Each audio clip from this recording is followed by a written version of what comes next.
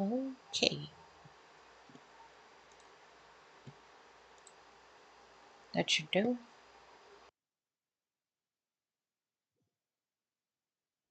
Hey! Wake up! Hey!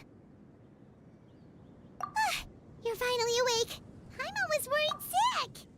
No idea. Paimon just woke up and then we were here. Ugh, Paimon's head is all dizzy.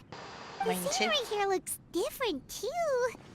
Oh, what should we do, Traveler? Please don't tell Paimon someone abducted us and brought us to some strange place that we can never leave. You're right. Better to think of this as the beginning of a new adventure. Thank goodness you're still here. If Paimon woke up alone, she probably would be trembling in a tree hollow.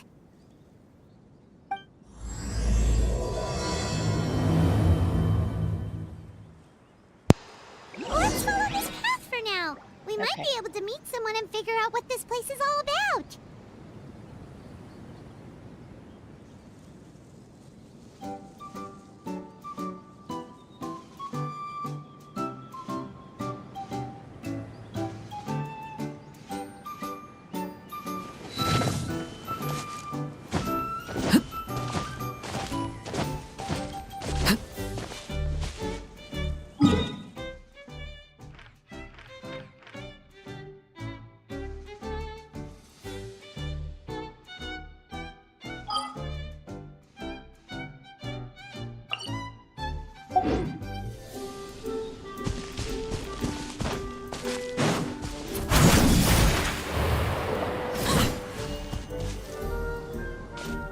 How about we explore the area ahead of us later?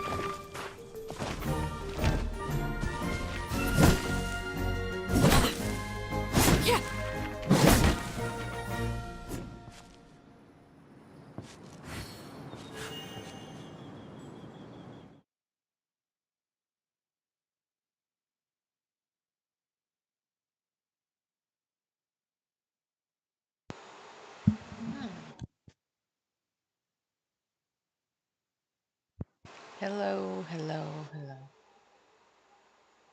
Why is there so much thing? It was fine before. Microphone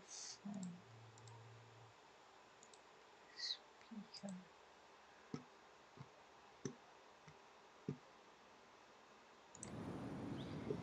Okay.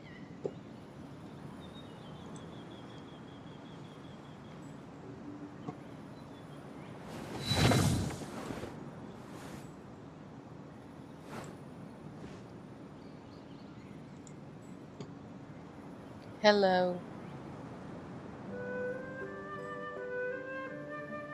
Okay, it's clear enough. Hmm.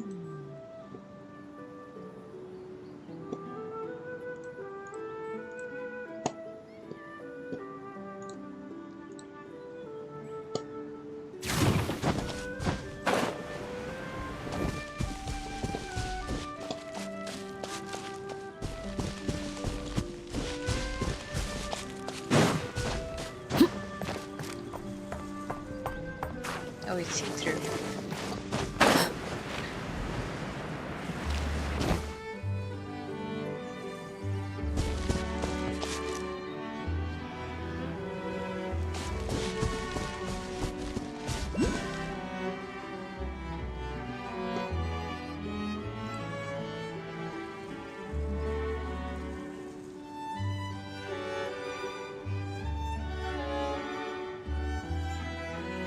Yeah.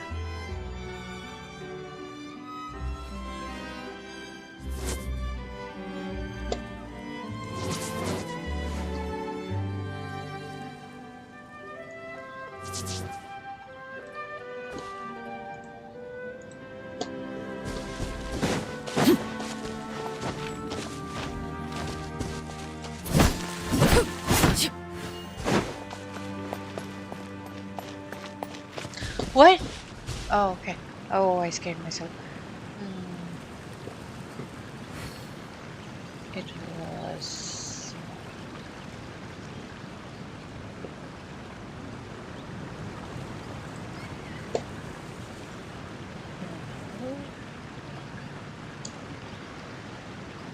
Something you wish to report? Go on. You have my undivided attention. my knees.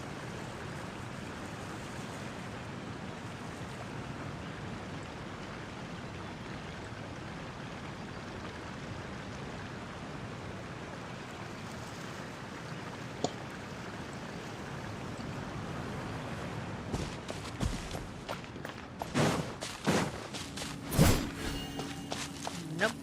No.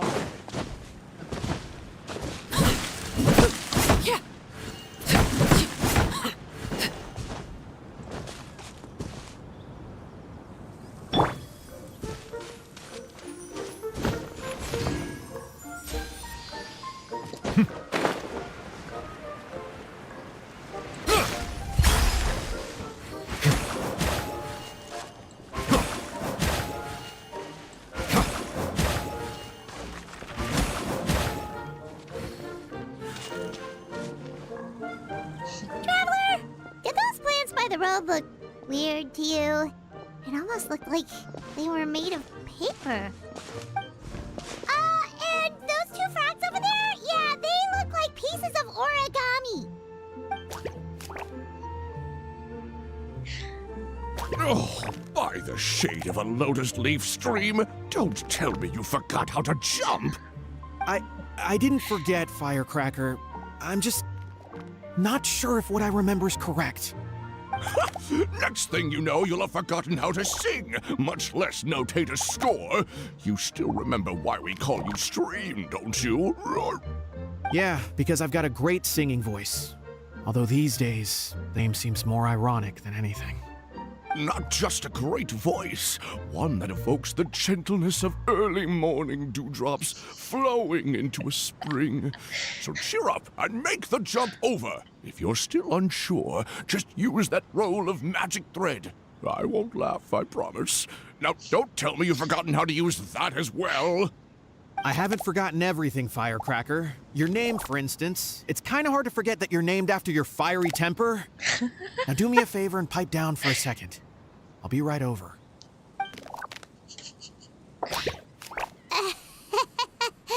You saw that too, right? Paimon's not seeing things, is she? You are. This place is getting more confusing by the second. Anyway, why don't we go after those two frogs? They didn't look evil or anything. Plus, they might be able to help us out.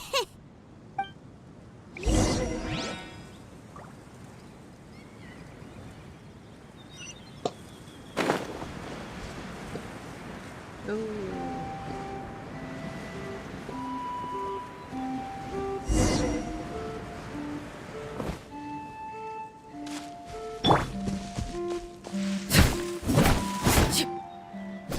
Still cannot collect wood.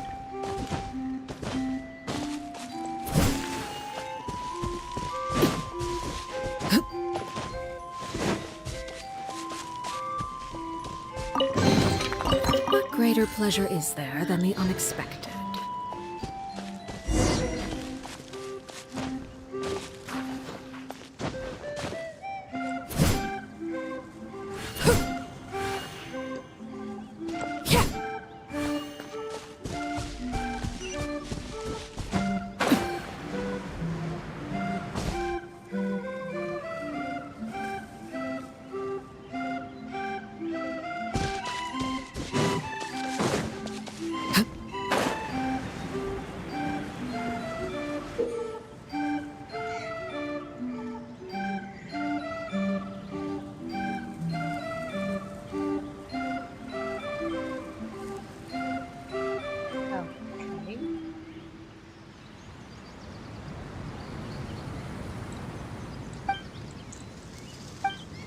Oh no, I didn't say the attack. Okay.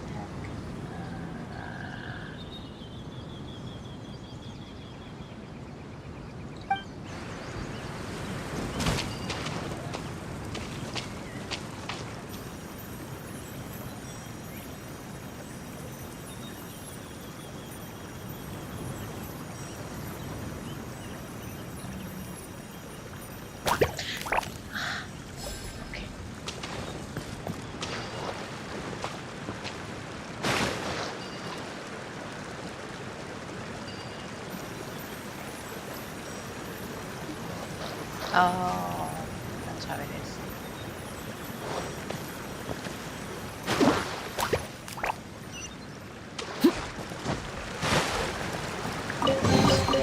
What greater pleasure is there than the unexpected?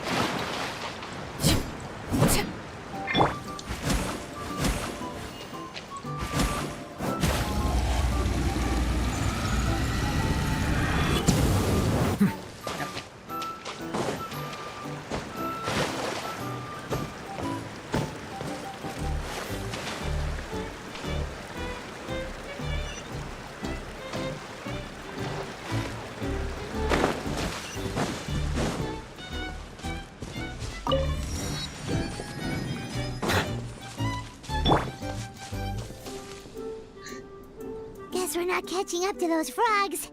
They were so fast. Paimon couldn't even tell where they hopped off to in the end. Excuse me, honored travelers. Did you come from the Cliff of Prophecy, perchance? The chubby paper hamster just talked. Chubby? Who are you calling chubby? I've just got a slightly thicker layer of paper on me, that's all. Allow me to introduce myself. My name is Armand, and I'm an elder of the Forest of Blessings. I've been waiting here for the hero of prophecy to arrive. Traveler, could you pinch Paimon just to make sure she's not still dreaming? With pleasure. Pinching, you say? Well, I can help with that. Although you'll have to get a little closer. My arms are rather short. That's all right. We just need a minute to collect ourselves. Okay, let's think things through. We know for sure this isn't the world we're familiar with. The talking paper animals and all the paper trees and plants make that pretty clear. The hero from another world, supported by their companions, shall restore peace to the world. That is what the prophecy says. Dearie me, I completely forgot to introduce you to this world, didn't I? And here I am, getting all excited by the arrival of the hero. You'll have to excuse me. This old brain isn't what it once was, all shell and no nut. Oh well, perhaps my once glossy paper has faded past the point of no return. It's okay, really. You can just tell us all about this world now. Let me think. Where should I even begin? Pretty much forgotten everything that happened in the past. Right. I believe the story circulating along the pulp of this forest goes as follows. A long, long time ago, 3 goddesses created this world and named it Simulanka. The goddess of creation, who presides over matter and magic, created the mountains and rivers and gave us life. Her powers also paved the way for Simulanka to exist in numerous worlds. After the goddess of creation came the goddess of prophecy, with dominion over the stars and the course of fate itself.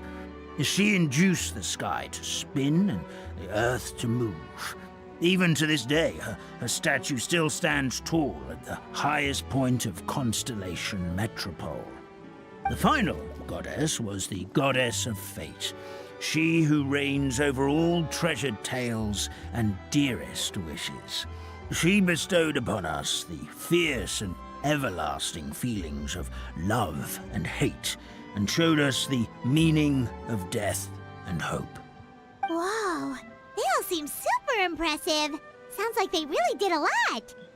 Of course, All new residents of Similanka come to the forest to thank the goddess of creation for founding this world, and travel to Constellation Metropole to witness the divinations of the goddess of prophecy's numerous oracles. After that, they make their way to the end of the world and tell the goddess of fate about their most cherished dreams. Well, at least that's how it used to be. How it used to be? Did something bad happen? Oh, yeah. That has to do with the hero you're waiting for, right? Yes, this old brain of mine may have forgotten many things, but I will never forget the day the evil dragon descended upon our forest.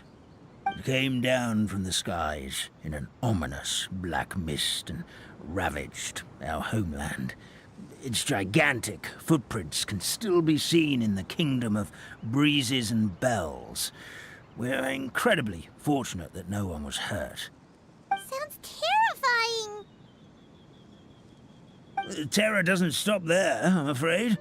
Ever since the attack, the Calligraphy Tavern in the forest has been closed. No one knows why, but it's a catastrophe of the highest order for us, forest dwellers. A catastrophe of the highest order? All because a tavern closed? If we were talking about Mondstadt here, Paimon might... Good goddess of creation above. We'd take even the greatest flood over the closure of the tavern. Wet paper will dry out with time. Fallen trees can be restored. But the Calligraphy Tavern is the only source of the magic tonic that sustains all creatures in the forest. Magic what? Magic tonic. It was gifted to the forest by the goddess of creation herself. A special potion that helps us maintain our vitality. Well, our bodies will gradually crumple and become brittle until they eventually disintegrate entirely. Our colors will fade and we'll start to lose our memory until we can't even remember our own names. But wait, Grandpa Almond, does that mean you've already... Oh, I'm afraid so. The color has all but completely faded from my paper. To be honest, all I really remember is that I'm supposed to wait here for the hero of prophecy. But I've already forgotten who gave me that order to begin with. Then we've got to act fast! How can we help? Oh, brave Pixie. May the goddess of fate reward you and your friend for your kindness. Could it be you're the heroes I've been waiting for all along? Not sure how we know that. Plus, we can't even remember how we got here, so it's not looking too promising. Well, this is turning out to be quite the conundrum for old Almond Brain here. The prophecy never mentioned anything like that. For now, why don't you come with me to the Hut of Blessings? Our forest fairy lives there. Maybe she'll know what to do. Forest fairy. Whoa, a forest fairy? Like one that knows magic? Like you. Oh, you betcha. She's prophesized to join the hero on their journey. Well, then she sounds like exactly the kind of person we need. Please lead the way, Grandpa Almond.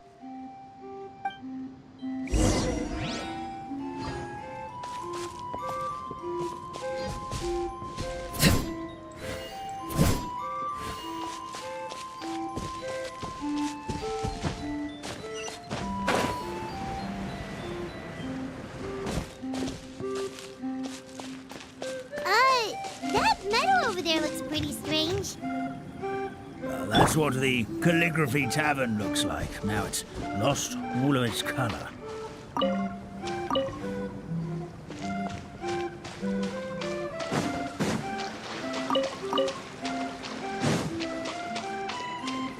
Be right back.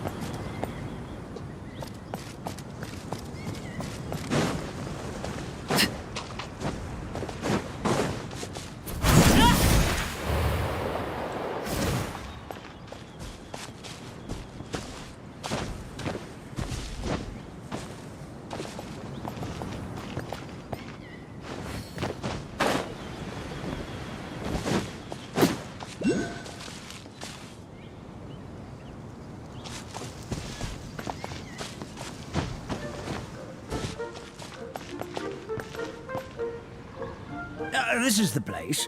If you could just wait a moment, the fairy should be... Traveler! Paimon! Paimon knows that voice! I know you. It's really you! I'm so happy to see you!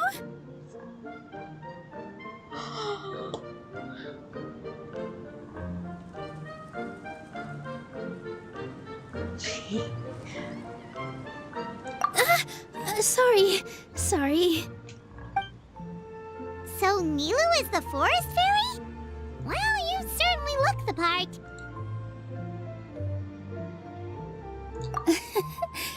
Thank you. To be honest, I'm still getting used to it.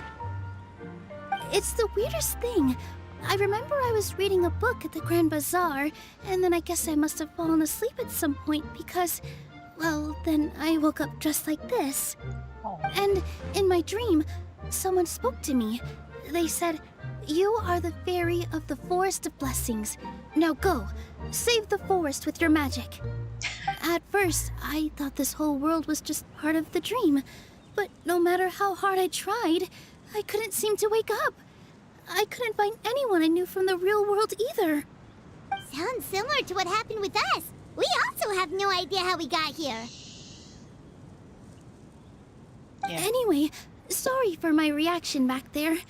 I got a bit too excited when I saw you two. It's okay, we totally understand. We were looking for a way out too. At least we know we're not alone. Oh, blessed be the goddess of fate above. You're already friends with the fairy of the forest. Grandpa Almond, thank you so much for bringing my friends here. Could you let the others know I'm coming? I'll head over right away.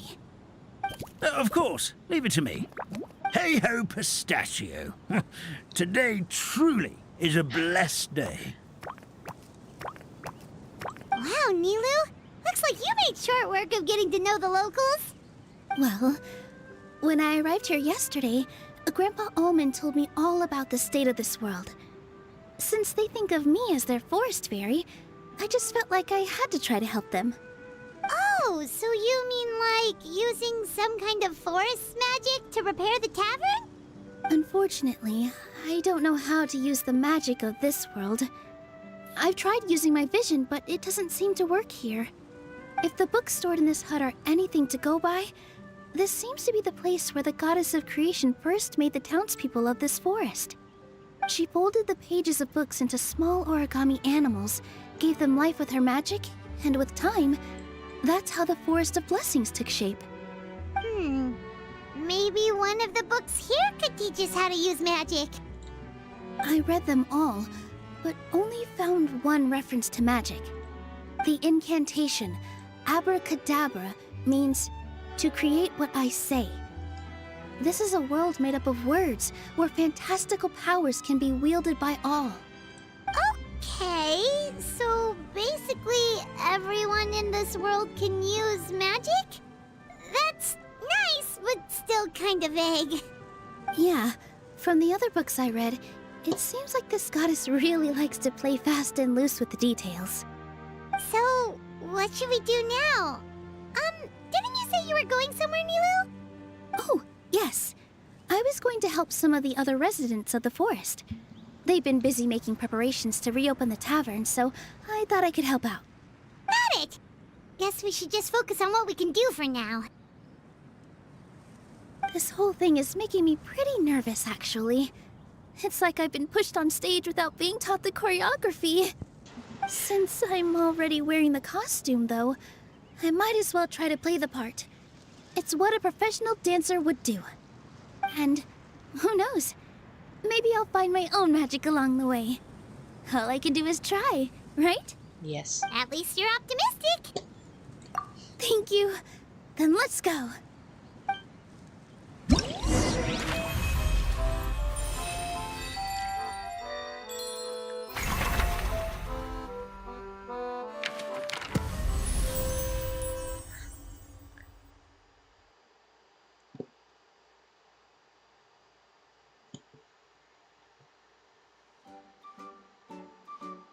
Oh, that's nice.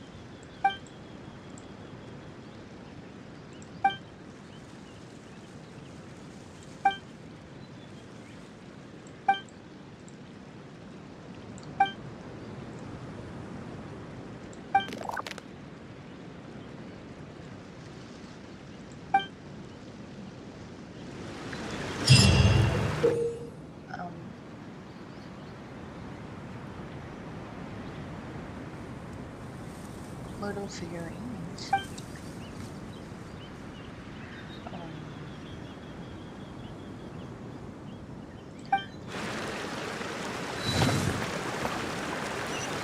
I'll come back.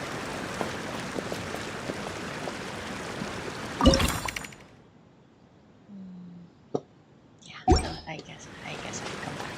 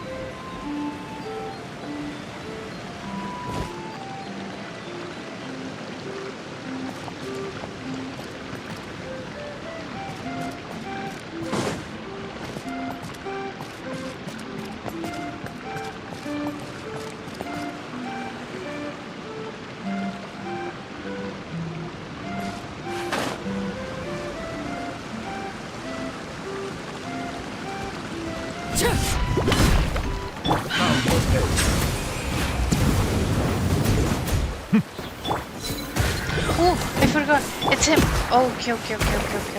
Oh my. Transfixed. Level him up. Oh no, you're gonna die. Oh.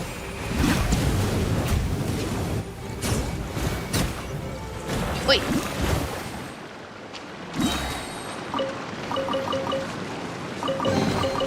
Abandoned property belongs to whoever finds it first. So, it's legally yours now. I think it should be yours. Ah.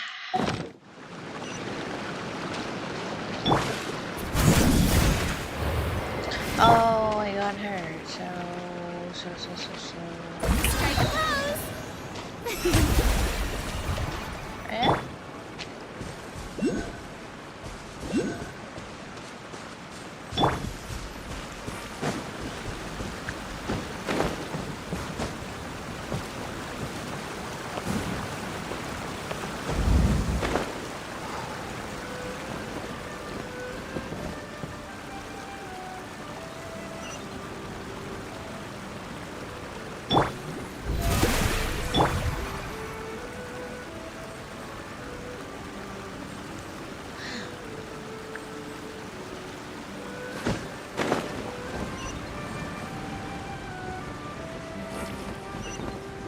Oh, these were street lights.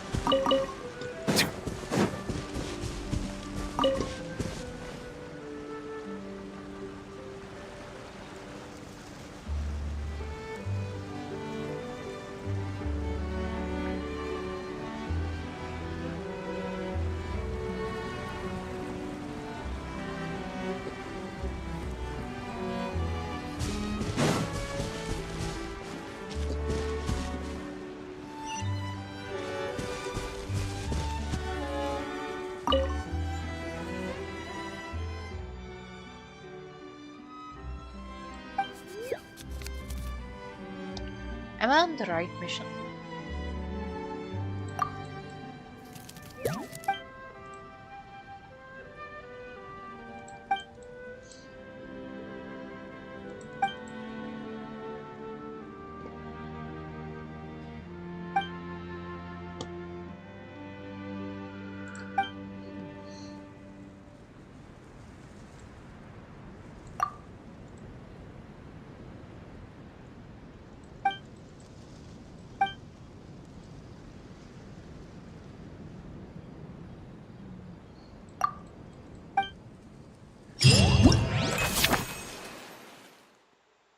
Oh, okay. Here it is. Hmm.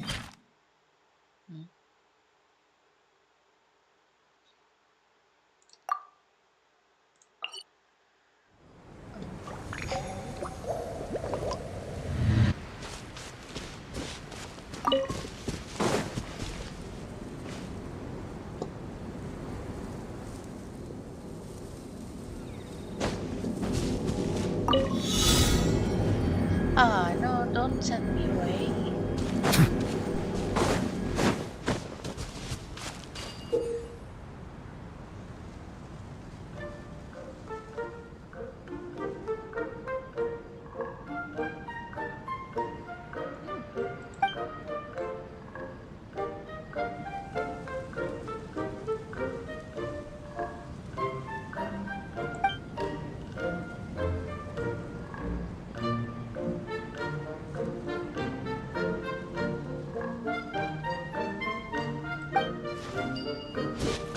I don't read half of it.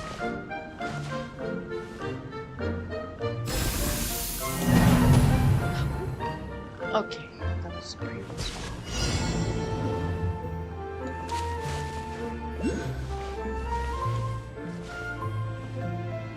And then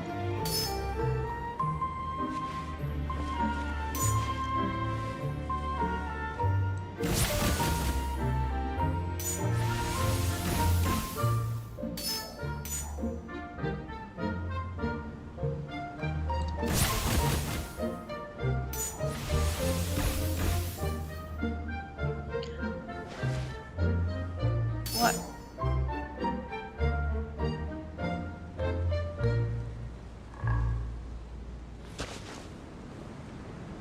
Was I doing it wrong?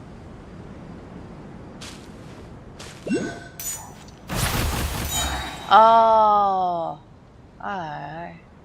what am I supposed to do now?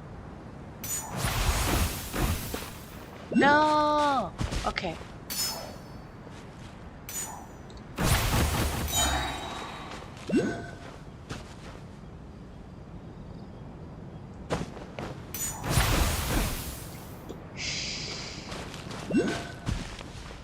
Oh, I messed up.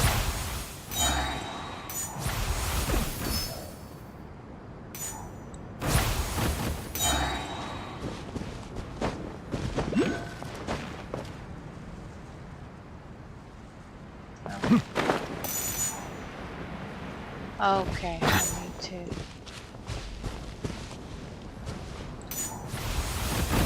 Ah, cool. I get it now.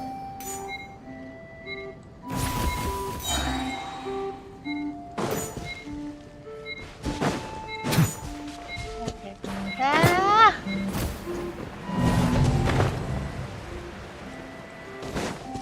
Hey. Come here.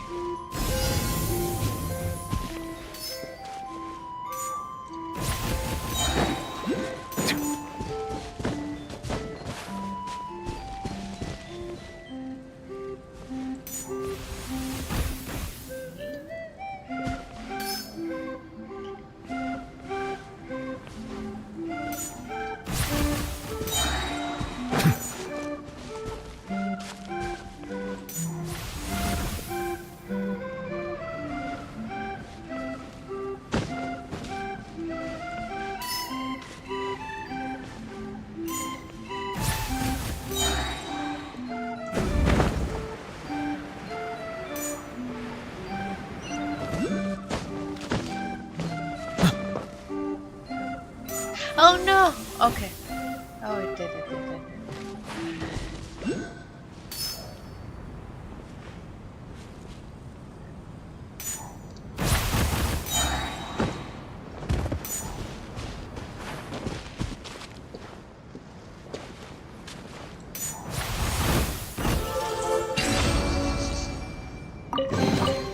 Abandoned property belongs to whoever finds it first.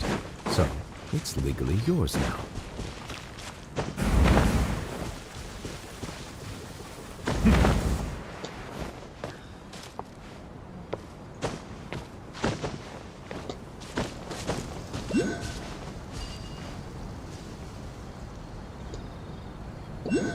Oh.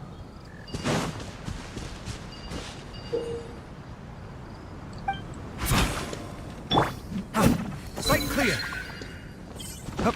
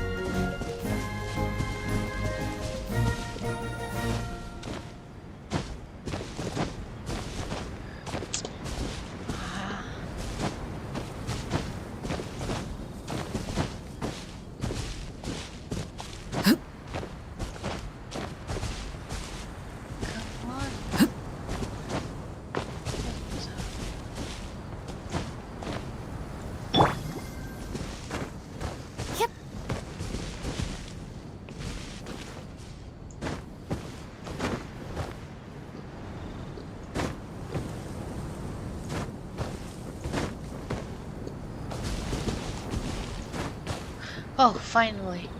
Okay. Um,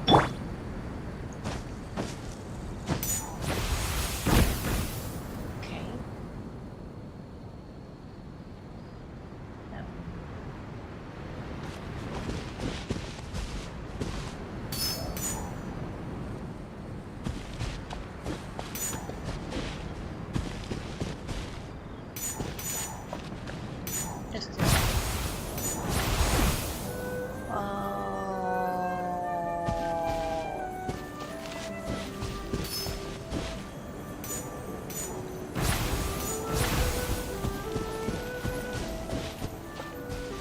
okay.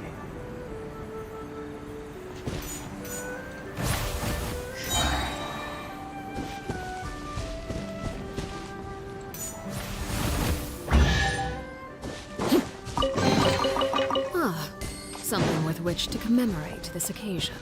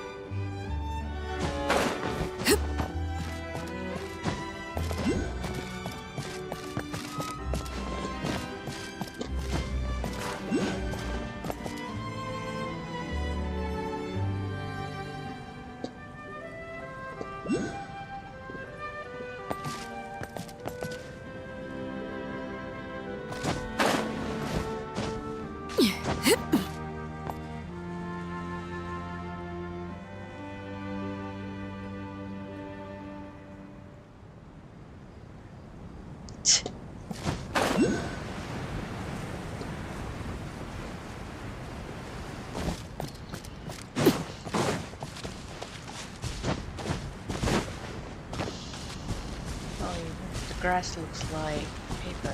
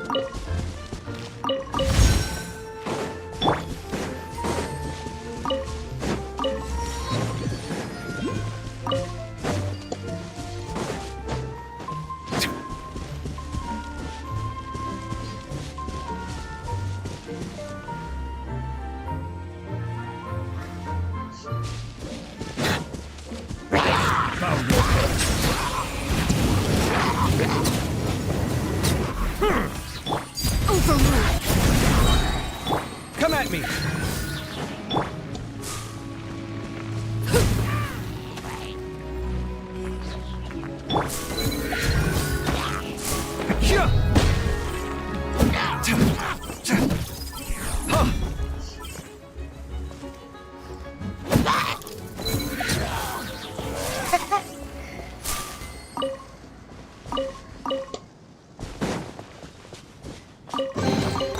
What a lucky find. That's made your day. Who's they?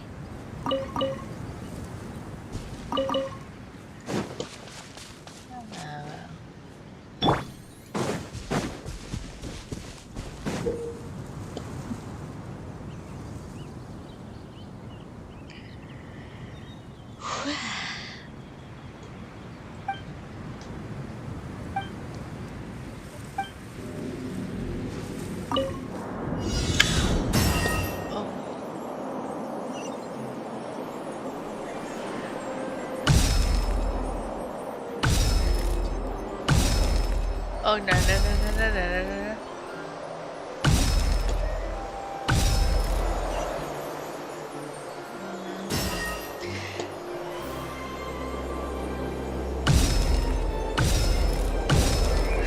I missed one.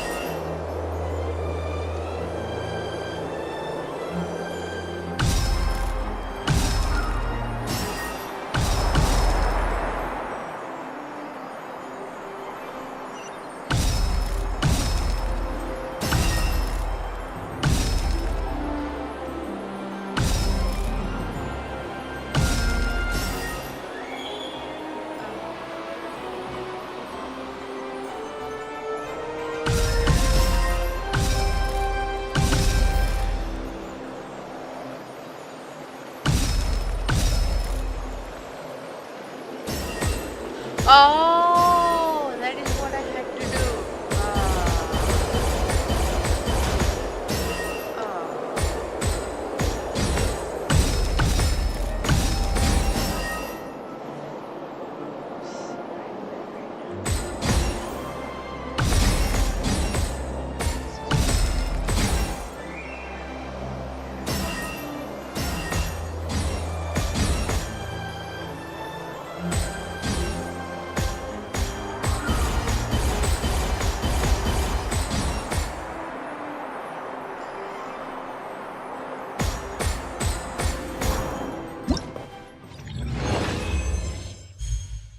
Oh, oh,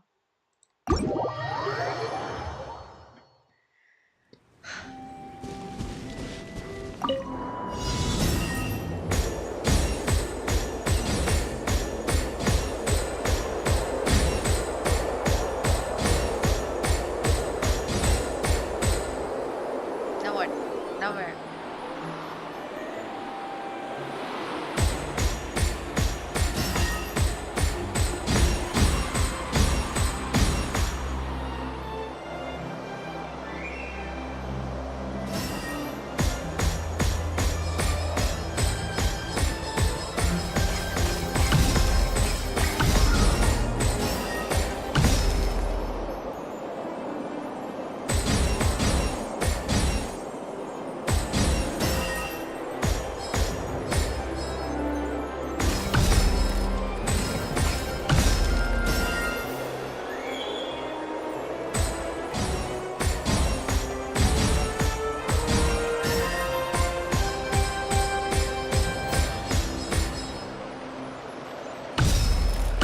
Oh, I have to avoid those.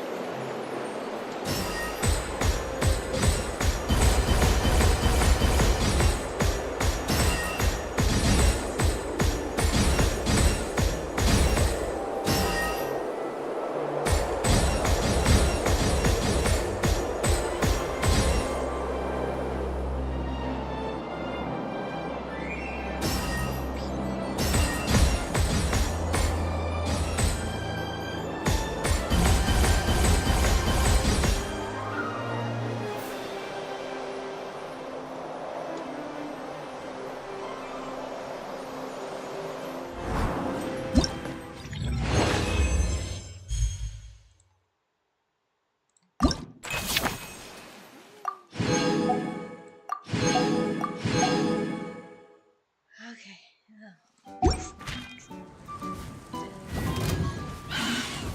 Settle down.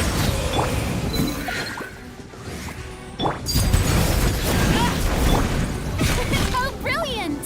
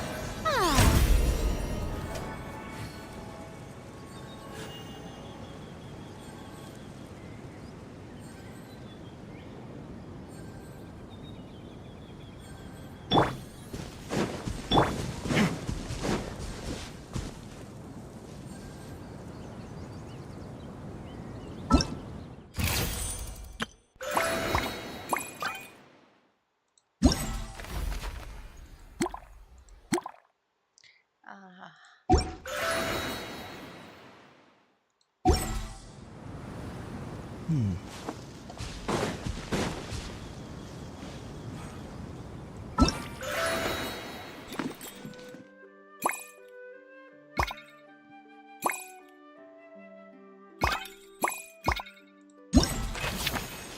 this one.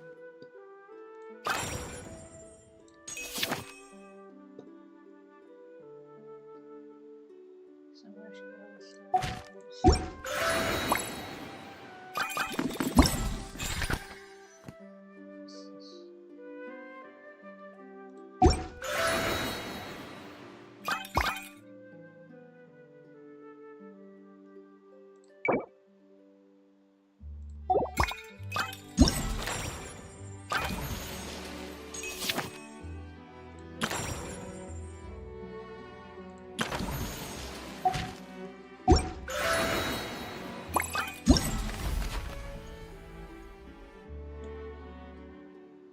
Oh, this is page one. The ability to appreciate beauty is an important virtue.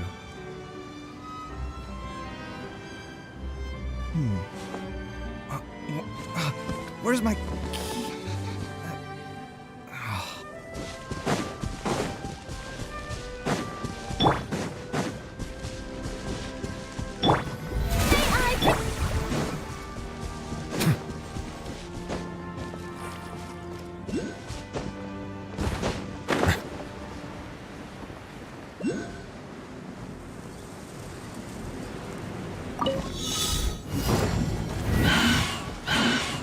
Bow your head.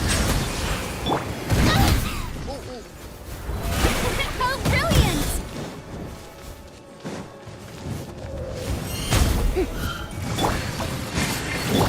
Scanning. Laid bare. Witness my wrongs. Overruled. Let the mighty be humble. Breaking new ground. Come at me.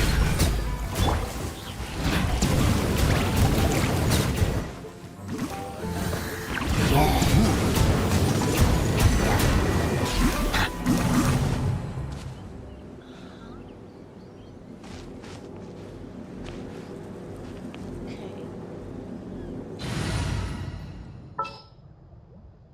Set this one up, brother. I trust you.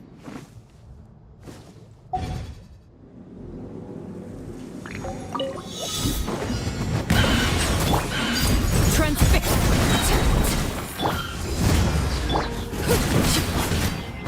This is where you fall. Laid bare.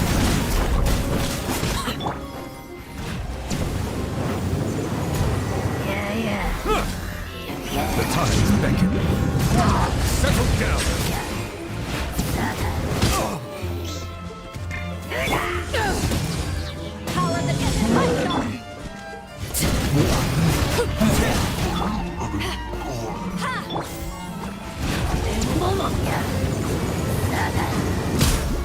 Silence.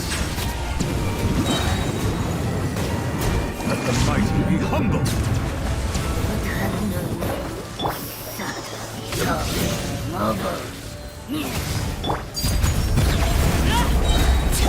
Bow your head.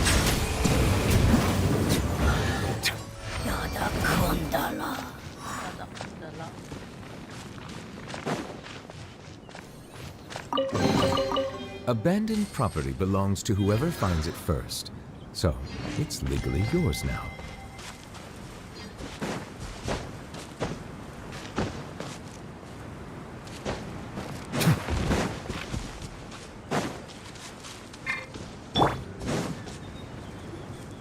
Oh, my dear Citrus, please tell me you're joking. We can't have you out of commission with the tavern about to reopen. I'm sorry, Grandpa Almond. It's the truth. I was just too excited for the reopening and must have fallen asleep in an awkward position. Grandpa Almond, we're here to help. Oh, hazelnuts on high. You could not have come at a better time. Please allow me to introduce you. This is the bartender of the Calligraphy Tavern, Miss Citrus. Hello. Miss Citrus is supposed to add all kinds of delicious fruits to the magic tonic. Her additions are what turn it into the finest brew in the land. She's indispensable to the operation of the tavern. I appreciate the kind words, Grandpa Almond, but... my neck. Are you alright? Terrible timing. Getting a kink in my neck at a time like this? Could you give my tail a little twist? That should help free up the movement in my neck. I would do it myself, but I can't reach my own, and Grandpa Almond is too old and as light as a feather. The neck and tail are connected? Of course they're connected. Just like how you can't have a rainbow without rain. Anyway, you just need to position me at the right height to pick the fruits. And then put them in the barrel over there.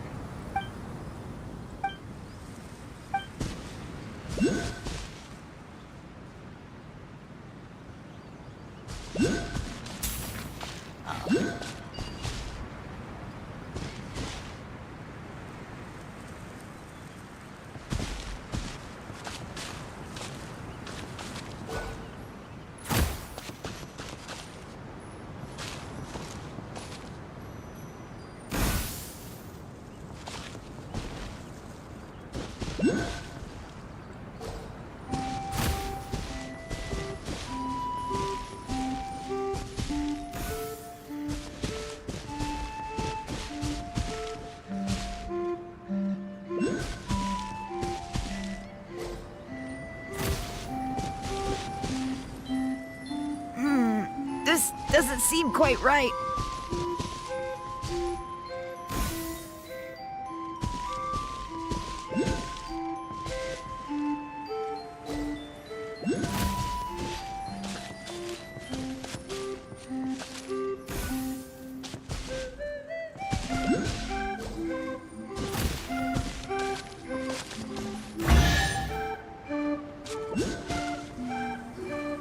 Perfect!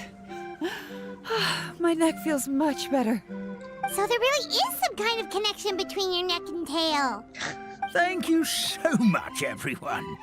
I can rest easy now, knowing the drinks at the tavern will be just as wonderful as before. That's another problem solved! Traveler, Paimon, we should make our way to the next location. Commemorate this occasion.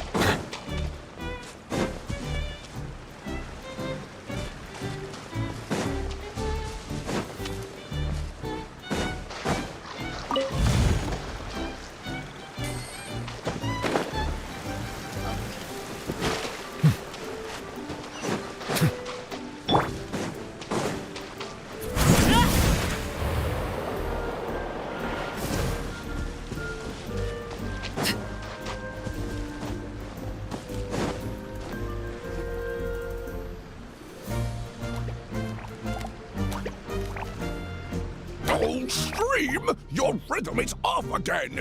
At this rate, it doesn't even matter if the tavern reopens. The band's not even going to get any gigs! I'm sorry. Hello there. I hope we aren't interrupting your rehearsal. Wait, these are the two frogs we saw on the road a little while ago. Oh, the forest fairy is here! For the love of lotus leaves and dewdrop Stream, you've really gotta put in some effort now. But Oh, don't pressure yourselves on my account. Are you rehearsing for a show? Sure are. You see, our group regularly performs for guests at the tavern. We've been out of work for quite some time, with the closure and all. But after hearing of the fairy's arrival yesterday, we figured we needed to get in performance shape right away. I understand how you feel. Back at the Grand Bazaar, Zubair Theater's always busy with rehearsals too. The Grand Bazaar? Do people there sing on lotus leaves as well? Yeah, they do. And it's a really big one. You're the conductor of your group, aren't you? You remind me of Mr. Zubair. Ah, then he must be an ambitious director. One who would do anything to avoid disappointing a single member of the audience. It's just... Is there anything we can do to help you, Mr. Stream? Oh, no. My problems are mine and mine alone. It's just... After the tavern closed, I somehow forgot how to sing. Oh. I'm always a few beats behind everyone else, and I keep singing out of key. You were our trump card, our best singer by a mile. I know, but... So he is a victim of the fading disorder too? Don't be sad, Mr. Stream. Whenever I've forgotten important dance steps in the past, my friends at the Grand Bazaar always stick by my side to encourage me. They smile and patiently tell me everything's going to be okay. Then they play the melody for me over and over until the steps finally come back to me. Now it's our turn to help you. We just need to help you remember how to sing, right? The Traveler's got a great sense of rhythm. We can help keep you in time. Well, what do you say, Stream? I think it's a great idea. Just focus on the lyrics, and the fairy's friends will help you stay on beat. Are you sure? This is really asking a lot. Don't worry about it, Mr. Stream. It'll all be worth it when the tavern reopens and we finally have the chance to hear your marvelous singing voice. All right, then. Thank you so much, everyone. I'll give it my best shot.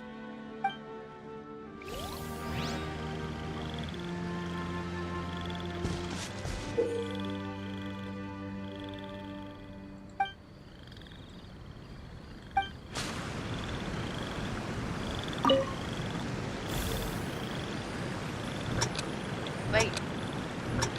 What should I do? Excellent! Perfectly in time. Oh, no good. Your rhythm is off again.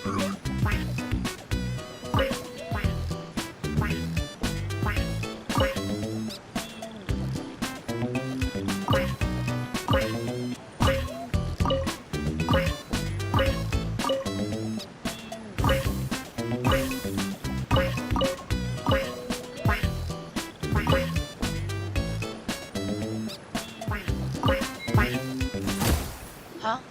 Still no good. Oh, yeah. I'm so sorry. Let's keep Yeah, going. don't give up please. just yet. Our rhythm was probably off. Let's give it a few I more was tries. way off.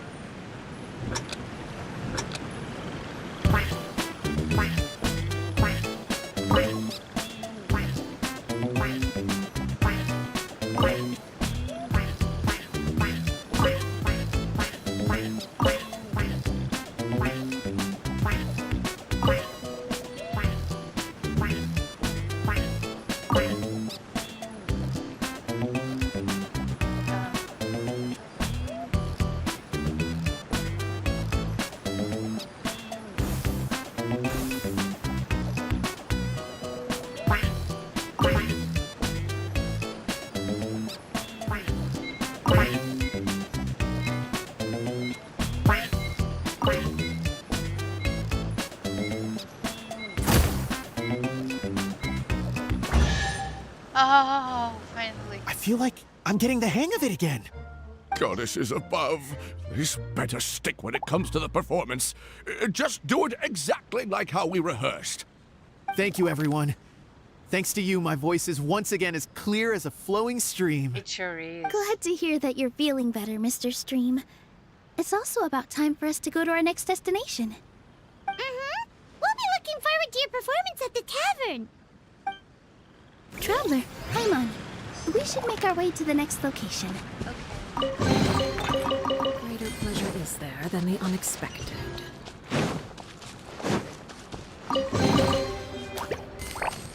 Boy.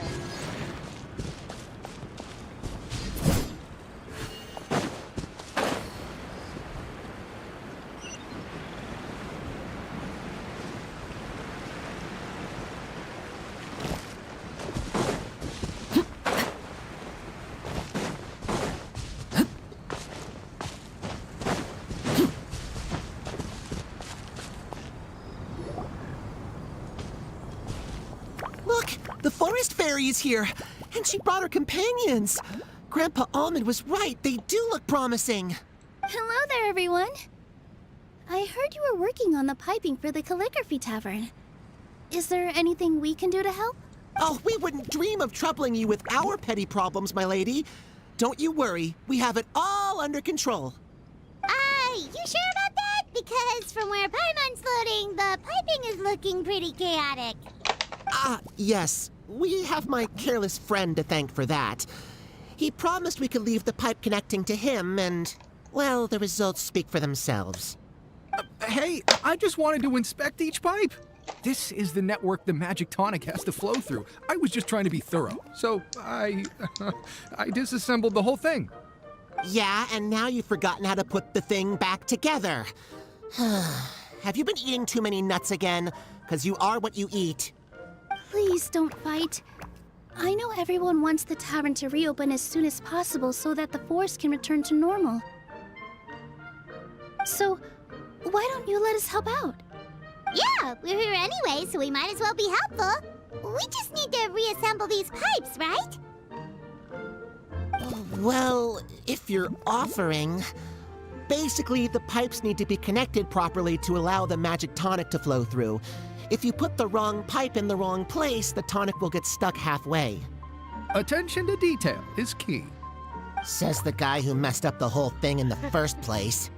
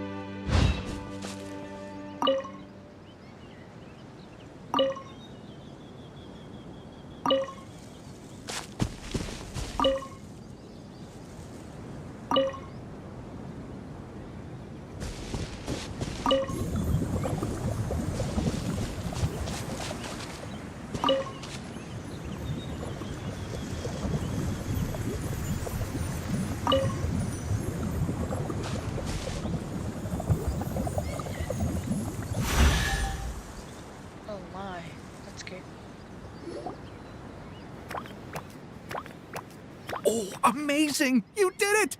Now the tonic will flow into everyone's cups without getting stuck, right? Oh, gotta say though, Paimon is starting to get pretty curious about this magic tonic. Could she have a teeny tiny sip? Just a little taste, please? Can I cook you? I'm hungry. It's not greed, it's curiosity. Kills the cat. Well, if it's really just one sip, I guess that would be fine. Just be careful. This is one of the last cups left in the entire forest. We're supposed to save it for our research. Just a sip, promise. Okay, here goes. We will. Ooh, what was that?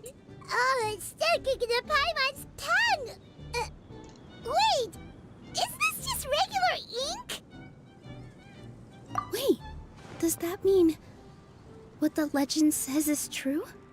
The goddess of fate used ink to compose her stories on paper, and the goddess of creation used her power to bring those tales to life. No wonder the tavern is so important to the forest.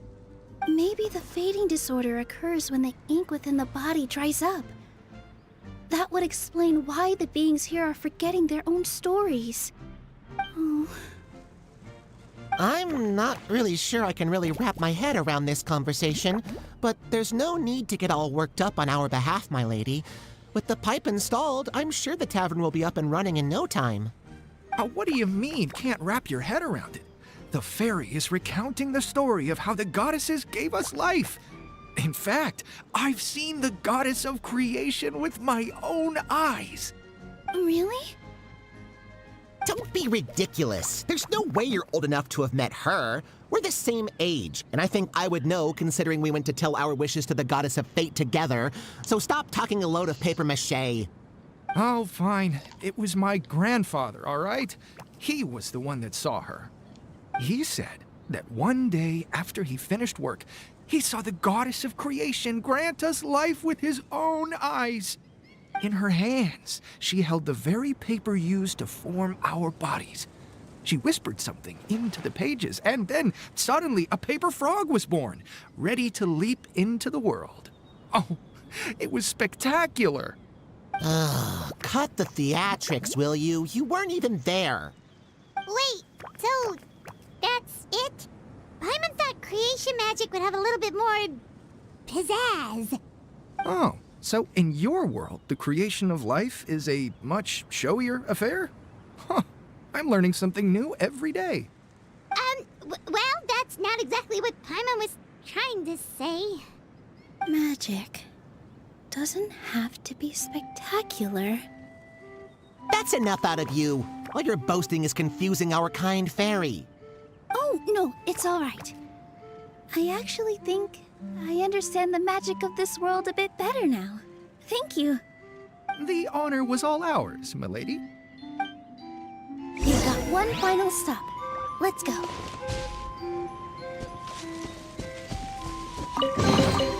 Ah, something with which to commemorate this occasion.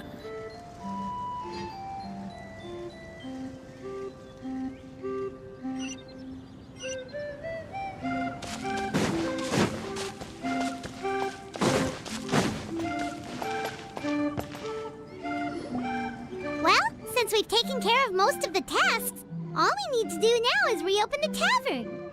But we still don't know how to use the magic of this world. We don't even know why the tavern closed in the first place. Oh, what about the method that one hamster mentioned? You should try it, Nilu. You mean the creation magic his grandfather saw outside the Hut of Blessings? I wonder. How exactly did the goddess of creation give them life? Maybe you don't need to understand it. Just give it a try. Everyone here calls you the Forest Fairy. Maybe you have the magic powers already and you just don't know it. In other words, this forest is a stage. And all I need to do is step out into the spotlight?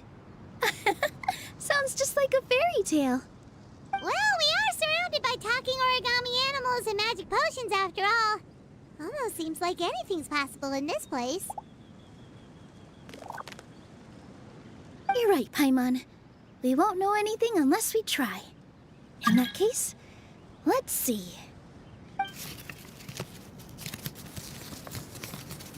This is how you do it, right? I think I got the folds right.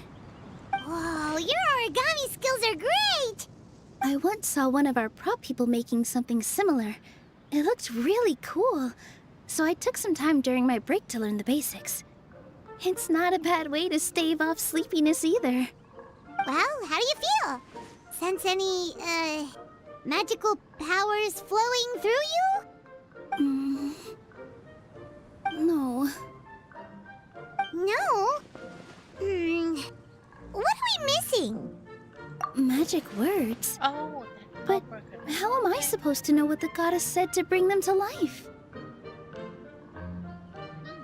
abracadabra. Oh, good point!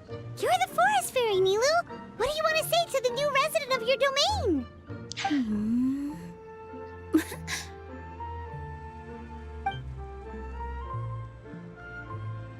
Oh, I bestow upon you the blessings of the forest and offer you a home in this land. Your name shall be Harisara. May you bloom in this world as beautifully as the flower I love. My name is boy. Harisara. It worked! It actually worked! Well, peel my shell and call me a nut. I never imagined I'd witness such a miracle at my age. It's just like what the stories said about the goddess of creation. Shell? Miracle? Nice to meet you, Harisara. I'm Nilu, the fairy of this forest. From this day forward, this place is now your home. Hello, Fairy Nilu. I hope you'll grow up happily in this forest. Grow up. Oh, you can leave the little one with old Almond for now. Oh, this sure brings back memories. It's been such a long time since we last held a welcome ceremony. Here, Padisara. Come to Grandpa Almond. Well, now that Nilu has mastered the goddess's magic, we should be able to reopen the tavern, right? Grandpa Almond, could you send a few people to check the underground space beneath the tavern? Oh, of course. May I ask why? The moment I used magic, I sensed something strange down there. I have a feeling it's connected to why the tavern had to close down. Of course. We'll look into it right away. Make sure you listen to Grandpa Almond, Padisara. Don't go running off on your own. Padisara. Listen. Running. Huh? Hey, Gotcha. come back here, you! Wait! Yep, that's Nilu's creation, all right. She's got so much energy. Anyway, how did you manage it, Nilu? Well, all I did was say my wishes for her out loud. Maybe the magic is in the words themselves, just like the book said. This place is seeming more like a fairy tale by the second. I mean, we're somewhere called the Forest of Blessings, so it kind of makes sense. Well, anyway, Paimon thinks this magic suits you perfectly, Nilu.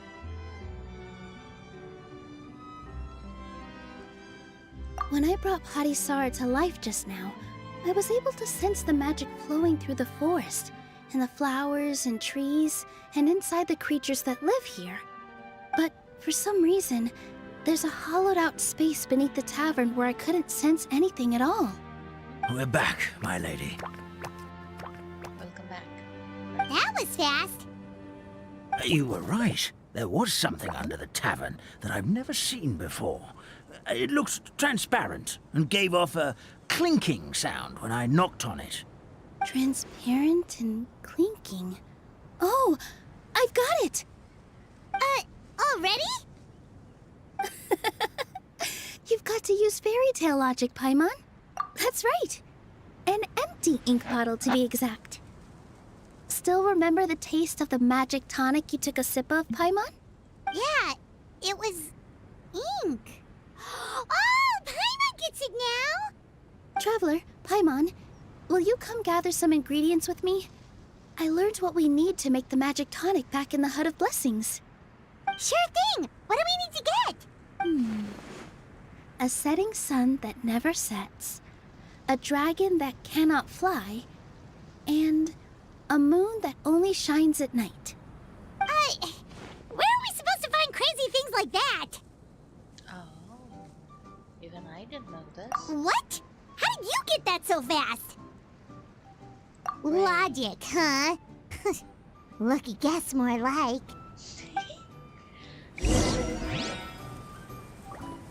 Oh, I got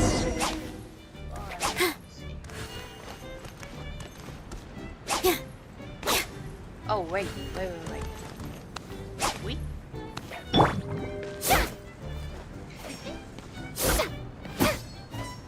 Ah.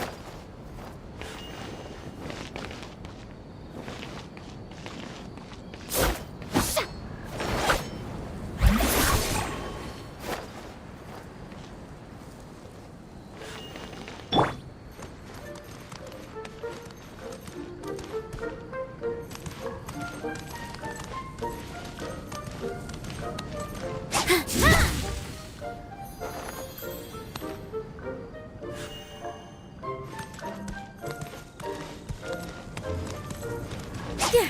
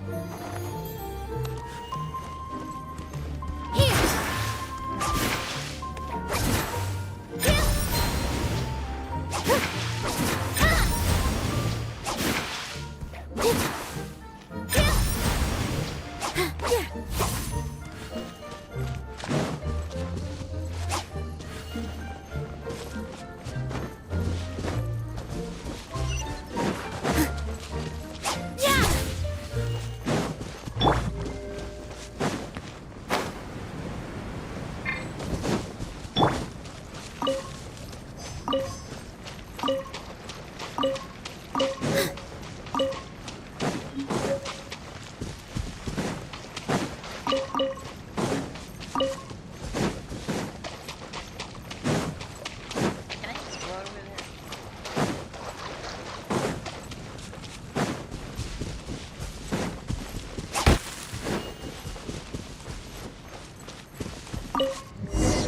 Ah, okay.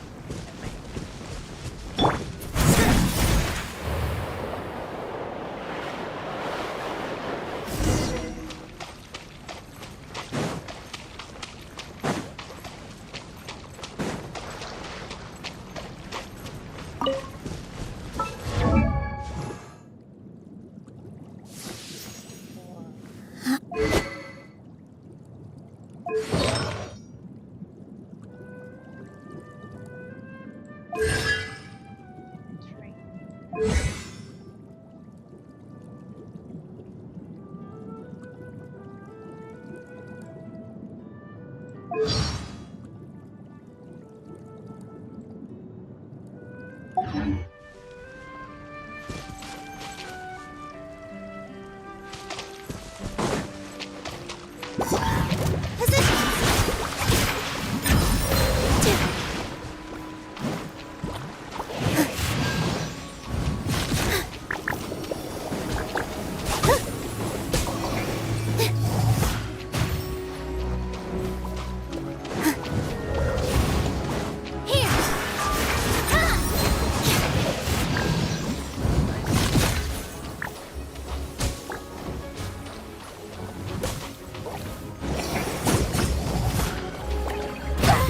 I gotta keep my balance.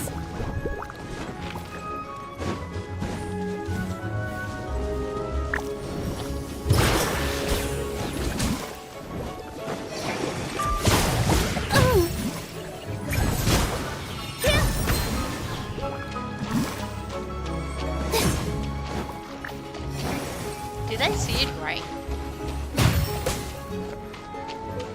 With all my strength.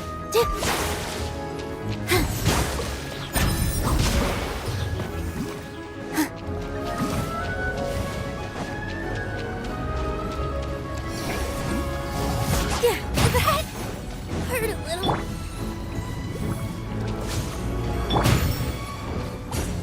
Positions.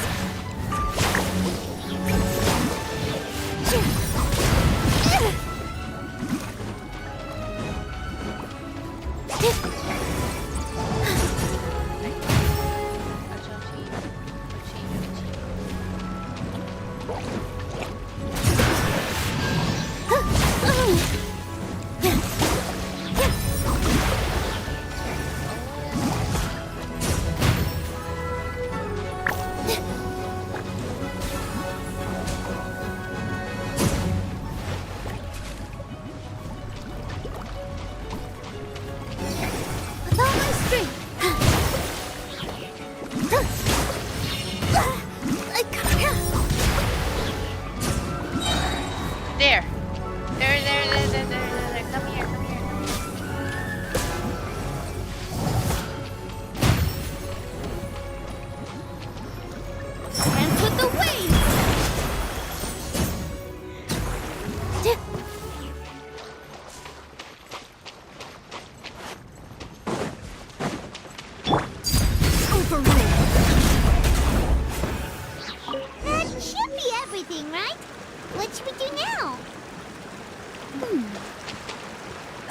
back to the Hut of Blessings.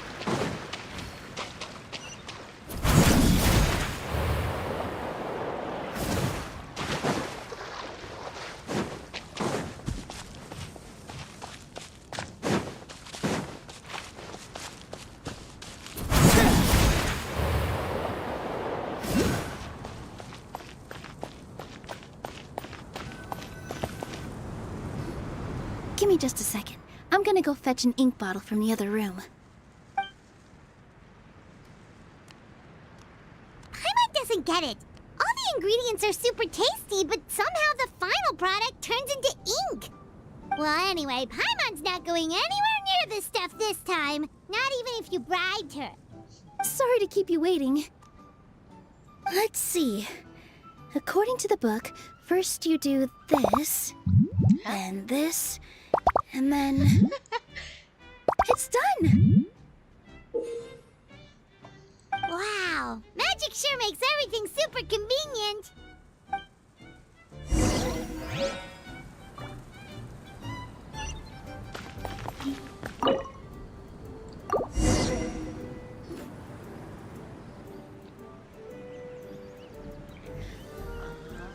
Yes, this is it. This is exactly the magic tonic we need. Grandpa Almond, could you take the concoction to the room underneath the tavern and place it next to the transparent bottle you found? I'll handle the rest. Of course. As you command, so it shall be done. I still get nervous at times like this. It's just like when you step on stage and you can tell that every single person's gaze is fixed right on you. Thanks, you two. I can't tell you how great it is to have you by my side. Almost makes me feel like I've been blessed by the Goddess of Fate, too. Let's go. We shouldn't keep everyone waiting.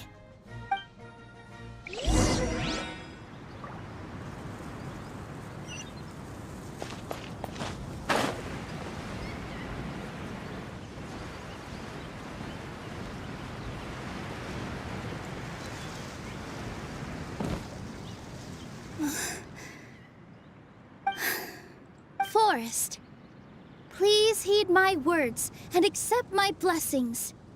May your spring of wondrous magic never run dry. And may all who call you their home lead happy, fulfilling lives.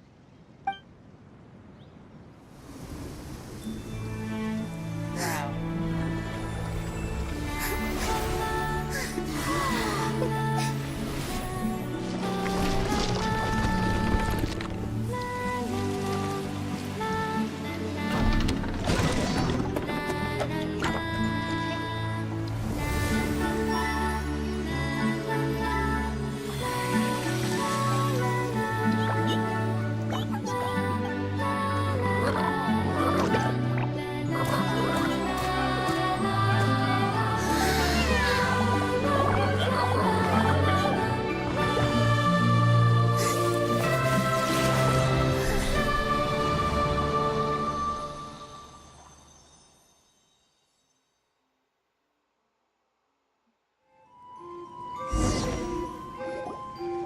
Fairy Nilu is amazing.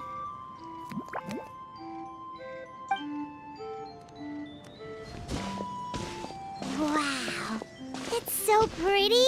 What a beautiful tavern. Goosebumps. It matches the scenery of the forest perfectly. I was so surprised when it suddenly opened up like that. Just like a pop-up book. I remember now. I remember everything. It was me. I was the one who went to the top of Constellation Metropole and witnessed the goddess's prophecy. The hero who shall save this world will descend upon the cliff of prophecy. The hero, supported by their companions, shall restore peace to this world. So the prophecy really did have all the answers. You just forgot the first half. That's why I was waiting near the cliff of prophecy. Wonderful. Simply wonderful. There's still some hope left for old Almond after all. that place with the huge mural. 'Cause that is where we woke up, but we don't remember anything about how we got there. Also, we didn't get a change of clothes like Nilu. Are we definitely the heroes? No. If not you, then who else? You've already helped the fairy revitalize our forest. To us, that makes you heroes, prophesized or not. Alright. Either way, we're going to keep adventuring, even if it's just to figure out how we can get back to our world. Yep, that's exactly right! Helping people we meet on the road is kind of our thing. As expected, the words of the goddess of prophecy always come true. I'll come with you. It can't hurt to have a magical fairy tag along, right? Heroes and fairies, dragons and new adventures. Huh. This is sounding more and more like a fairy tale by the second. I would say your next stop should be Constellation Metropole. It's Simulanka's most prosperous city, just across the sea. Once you've arrived at the Astral Garden at the highest point in the city, maybe you can try seeking divine counsel from the goddess of prophecy herself. Are you leaving, Fairy Nilu? I'm afraid so. There are still other people who need my help. I won't go far, though, and I'll come back to visit the minute I have time to spare. So be a good girl, Padisara, and help out Grandpa Almond whenever you can, all right? Mm-hmm. Got it! Padisara will wait here for you.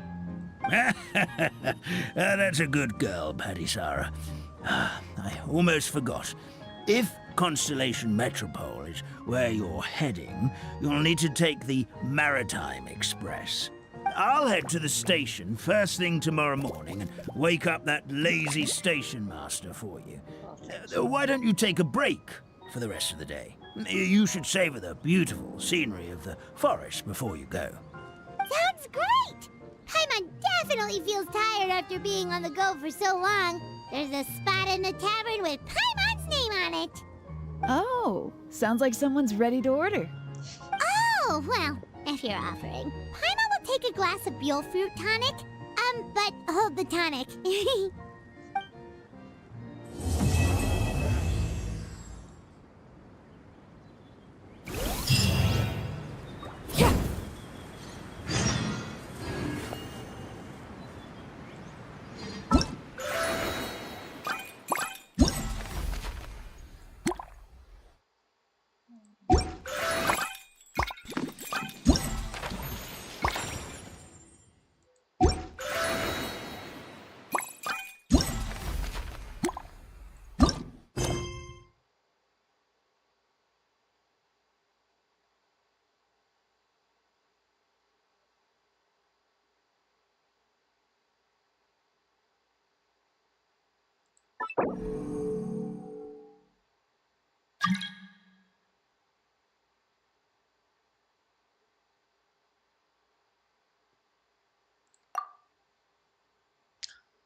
But,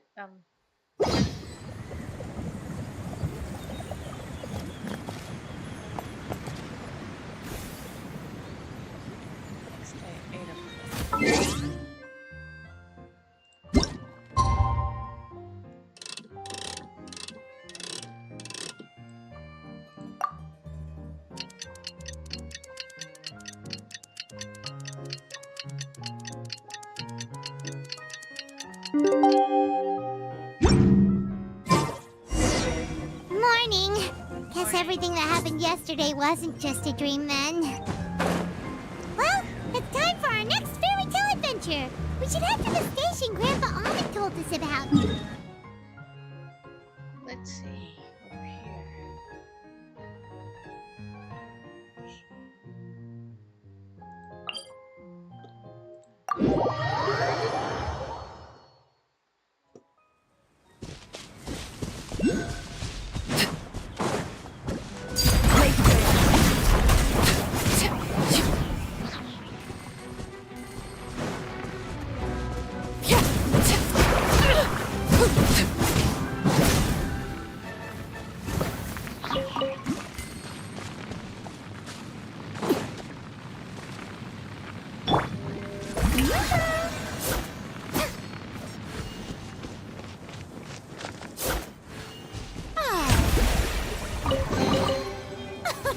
Splendid!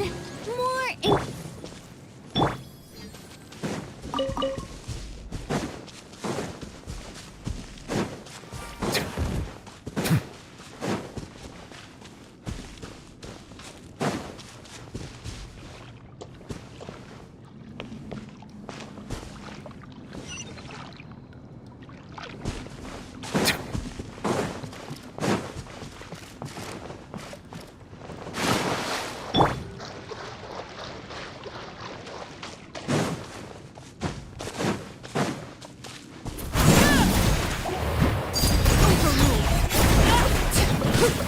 Witness my rise. Laid bare.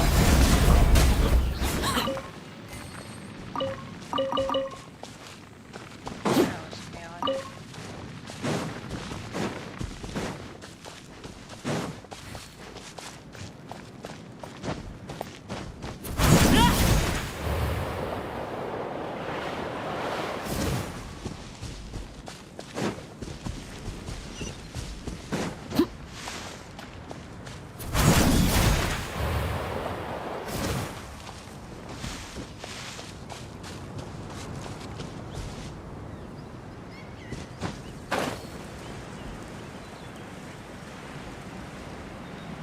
Blue, red, yellow. Get up, said Jewel. Time to get to work, you lazy bones. I can't remember how to call the train. Just let me sleep a little longer, and I'm sure I'll remember. Don't try to pull one over on me, young man. Your fading disorder has been cured. I saw you chugging cup after cup of magic tonic in the tavern last night.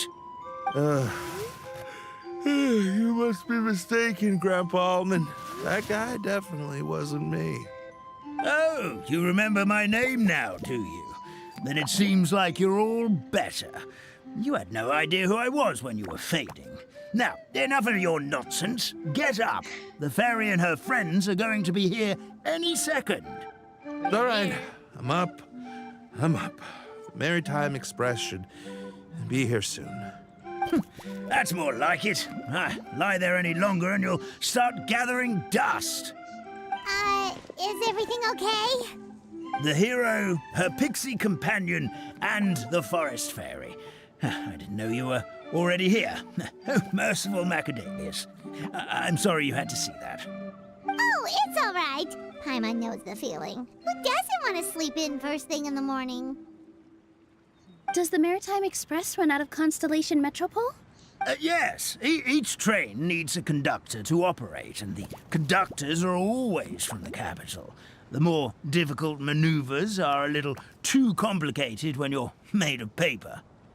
Oh, so you mean the people of Constellation Metropole aren't origami animals like you?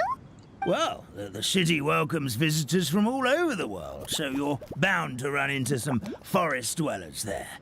But yes, generally speaking, the residents of Constellation Metropole look quite different from us. You'll see for yourself soon enough. Here comes the train. Oh, that's not fair. Pleasure to meet you, everyone. My name is Will, and I'll be the conductor for your journey today. I'm assuming you're the ones who called the train. Whoa, it's a little toy man! Yes, we called the train. The hero and the forest fairy need a ride to Constellation Metropole. The hero and the forest fairy, the ones from the prophecy. Oh, you know about Why didn't you say so earlier? We could have prepared a far more luxurious train. I'll just go back and get a better one. No. That's okay, Mr. Wheel. We're trying to get to the city as fast as possible. We just need you to get us across the sea.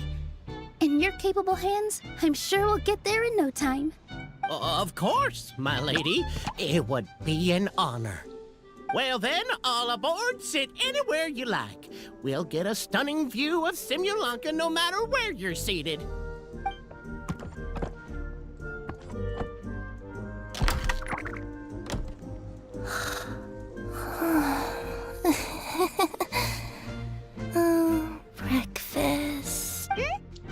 Didn't you just say something? No. Wasn't me either. Breakfast. Oh, come back. Sounds like the voice is coming from inside the train.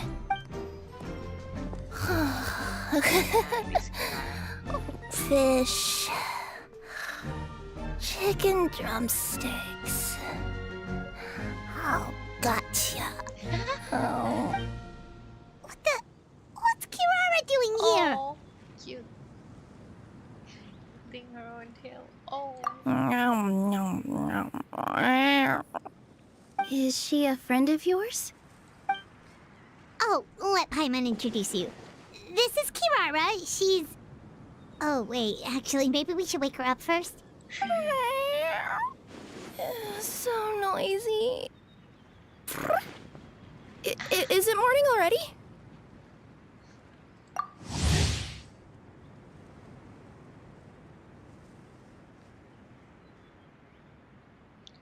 Yokai. She's a type of yokai.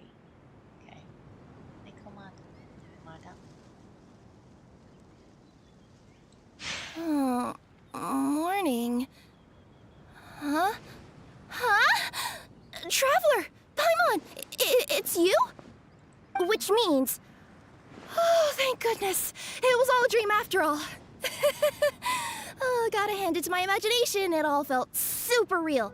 There were these toy people, but they were alive and they could talk. Madam, sleeping overnight in the train car is prohibited.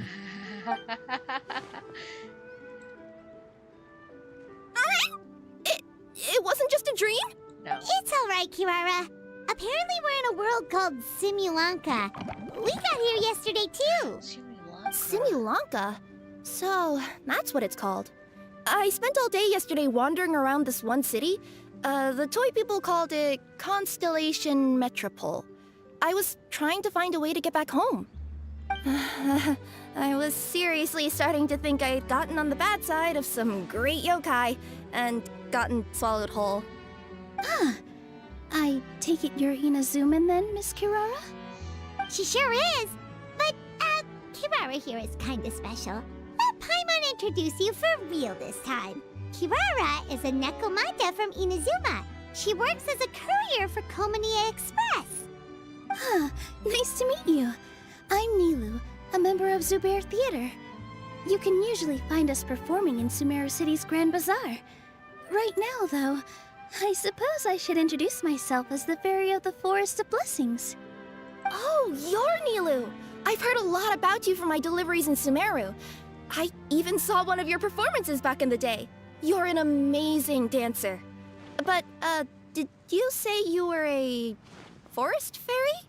Oh, yeah, that's her new identity here in Simulanka. Oh, speaking of new identities, looks like you got a new outfit yourself, Kirara! Yeah, I know. It confused the heck out of me yesterday. I just woke up in a set of brand new clothes I'd never seen before. That must mean you have a big part to play here, too!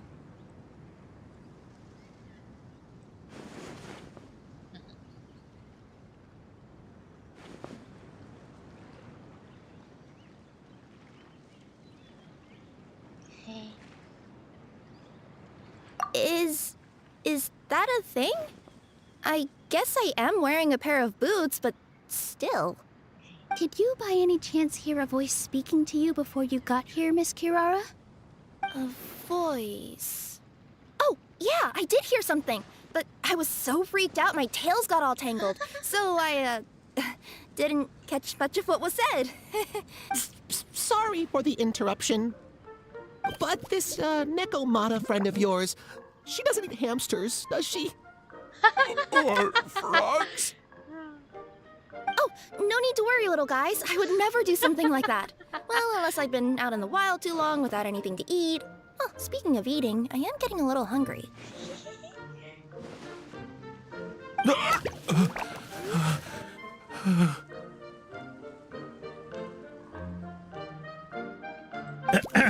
Where are your manners, everyone? This young lady is a trusted friend of our esteemed hero. Now, I know a fear of felines is etched into us with ink, but I'm certain Miss Necomata in boots here means us no harm. It sure looks like you're keeping your distance, though, Grandpa Almond. You will have nothing to fear, I promise. I met some origami animals in Constellation Metropole yesterday, and I even made sure to retract my claws so I didn't hurt them by accident. Plus, you all look just about as tasty as the cardboard boxes I deliver. Not that I tried to eat you even if you did look tasty. Promise. Please excuse us, Mom. It's just an unconscious reaction. Dear passengers, it's almost time for us to depart. Oh, yeah, that. Whoops. This turned into a pretty long conversation, didn't it? All right, let's get on the train. You coming? Mm-hmm. I'll ride with you to the next stop. There's a place near the Metropole that caught my eye yesterday, so I want to go explore it today. Then all that remains for me to say is, on behalf of the Forest of Blessings, thank you once again for all you've done for us. May the Goddess of Fate be with you and bless your journey, Madam Fairy, Miss Necomata in boots, and our brave heroes. Please do visit us in the Forest of Blessings again, once peace has returned to this land. We will. We'll definitely meet again. Take care, Grandpa Almond.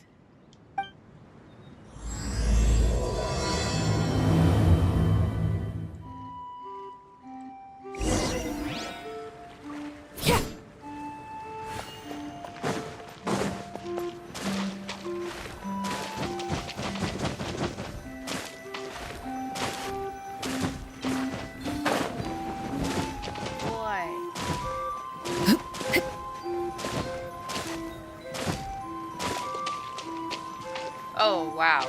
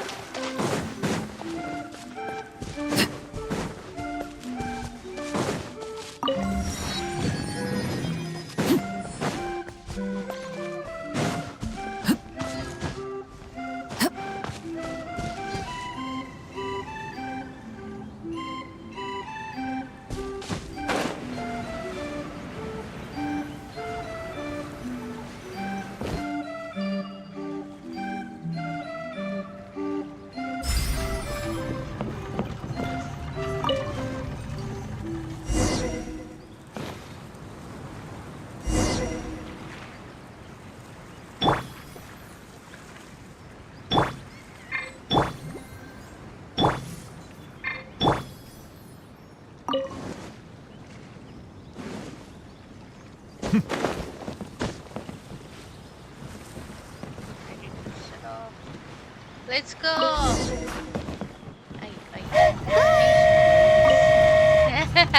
Have a safe trip. Bye bye. Wow, a train ride over the sea? What an incredible view! Please keep your head and arms inside the train at all times. We don't want anyone falling into the sea. Okay. There's a train coming the other way too! Hey! Now that the fading disorder is cured, I'm sure the forest will be a lively place again in no time. Oh, I gotta go explore that forest at some point. It looked so pretty from the train. I just hope they, won't be too scared of me. We'll be arriving at our destination shortly. Please prepare to disembark. okay.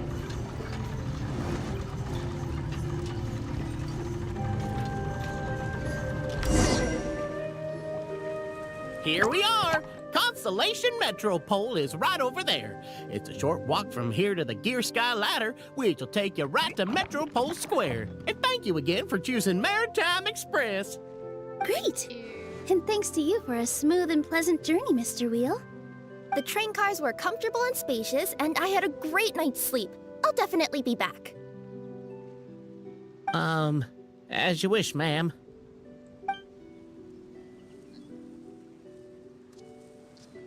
Did he sound sad? Where should we go next? Is that place you wanted to check out nearby? Mm-hmm. I took a walk around yesterday and it felt like there was something weird about it. So, I think I'll indulge my curiosity and go investigate. Want us to come with you? It's okay. You guys go ahead and visit the Metropole for now. Hopefully, that's where you'll be able to find out some more about this world. I pretty much explored the whole place from the rooftops yesterday, but for some reason, this is the place that caught my attention. You know what I mean, right? Like, when you get a stone stuck in your claw or something, it keeps nagging at you to dig it out, but you can't focus on anything else until you do. Don't worry, if you run into any trouble, I'll be there faster than you can say gold-level courier of the Comania Express. Okay, fair enough. We'll head to the Metropole then. Guess this is where we say bye for now. Stay safe. Mm-hmm. Don't worry about me. Let's not forget, I'm a yokai.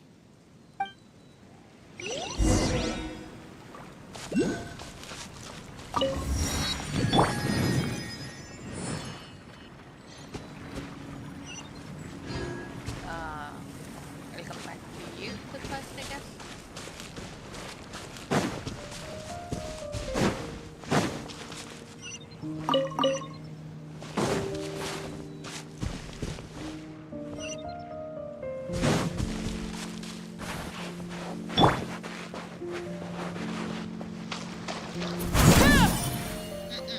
I want to try that too. Ah!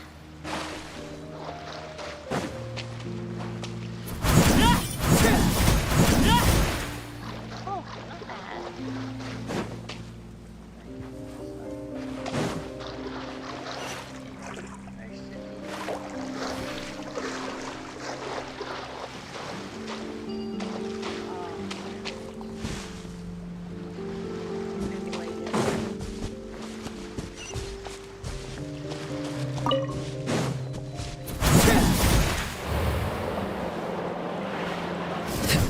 Help me! Somebody, please!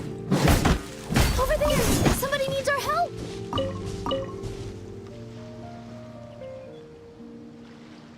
Help me! Help! Oh, Goddess of prophecy above, would you kind souls please help us? What happened here? Why are you all suspended in midair?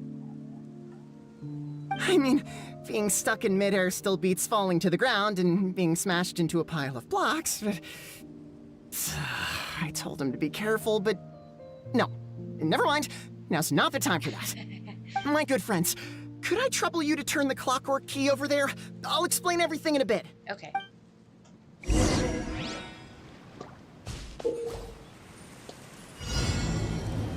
the right track.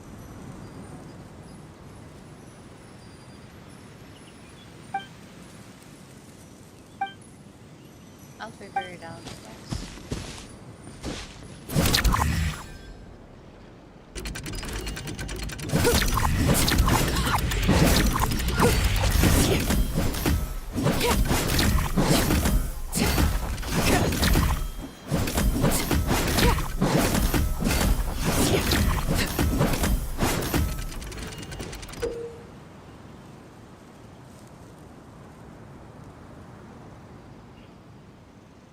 Might just...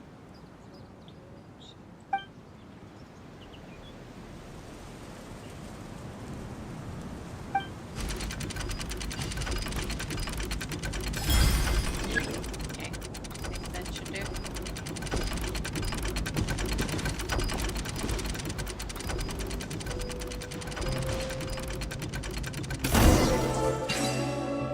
Oh, thank you. Oh, thank you. What happened there? It almost seemed like we turned back time. I take it this is your first time witnessing the power of the Goddess of Prophecy, then? If so, I can see why you might think that. Basically, this is a gift bestowed upon Constellation Metropole by the Goddess of Prophecy, who rules over the natural course of all things. It helps those who have deviated from their proper path to get back on track. Proper path? Do you mean everything that happens in the Metropole has been planned out since the very beginning? Why are you saying that as if it's a bad thing? You're not explaining it clearly. Here, allow me. Of course, all the residents of the Metropole have the freedom to live their own lives. For instance, whether I use olive oil or sesame oil in my morning skincare routine is entirely my choice. But whenever something disastrous is about to happen, like when I almost got turned into a pile of rubble just now, the goddess's magic will activate in the world around us. So, in other words, it's kind of protection magic? To keep people alive? You could say that. There are other situations in which it activates too, but that's basically correct. Well, in any case, we're glad no one's hurt. Are you heading to the Constellation Metropole? Yep. Do you know where we can find the Gear Sky ladder? Oh, it's just that platform up ahead. The one with the key sticking out. That thing? Are you sure? Yep, that's the one. Pretty much everything in the Metropole runs on tracks and gears. The Goddess of Prophecy watches over it all. Which is to say, all the tracks are fixed. If a machine is set up to move forwards, it'll never move in reverse. This reminds Paimon a lot of Fontaine's clockwork toys. You mean, like those music boxes with dancing figures? I think I've seen one or two from the merchants in Sumeru. Yeah, exactly like that. Anyway, sounds like it's not gonna suddenly fall out of the sky, so Paimon's okay now.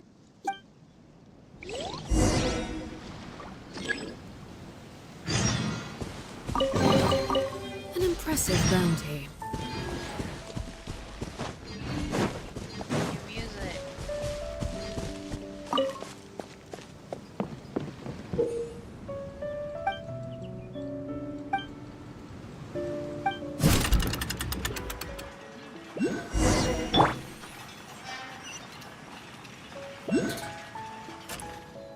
I could not see back.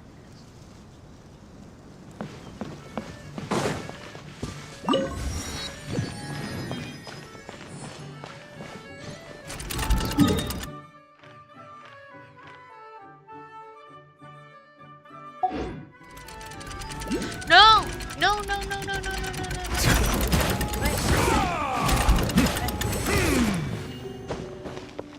Okay, now you can go. Bye. Welcome to Constellation Metropole. Whoa, what a bustling city! This place is fit for a king! Our next step is to get to the top of the Metropole and ask the Goddess of Prophecy for guidance. If there is a king in that castle, I sure hope he won't get mad at us for trespassing. He's mad. He's pretty mad.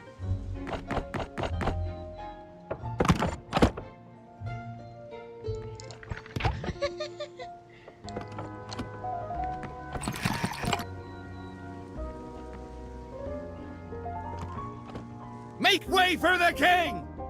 Oh, darn, we jinxed it. Oh, no. Did he overhear us talking about us sneaking into his castle? Paimon hopes he's not mad. Silence! I'll hate them. The one who shall soon stand before you is the ruler of Constellation Metropole, the one who descended after a meteor shower, and the protector of order and all the stars in the sky.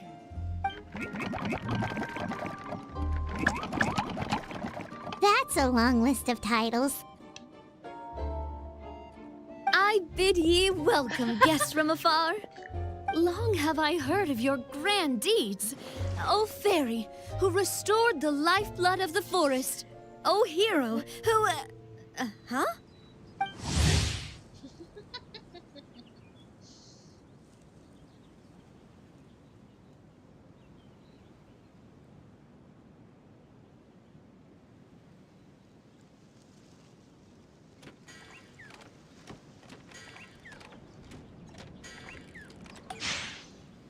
Nadia! Hold your foul tongue! How dare you utter Her Majesty's name?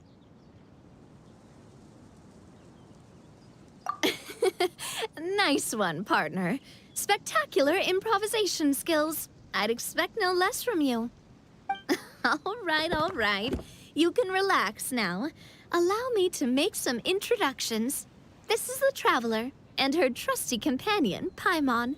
You are personal friends with Her Majesty the King? Please, forgive our grievous mistake. We had no idea. All right, the welcome ceremony is over. Everyone back to your stations. I will personally treat our guests to some royal hospitality. Yes, Your Majesty.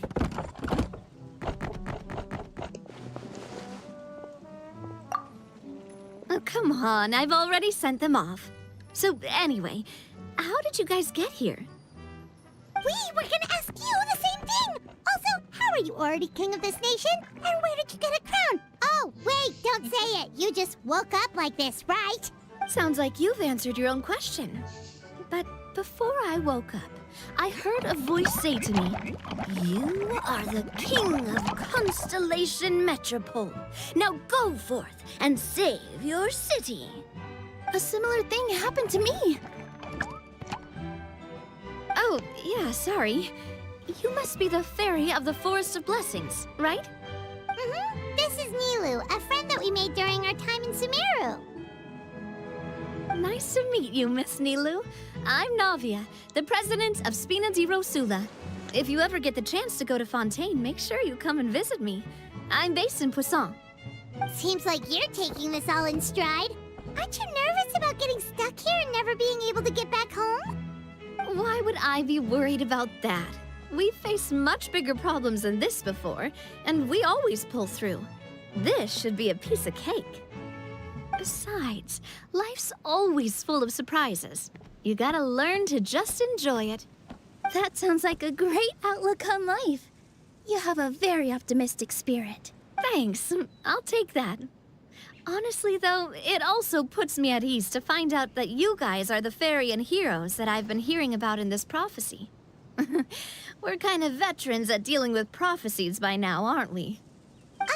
About that, has anything bad happened in the Metropole?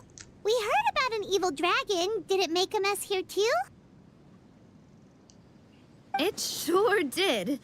Apparently, for whatever reason, he went for the stars above the city recently. Literally just flew up and started snatching them out of the sky. Luckily, the guards responded quickly and stopped the dragon from taking them back to his lair. Unfortunately, though, he dropped them before he flew off. Now they're scattered all around the Metropole. I've been out trying to retrieve them, but I only managed to get one of them before you showed up. Oh, I didn't ask yet. What brings you to the Metropole anyway? Oh, Paimon can explain.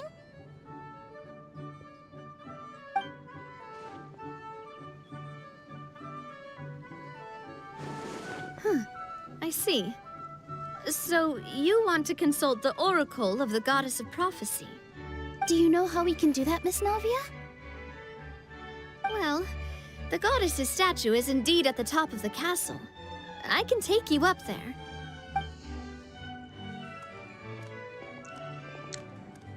However, I've heard from the citizens here that the goddess hasn't given out any new revelations in a very long time.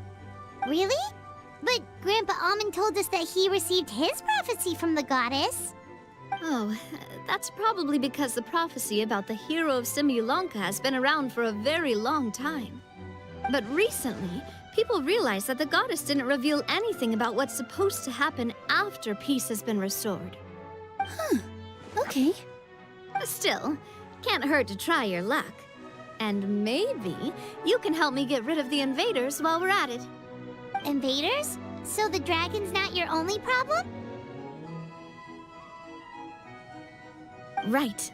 The forest isn't the only place where strange things have been happening to the residents.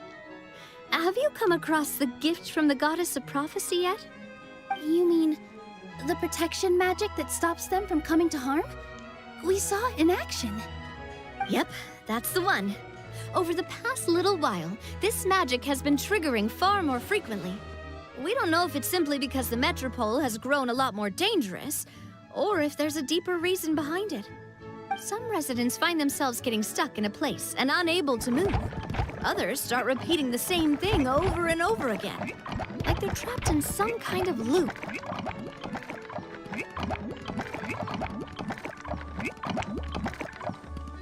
to use clockwork toys as an analogy. Could it be that the tracks have eroded, or the gears have slid out of place? That's exactly right, Nilu. That's basically what's happening. Anyway, some of the monsters outside the city saw this as an opportunity to launch an invasion. But we didn't see a single monster on our way here. That's because I already took care of most of them over the past couple of days. Of the remaining few, we trapped some of them inside the castle and chased the rest back out of the city.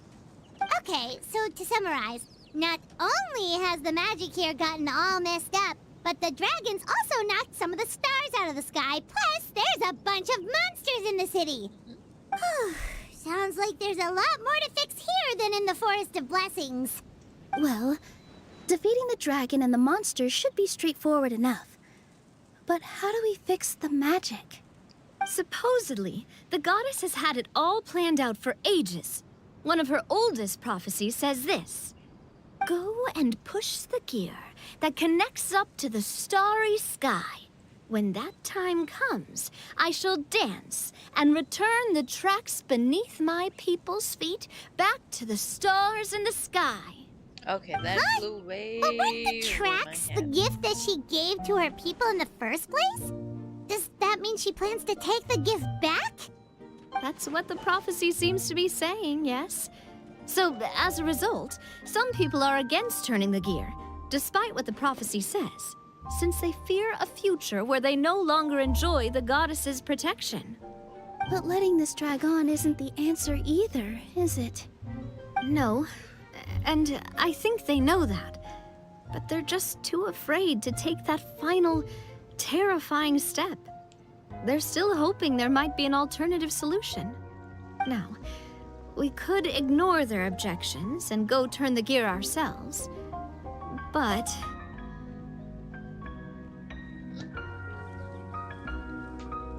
Exactly. You know me well. And that's why you're my partner.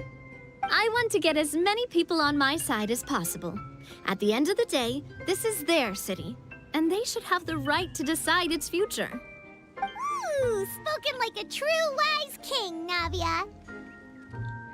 I am the boss of Spina di Rosula, after all. This may be my first time as a king, but there are a few similarities between the two roles. Traveler, Paimon, Miss Nilu, would you be willing to lend me your support? With your help, I'm confident we'll be able to find the most frictionless way to resolve the problems plaguing this city. Not gonna lie, Your Majesty is definitely growing on me. Seriously, like we'd ever say no. We're your friends. No need to ask us so formally in the future. I'm happy to help too. This is a beautiful city, and just like the Forest of Blessings, I would love to see it return to normal as soon as possible.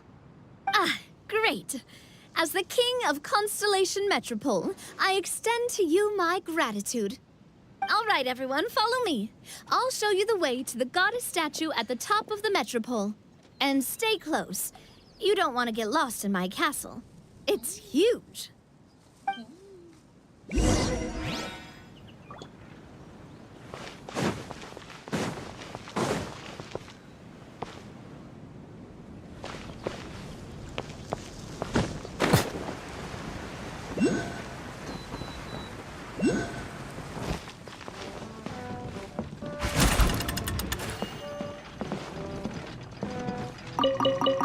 I'll steal all your plans. Bye-bye.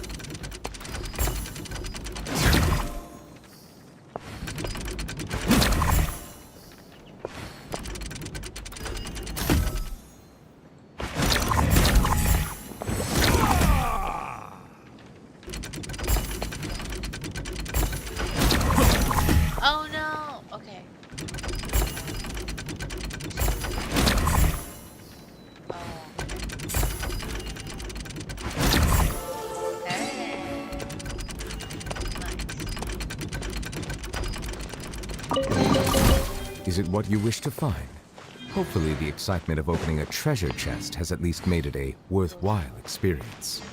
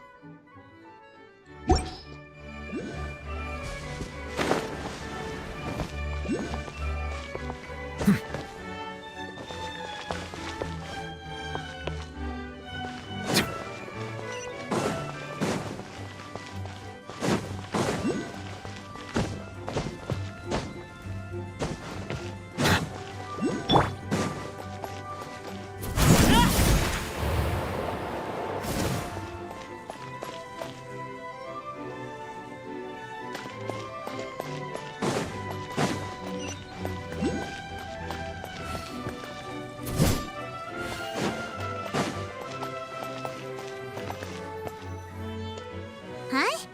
What's this? Wait. This looks like the star I found earlier.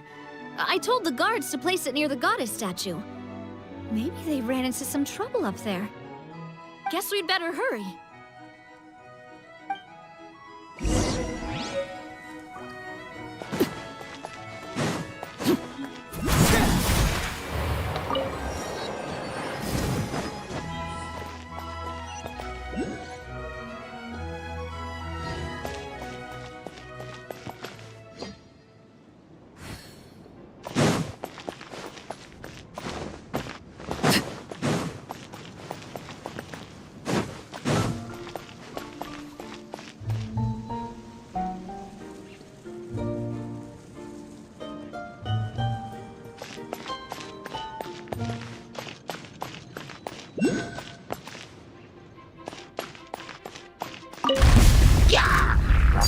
Transfixed!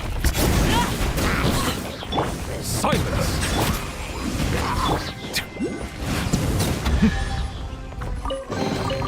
Is it what you wish to find? Hopefully the excitement of opening a treasure chest has at least made it a worthwhile experience.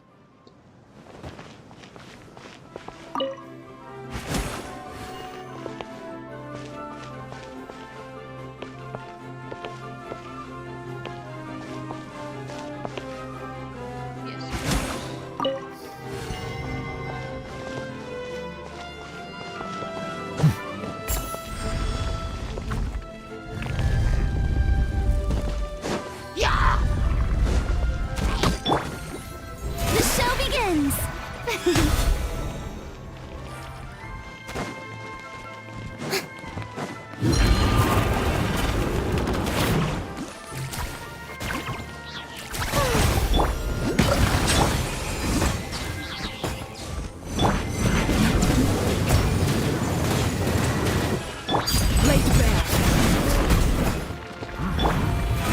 Oh, brilliant!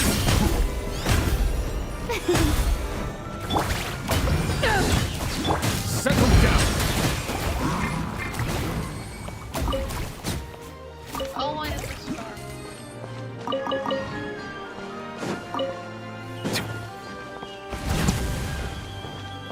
Whoa! Why is the star on top of a mechanism? Uh-oh! More monsters incoming!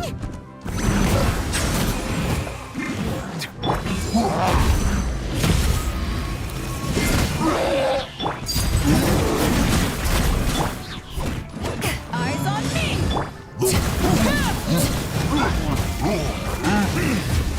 Bow your head.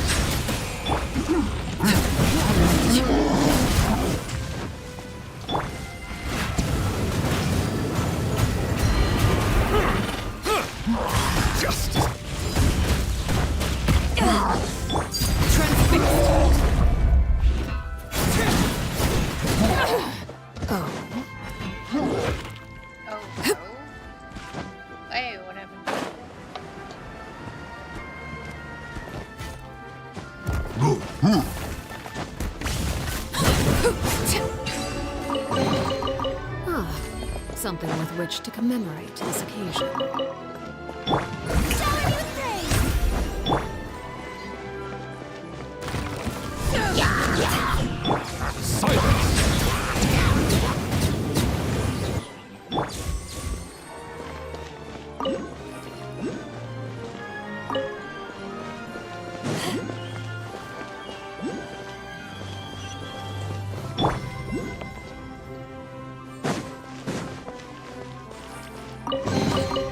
Abandoned property belongs to whoever finds it first. So, it's legally yours now. Oh, so those are the stars that the dragon dropped.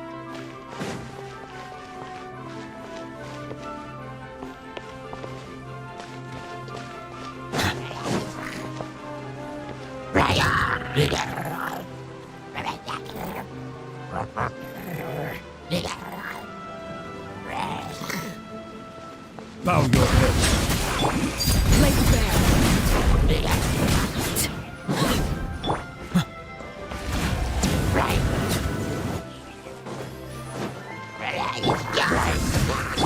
The show begins!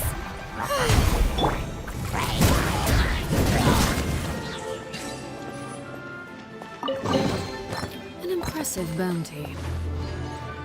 Take the star.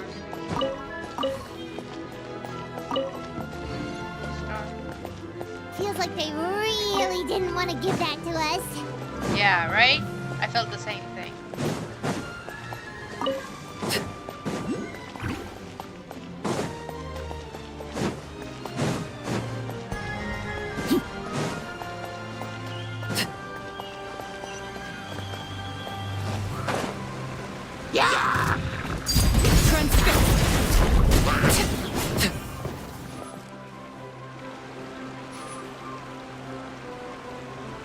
No! I didn't go up yet. Oh.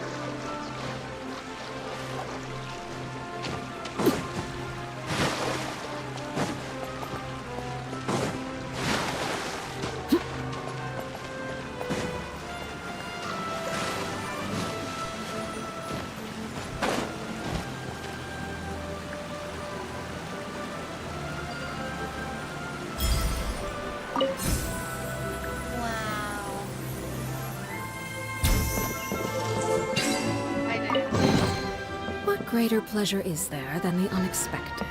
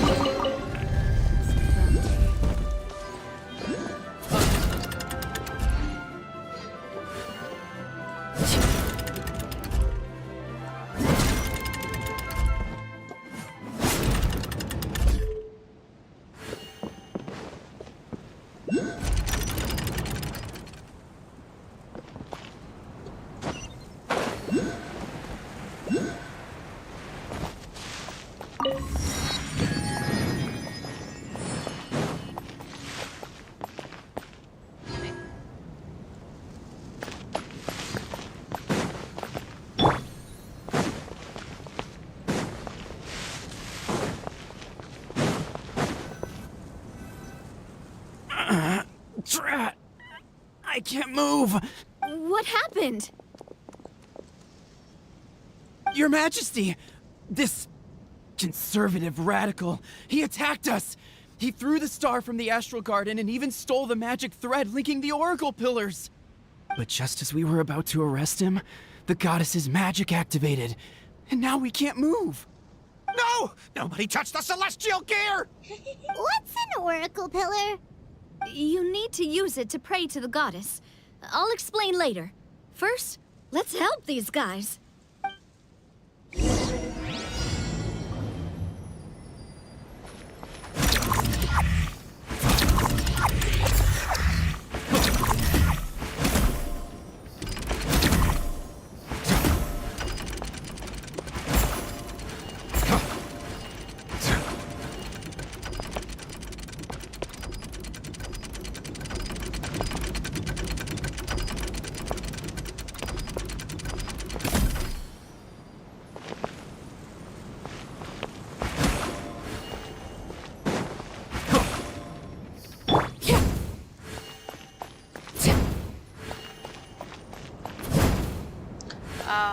It was D.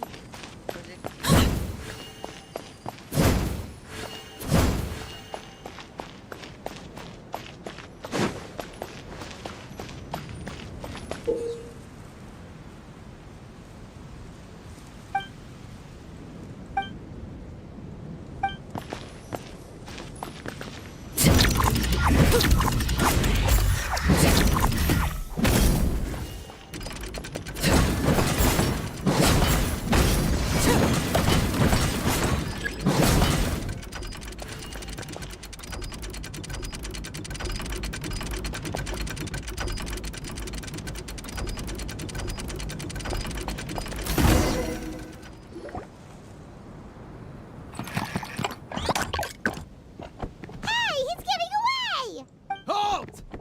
It's okay.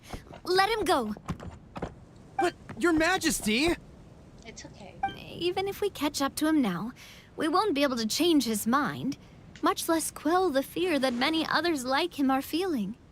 All it would do is turn him further against us. Understood, Your Majesty. Also, this is the magic thread he was holding from the Oracle Pillars. Your Majesty, what should we... Ah, please give that to the traveler over there. I believe they have some questions for the goddess. Yes, Your Majesty.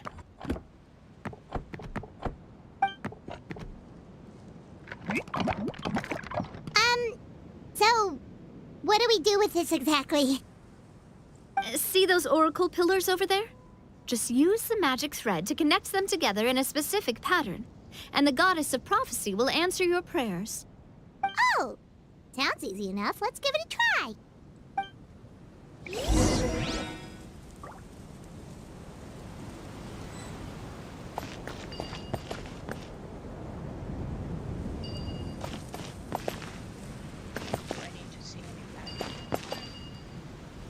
Oh, connect all. Oh, no.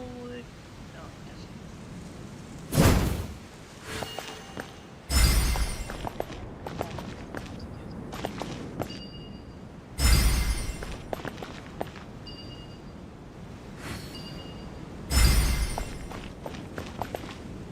Oh, it looks like a prime engine.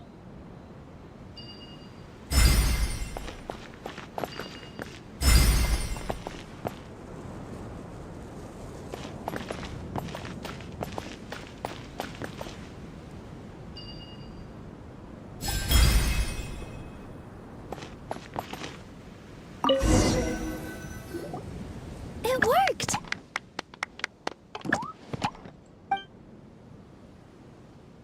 Who's she? To which course of fate do you seek answers, my child of Simulanka?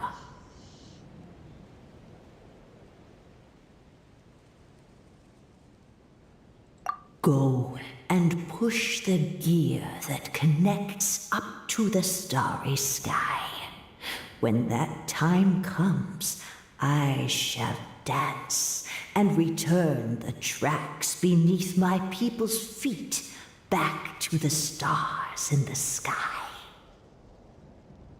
Where's the gear that connects to the starry sky? These ones? Okay. You don't want to answer? The hero from another world, supported by their companions, shall restore peace to this world. You don't want to answer that either? Okay. I have no more So, questions. Miss Navia was right. The goddess of prophecy didn't tell us anything about the future. Fair enough. Guess we'll just have to play it by ear. Then first, we have to restore the sky back to its original state by putting the stars back in their positions. Let me do a quick count. All right. Adding in the ones we picked up on the way here, I think that's all of them. Let's go hang these stars back up in the sky. In the sky? How do we get up there? You can fly. Oh, I got us covered. We will, of course, be taking the Aerial Express. Is that a flying train? Yes. Hey, you already took a train that runs on water. Is a flying train really that much weirder? Yeah. Well, at least the Maritime Express still runs on a track. True. Oh, come on. Don't worry about it. This train has been blessed by the goddess of prophecy. Its whole purpose is to protect the Metropole skies. It took me a lot of effort to find it, you know. I don't think anyone's used it in, like, 100 years. 100 years? Is it Are safe? you sure it's safe? Let's not forget that the goddess of prophecy's magic has been going haywire recently. Well, it's not like we have any other options. Unless you want to do the honors, Paimon. Fancy flying up there on your own? No, thank you. It's way too high up. Oh, wait, Nilu. You've got a feel for how magic works here. Can you do your thing and sense if this train is the real deal? I can try. Yes, I can sense traces of magic, but it's different from the kind I felt in the forest, so I don't know. Okay, fine. Guess there's only one way to find out. That's the spirit. I'll come with you. Miss Nilu, will you be joining us? I think I'll stay behind.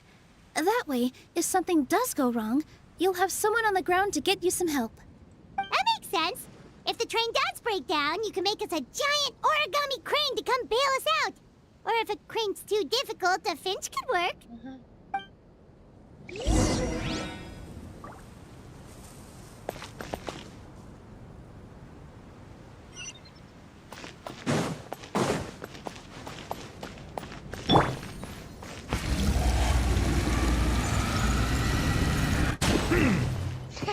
Oh my god, like good one.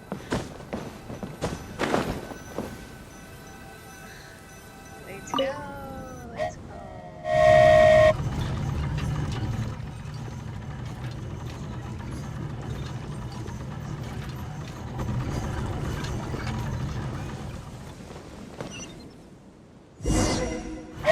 Choo-choo! Aerial Express moving out. Oh, it really is flying!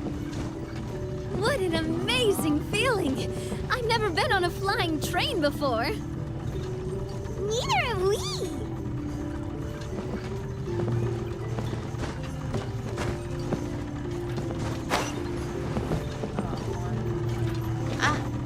Wait.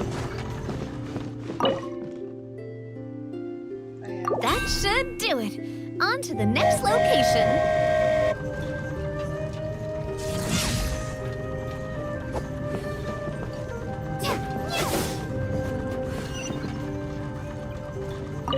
No! Wait. Oh, you're stopping.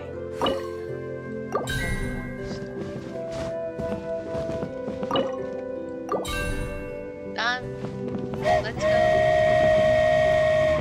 We are so high up. Oh, I can. Don't look down. Don't look down.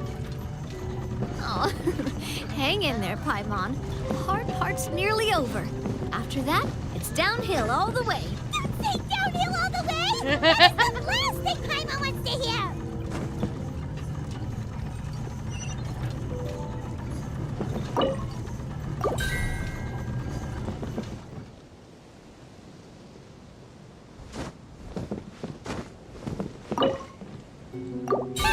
We're finally done. Okay, let's get back down while this train is still working.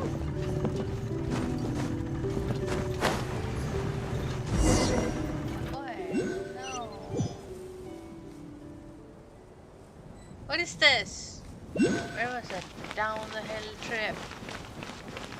Where's this scared Paimon? Great job! It looked like it all went smoothly. Yeah, and it was an absolute blast, too. You gotta ride with us next time, Miss Nilu. Huh? I'm okay. Thanks for... Halt! What do you think you're doing? Get out of my way! What? What's going on? Your Majesty, there! Who? Let us through! Stay back! It's okay. Let them through.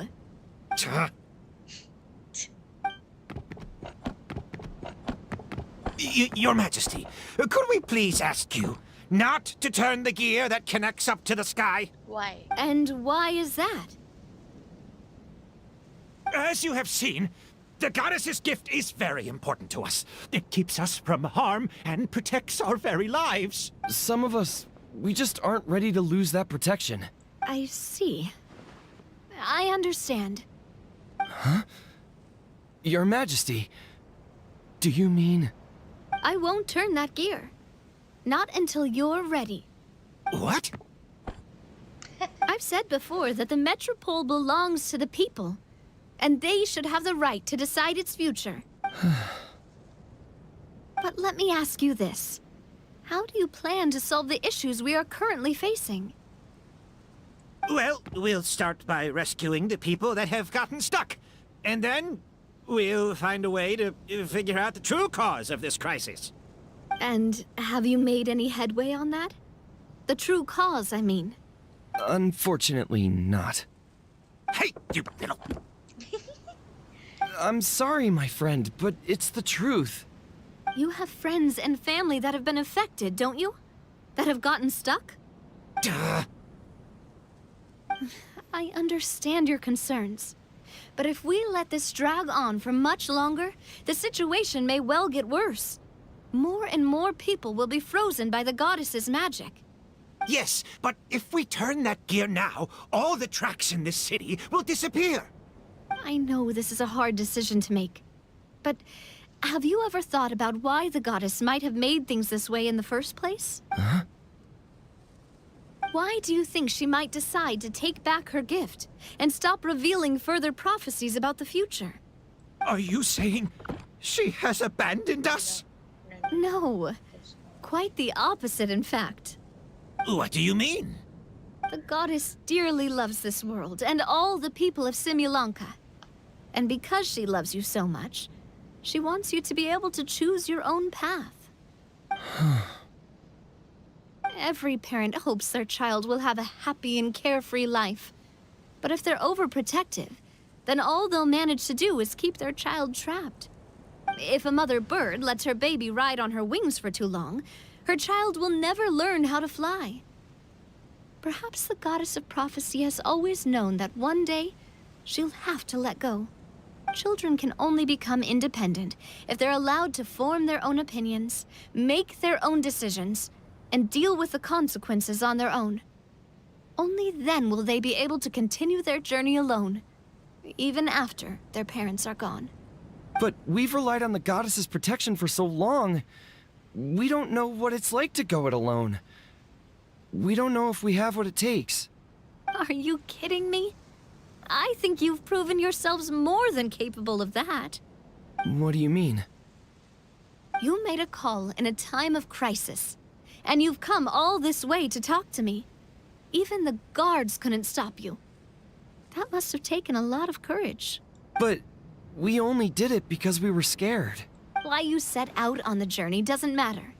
What matters is that you've proven you can choose your own path. My friend, I fear our king is right. It is time for us to face our fears. His voice is nice. But we... We can't go on living like this. Living in fear. Look at what it's driven you to do. You threw away a star personally created by the goddess of prophecy herself. You once revered her more than any of us. And I think the king is right.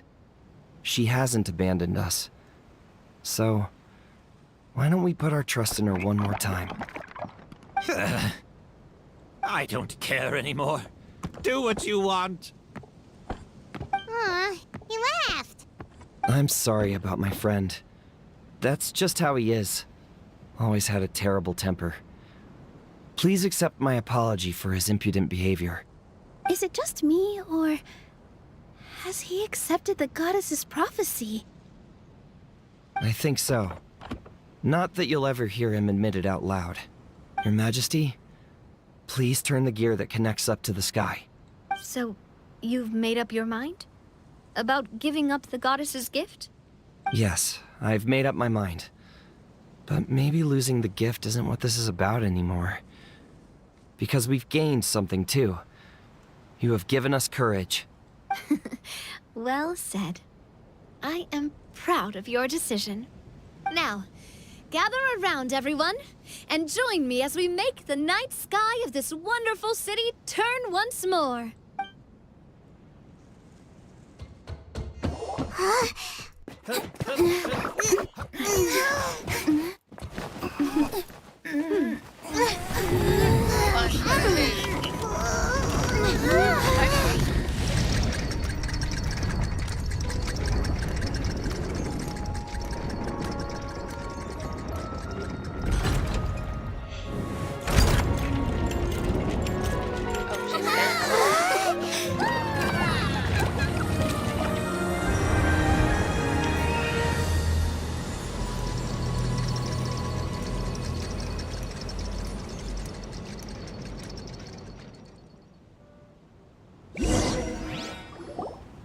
So the stars hanging in the sky, they're music notes. This entire metropole is a huge music box! That's incredible! How do you feel? A little scared and uncertain. But for some reason, I feel a lot more at ease. It's as if some kind of huge weight has been lifted from my shoulders. Figured out any next steps? To be honest, not really. But maybe I can start by having a heart-to-heart with that stubborn friend of mine. I have an idea. If you don't know what to do, why don't you start by helping the people around you? You mean the people who got stuck because of the goddess's magic? I mean anyone and everyone who needs your help. By helping others, you'll eventually find your own path. Trust me, I have experience in this. What kind of experience, Your Majesty? Sounds sad, don't ask her. Yes. We'll need a formal organization with a catchy name before we go out and start helping people. Why don't we call it the Spina di Rosula? Spina di Rosula? Ooh, or even the Spina di Rosula di Simulanka. Yeah, that's catchy. Wow, big expansion for the Spina. Moving into other worlds now. Spina di Rosula. I like it. It's a great name. Let's do as Your Majesty suggests. Well then, how about I appoint you as the head of the Spina in Simulanka? While I'm off fighting the dragon with the other heroes, it'll be your responsibility to work with the guards and take good care of the people in the metropole. What? You're planning on fighting the dragon? No, Your Majesty, you must reconsider. He's right. Your Majesty, you can't. How are you two on the same side all of a sudden? Perhaps Your Majesty is unaware of this. The Great Dragon suddenly broke out from the Titanium mines one day and tore the end of the world to pieces. After that, it spat out a strange fog that surrounded a whole island. No one knows what lies beyond the fog, and no one knows what has become of that poor island. We'll go. Before Your Majesty arrived, we dispatched many soldiers to fight the dragon, but none came back alive. Yikes. Sounds worse than we thought. Isn't that all the more reason for us to go? There could still be guards trapped there, waiting for someone to rescue them. King Navia is right. We cannot simply stand by and watch as the people of this world suffer. Very well. Though I have not served by your side for very long, Your Majesty. 2 days is enough for me to have learned that once your mind is set, any attempts to change it are futile. You're a pretty good judge of character. He probably didn't mean that as a compliment. Since you're serious about this, I won't try and stop you. There's only one way to reach the end of the world, and that's by taking the Maritime Express. Yay! Oh, right. So there's a line going there too? Yes, it was originally built to serve the workers commuting to the Titanium mines, but it has been abandoned since the dragon attack. I'll tell the conductor to wait for you at the platform by the side gate to the Metropole first thing tomorrow morning. You're embarking on an extremely dangerous adventure. Please be careful, Your Majesty and friends. Oh, thank you for your concern. While I'm gone, I leave the Metropole in your capable hands. Yes, Your Majesty! Just call me boss from now on. That's what everyone in the Spina calls me, and it's what I'm used to.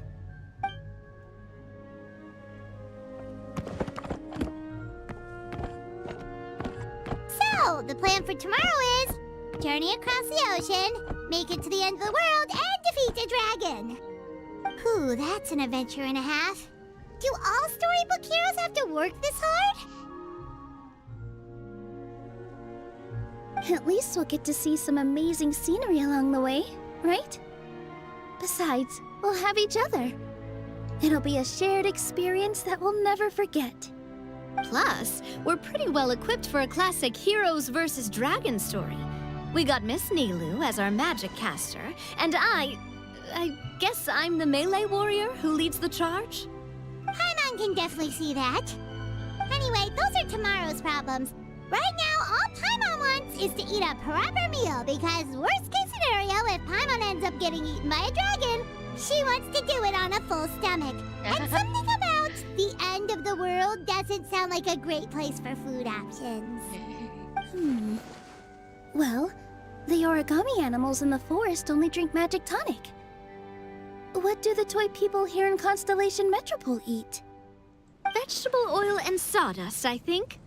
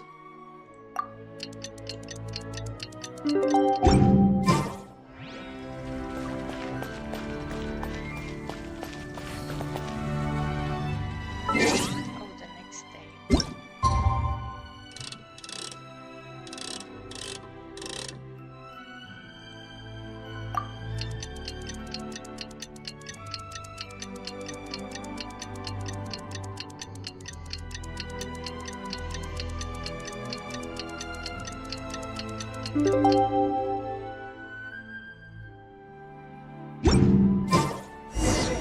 time has come to slay the dragon. How are you feeling? Nervous? I'm curious to see what this end of the world place is like. Come on, let's go meet the others at the station.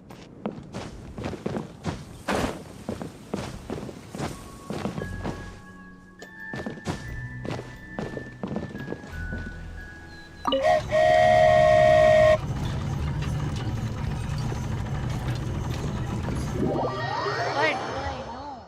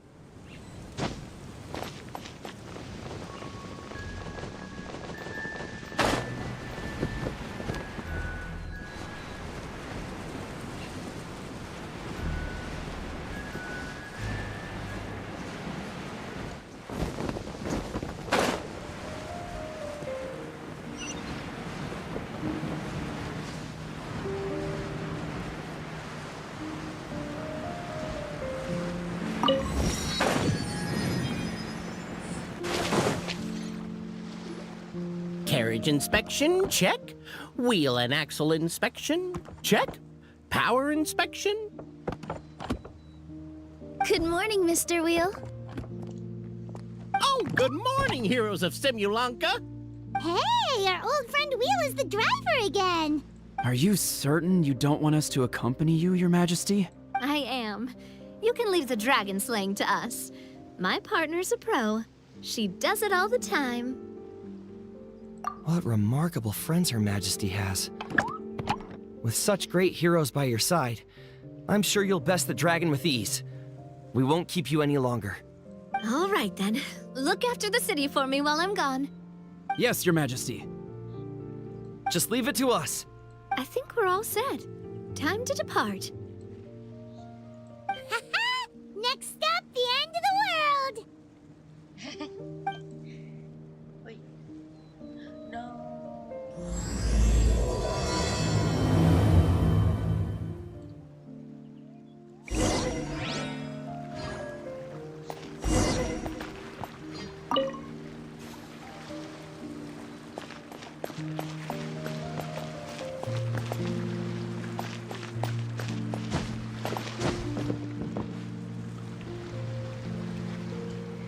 Let's make it awkward.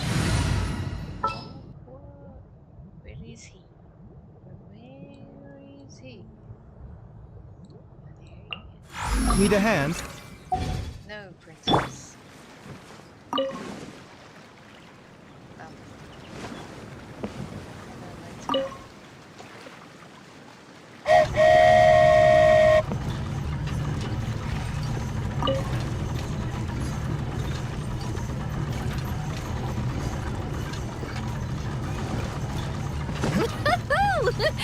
So this is what it feels like to ride a toy train. Ooh, you're really easy to please, Navia.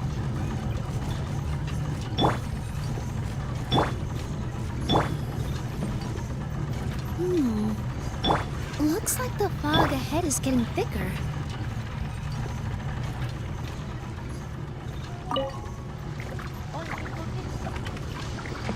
Attention, passengers. We've arrived at the transfer point. All change, please, all change.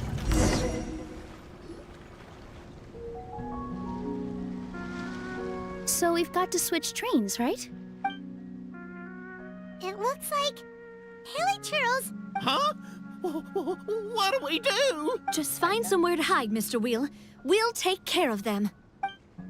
May I present?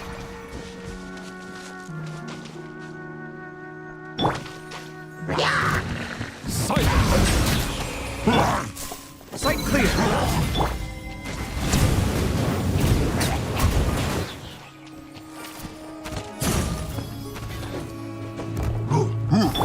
Come at me! Bow your head.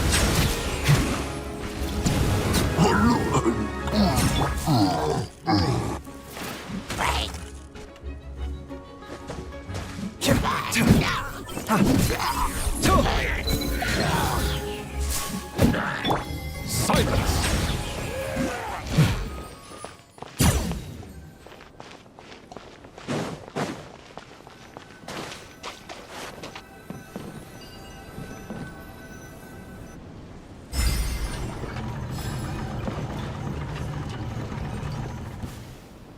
Yeah.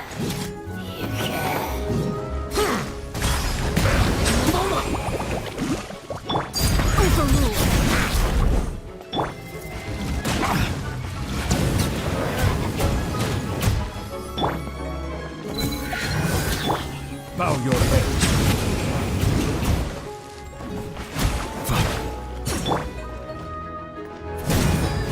Sight clear. Feast your eyes. Be sanctified.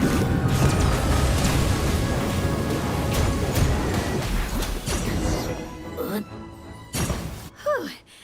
That's all of them. Thank you so much for your help, everyone. Now, let me take a look at the train.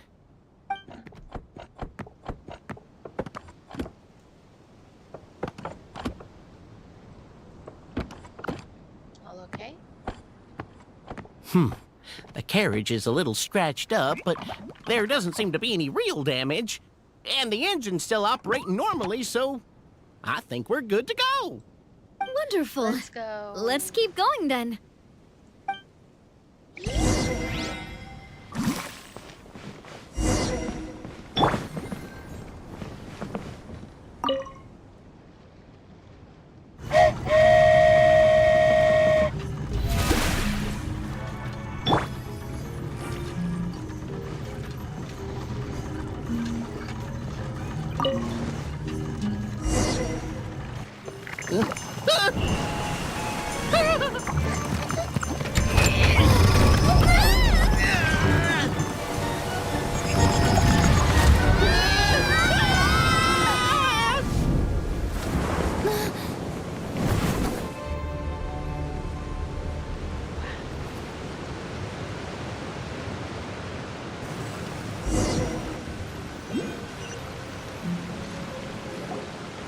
Go forth and witness this world, my... Make sure to be nice to everyone. I leave it to you. Are you okay, Miss Nilu? I'm fine, but I think the traveler is still unconscious. We're lucky this guy caught us on the way down. Passed out from a little fall, did ya? How fragile. Oh, cut her some slack. The traveler's had a rough few days. We should just let her nap for a bit. But my leg's falling asleep. You couldn't have set her down on the grass over there, Hat Guy? Ha! I go out of my way to save 4 people who fall out of the sky, and now you're nitpicking my choice of soft landing? That's the most ridiculous thing I've ever heard.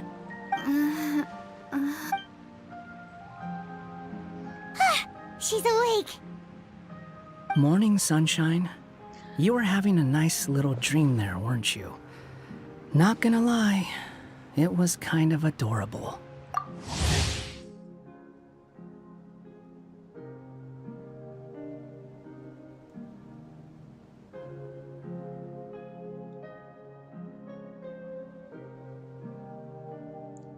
You and your friends fell from the top of that waterfall, and you passed out along the way.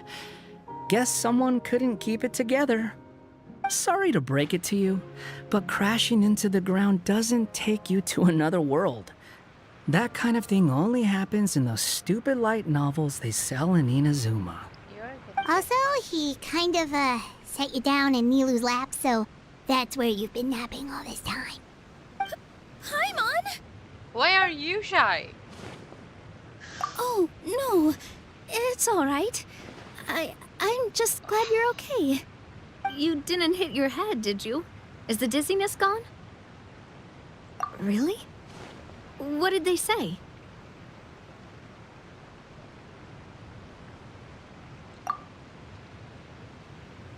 The fog you see around here can have a hallucinatory effect. Apparently, it's the work of that dragon. Maybe you inhaled some while you were freaking out on your way down. Traveler, Nilu, do you know this hat guy person? No, Oh, I yeah. don't know him. He's a student at the academia. We met during the last Interdarshan Championship. He was representing the Vahumana Darshan. Well then, hello there, friend. I'm Navia, the president of Spina di Rosula. It's very nice to meet you. So, should I just call you Hat Guy as well? Seems like that's what everyone's calling you. Sure. Whatever. Wait, Hat Guy. What's that sword around your waist? An unwelcome encumbrance, that's what. I've had it ever since I woke up here. Tried to toss it, but no matter what I do, it always reappears. Such a pain. Anyway, if any of you want the hero sword, you can have it. Wait, it's called what? The hero's sword. Meant to be wielded by the hero. I know. Me of all people, right? The irony. What? You're the hero of this world? Will you calm down? It's just a dumb title. Oh, it's just that this entire time, we thought we were the heroes of the prophecy. Well, if it means that much to you, you're welcome to claim the title. You'd be doing me a favor. That's not the point! The real question is, if you're the hero, then where the heck have you been all this time? Looking for a way out. I heard there's a boat in this area that can bring you to another world. So I came to investigate. But look at the state of things around here. The lighthouse collapsed. The boat won't budge.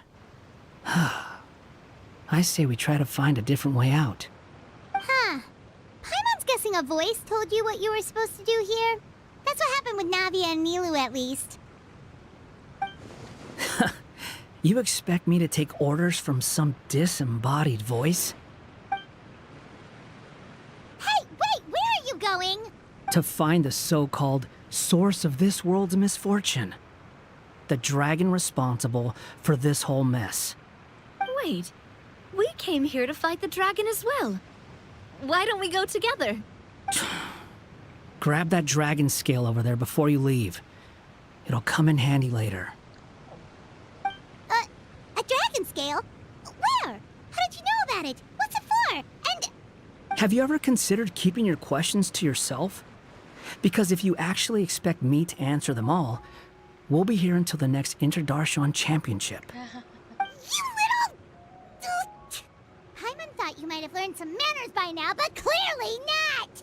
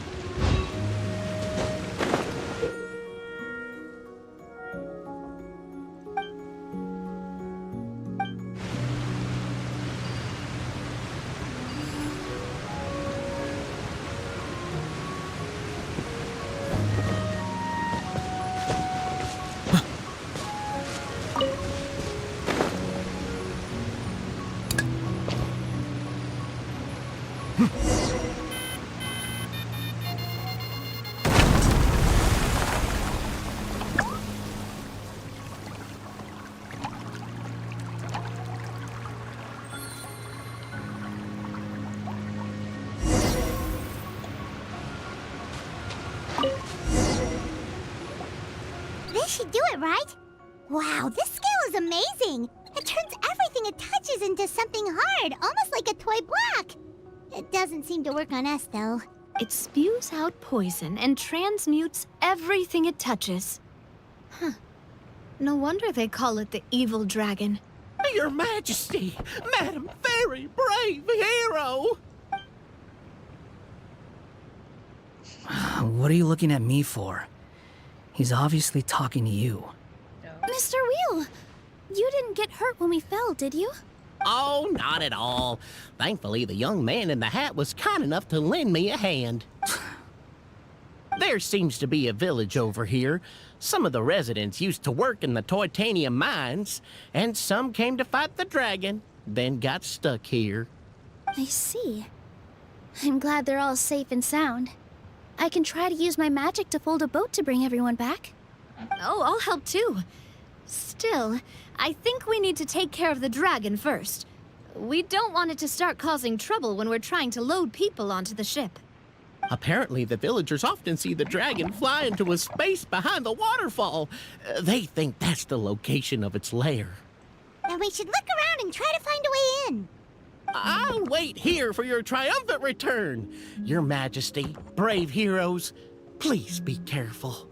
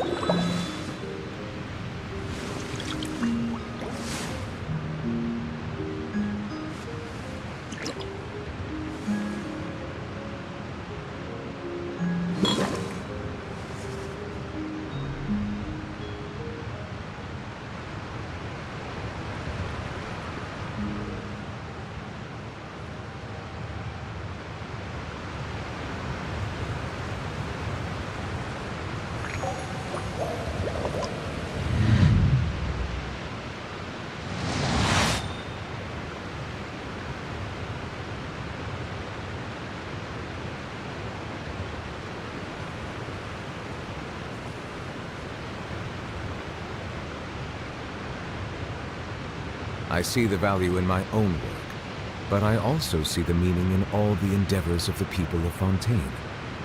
I believe I will continue to take pride in fulfilling my duties.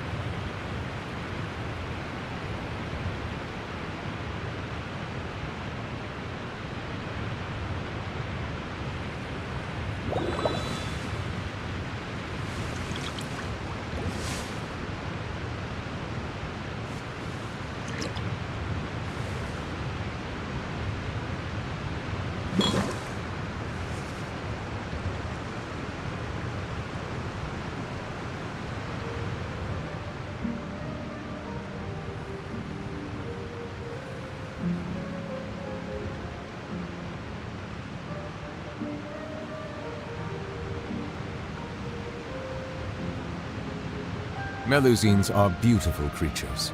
They are the pride of Fontaine. Be sure to befriend them and cause them no harm.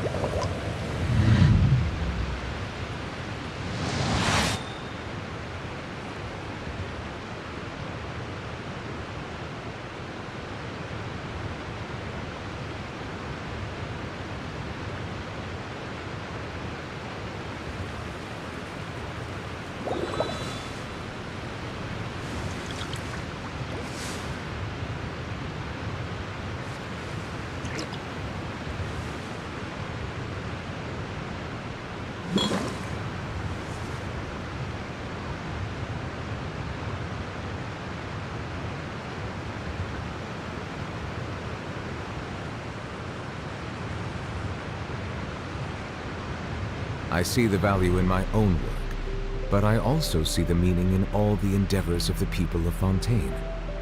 I believe I will continue to take pride in fulfilling my duties.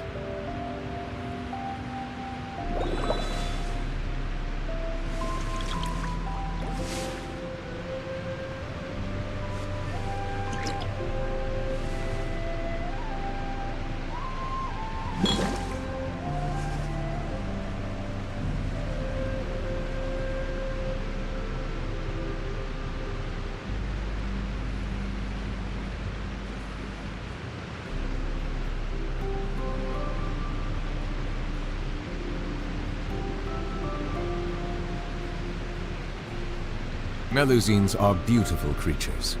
They are the pride of Fontaine. Be sure to befriend them and cause them no harm.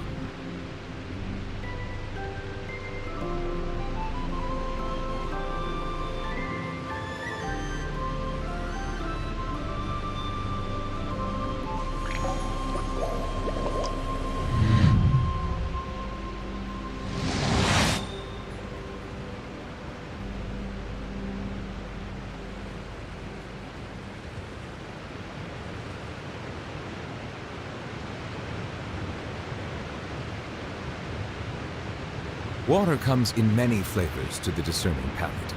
Mondstadt's water is crisp and pure, while water from Liyue has an enduring aftertaste. In Inazuma, the water possesses a depth of flavor unlike any other. Sumeru's water, meanwhile, has a rich and complex flavor profile, but it must be savored patiently to fully appreciate it.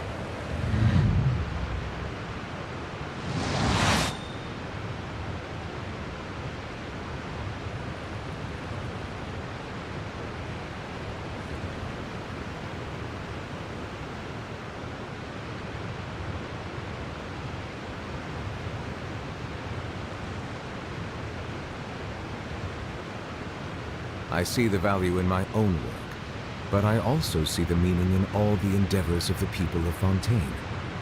I believe I will continue to take pride in fulfilling my duties.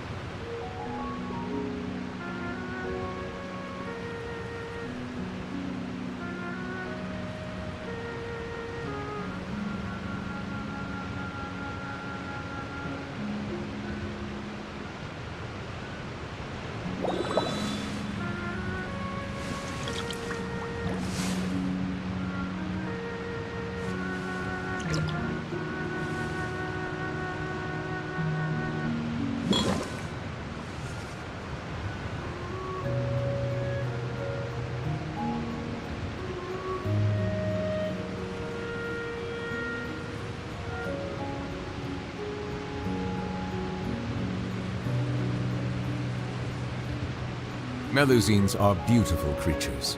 They are the pride of Fontaine. Be sure to befriend them and cause them no harm.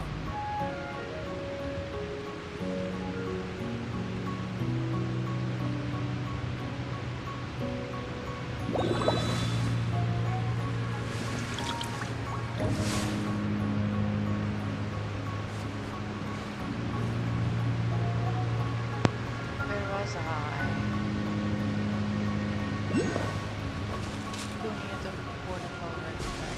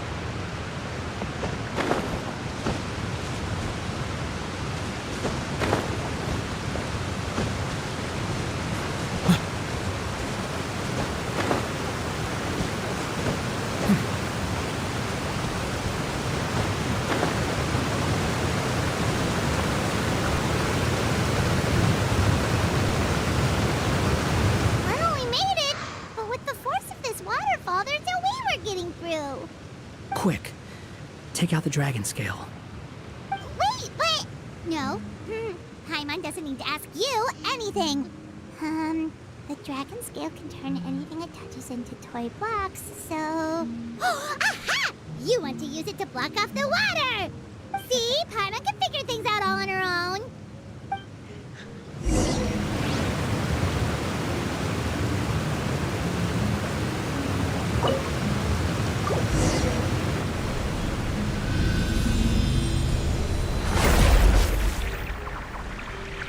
Oh, that's pretty.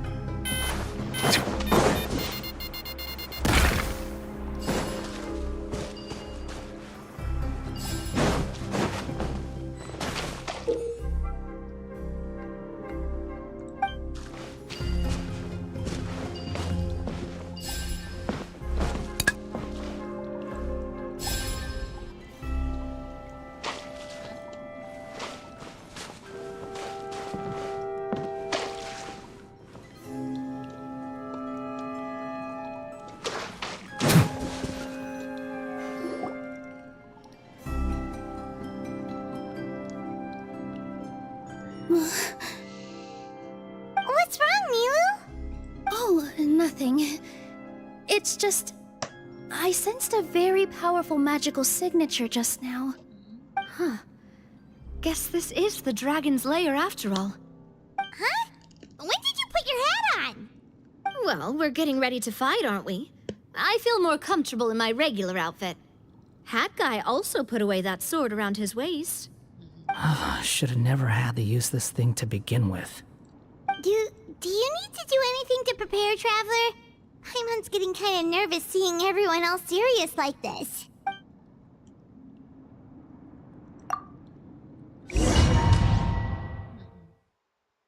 No, that was a bad move.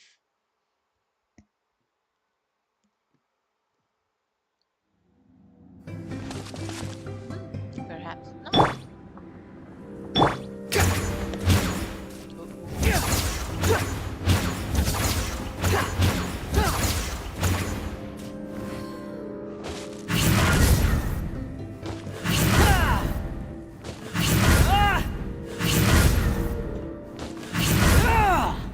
It's a cat.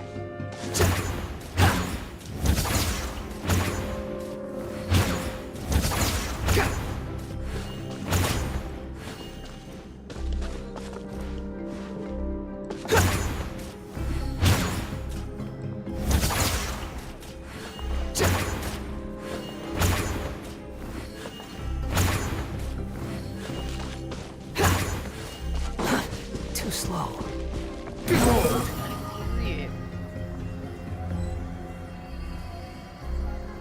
Oh, looks like we're not the first ones to make it in here. Wait, hold on! Let's fight the dragon together! They're already gone! Let's try to catch up!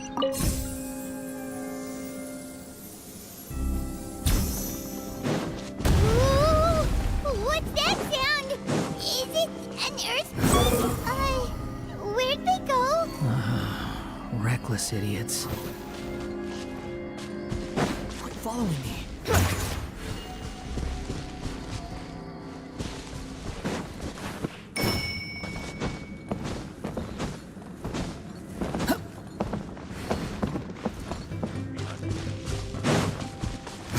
Fury.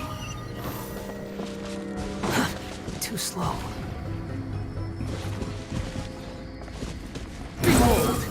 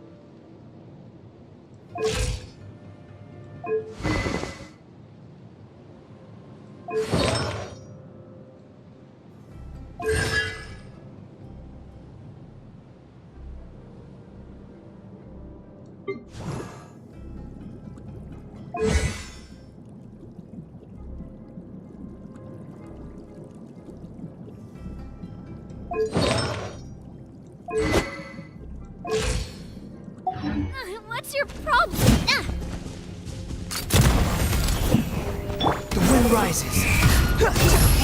You're dead. Here!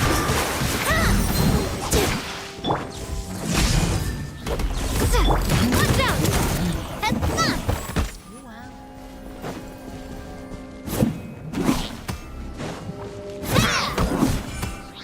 Watch out! Attack! That's the way.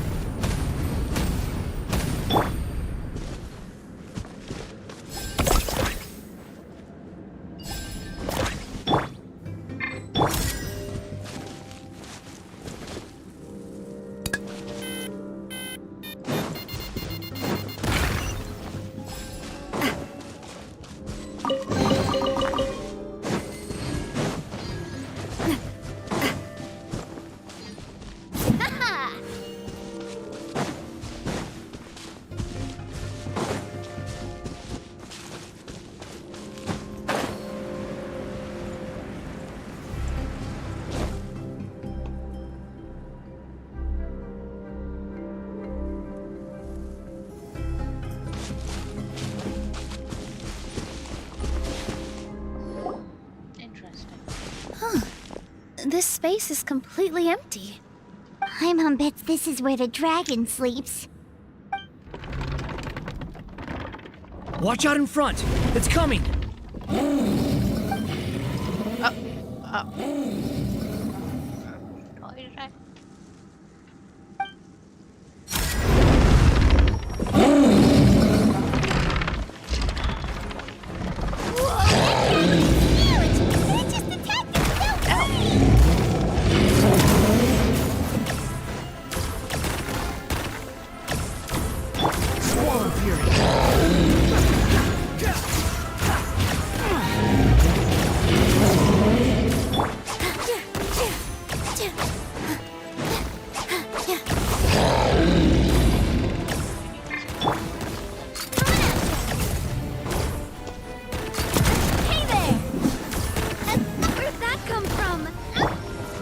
I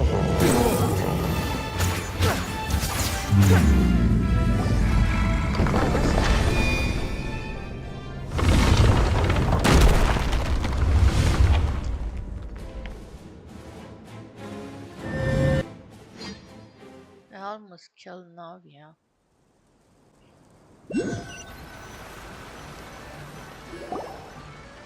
Look, he's here. Ah, another new soul has joined this world. But are you sure his fate will be as you described? Of course. My predictions are never wrong. I just don't like that kind of story. Then you need only do as you said, and let him find his own story within your fairy tale. You're right. Then listen closely, my child. Your name is...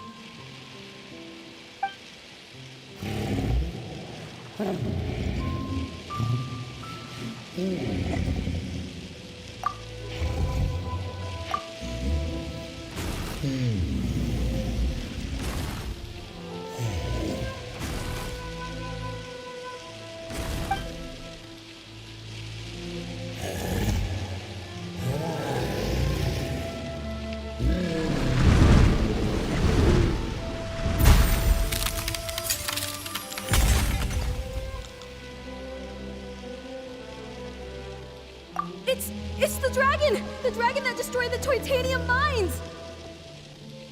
Help! Help! Soldiers, pick up your weapons! Destroy that monster!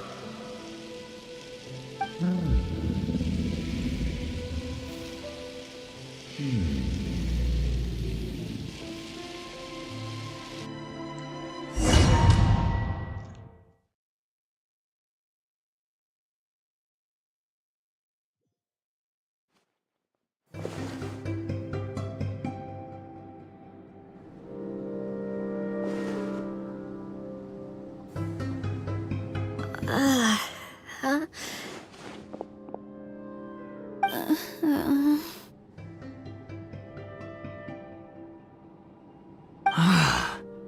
How many times am I going to have to save you?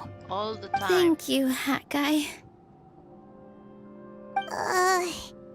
Paimon still feels dizzy. Hey, did any of you also see something strange? It was like we were witnessing... The dragon's memories. Sounds like we all saw the same thing just now. Well, we definitely saw a different side to the story. Watching it all unfold, Paimon couldn't help but feel bad for the dragon.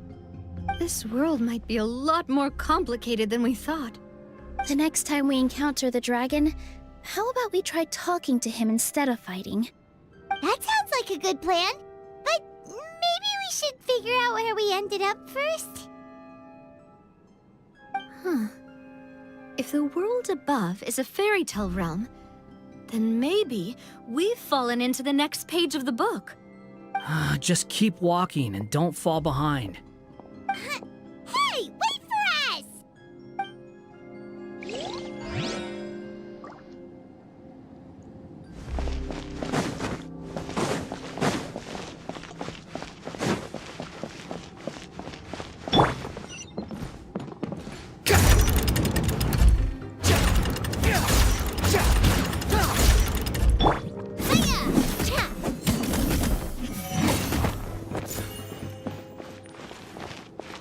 Wow, this place looks a lot different from the dragon lair.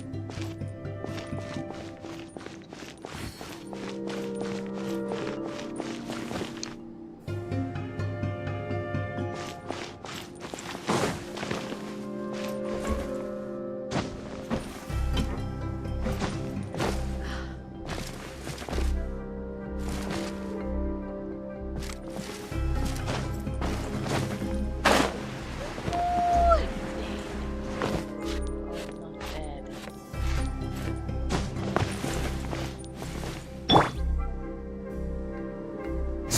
Fury.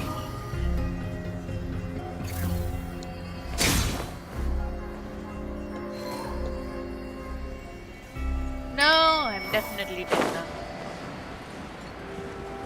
Oh yeah. Bye bye me. You didn't save me, you made me fall. Remember that.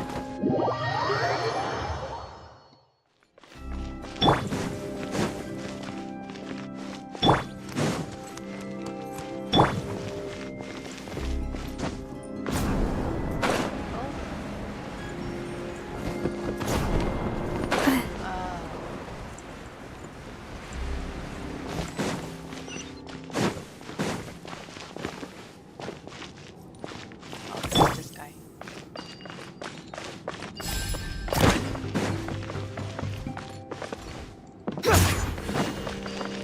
Quit following me. Who's following you?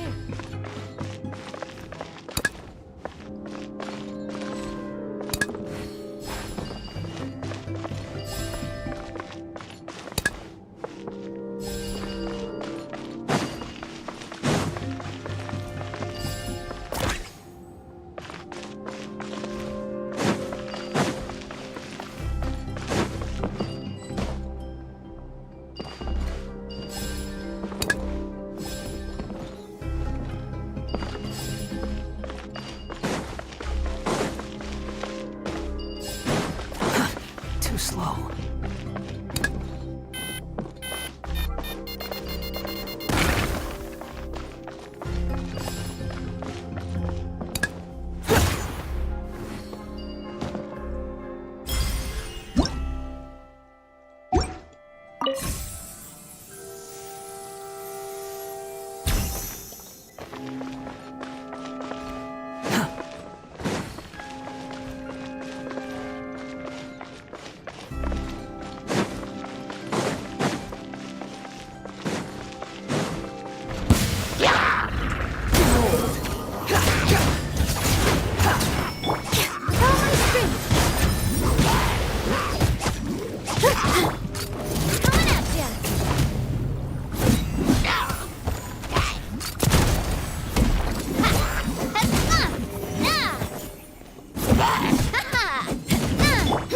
Swarm Fury.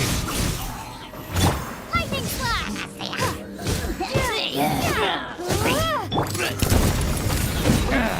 Watch out! Position!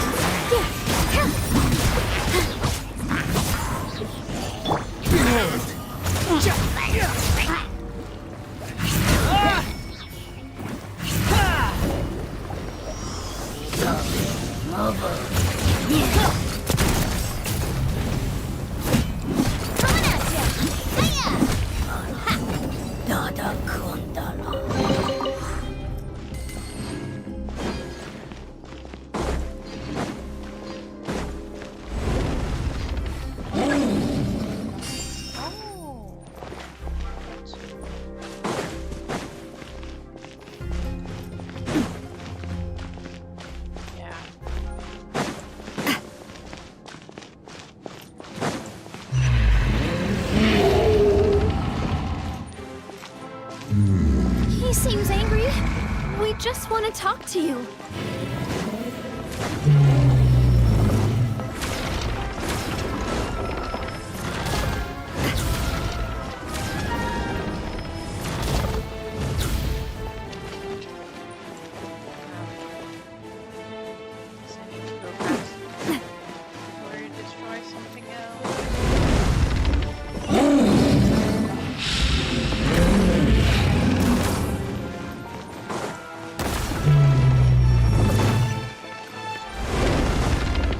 I don't see a thing.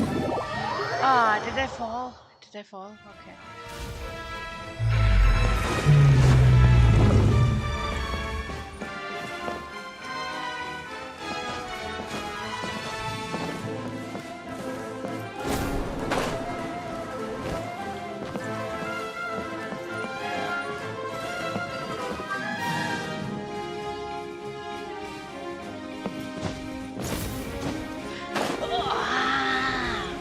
That hurts. Oh,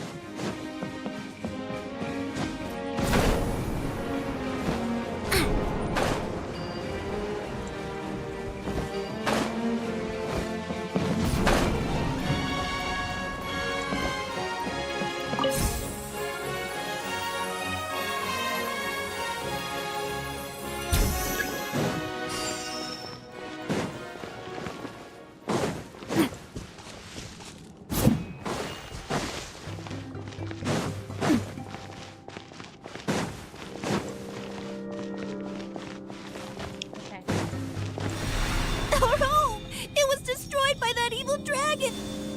The stars! It flew away with the Metropole stars! Oh no! We didn't get eaten by the dragon? The dragon just dropped us off here? That guy! You're getting too far away! He's just up ahead. Is he trying to lure us somewhere? Well, I'd say we were the ones who backed him into a corner. But we just want to ask him a few questions about his past. He's had year after year of people coming here to try to take his head. If you ask me, his reaction is perfectly normal. Maybe there's still something we can do to calm him down? I wouldn't count on it. Maybe his earlier attacks were just a warning. But now, he's actually getting serious. Prepare for a final battle. Sometimes, it takes a little force for someone to finally wake up.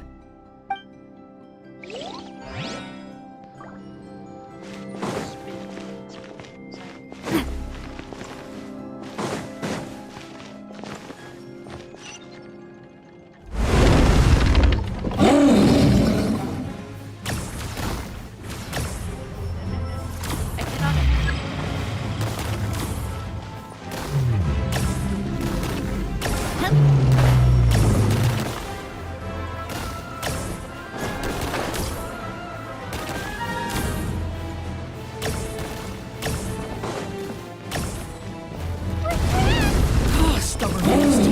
You really want to get beat up that bad?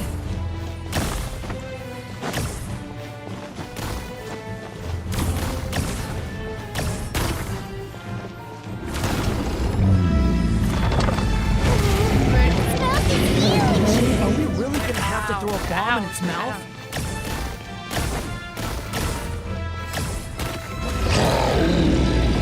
Oh yeah, in his mouth? Are you kidding me?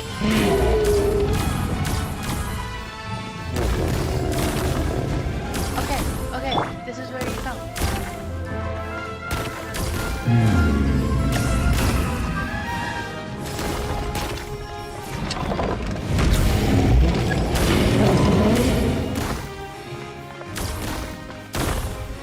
How amusing. That's far enough. Sorry.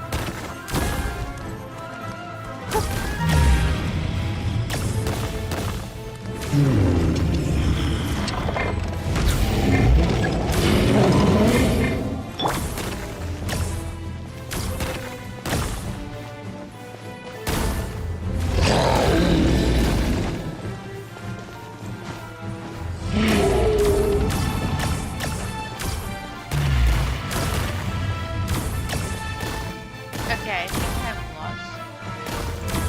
He's gonna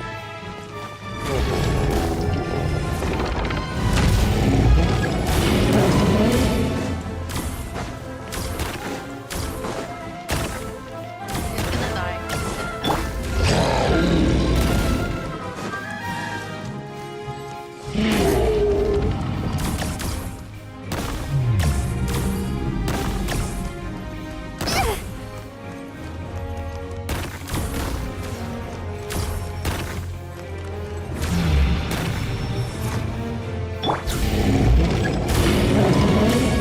You're dead.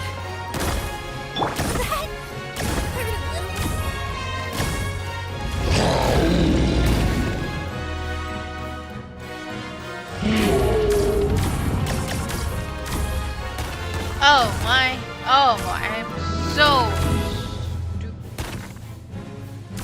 Open your mouth. Come on, say ah.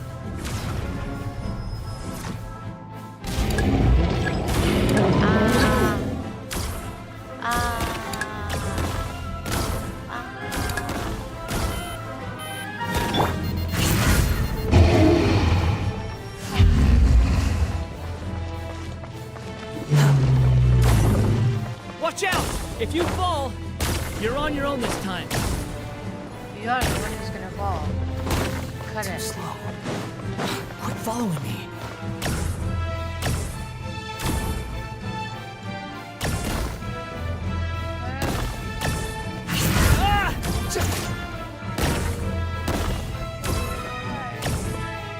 How amusing. Oh yeah. Sorry about that. The price! You didn't fix?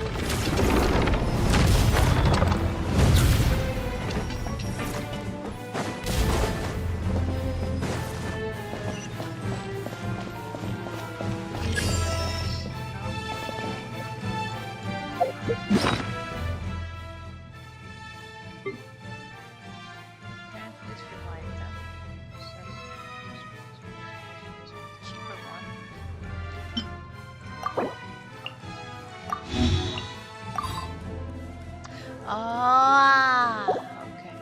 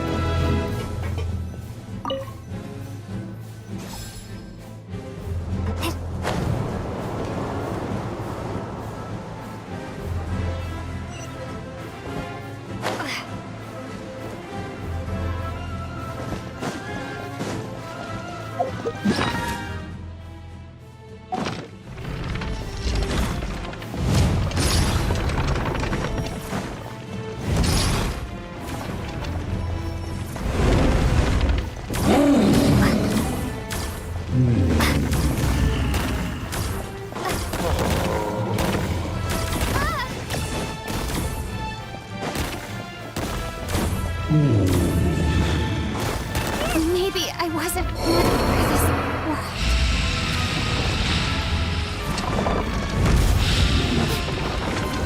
Ah! God. Die.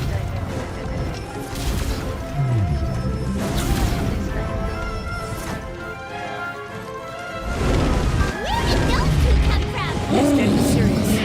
Don't get hit! Huh. Easy for you to say.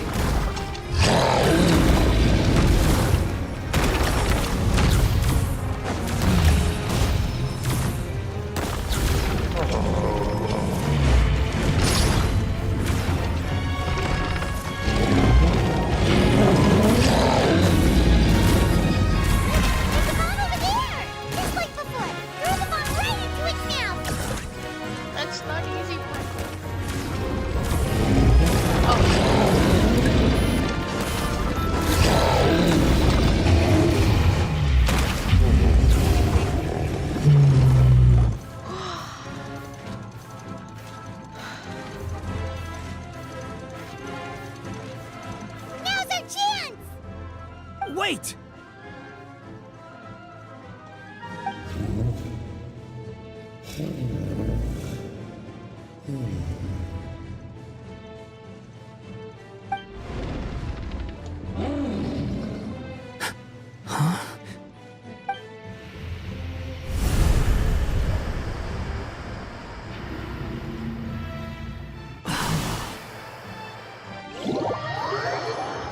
we?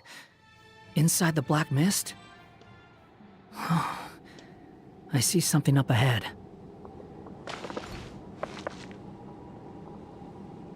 Are you sure you want to create this child, Em? Even after what I told you about his fate? He will be abandoned by his creator, and eventually... I know, Bee. You've told me already. That sad story with the disappointing ending. It's what happened in the real world, isn't it? But that's exactly why I want to change things. In a different world, his story can have a happier ending. That child, his heart is so full of love. I understand, Anya. But know that if you give him that name, his fate in Simulanka is destined to parallel that of his real-world namesake. But there's still a chance, right? Maybe it's a shot in the dark, but I have to try. He deserves a better life. Although, he might need the help of others when the time comes. All right, my dear. The choice is yours. Since you're so persistent, let me tell you a secret. More boring fate talk.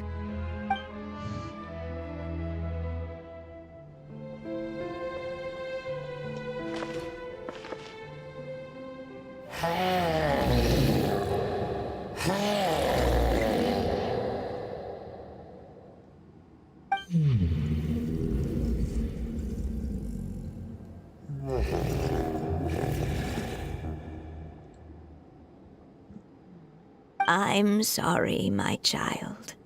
Unlike my friends, I don't have a long time to live.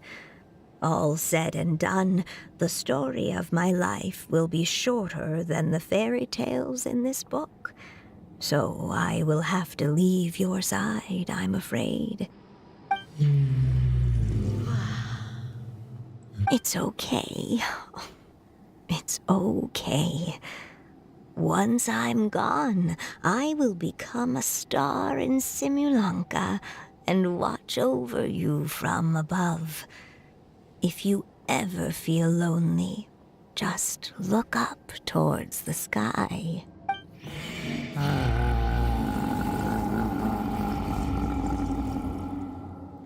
Nice suffering.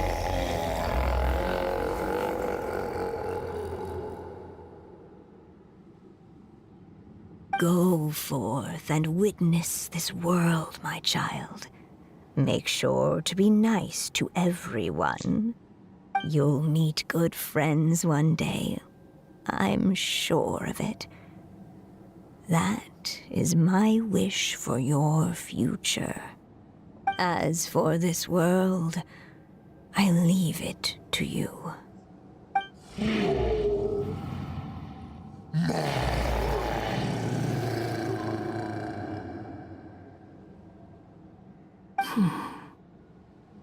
So in the end, you were betrayed too. Just like you.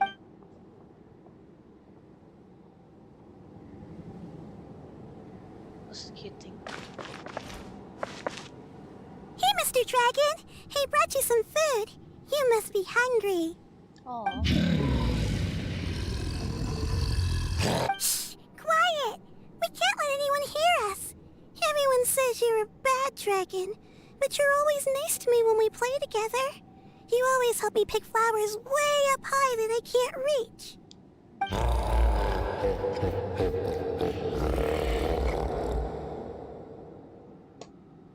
It's okay.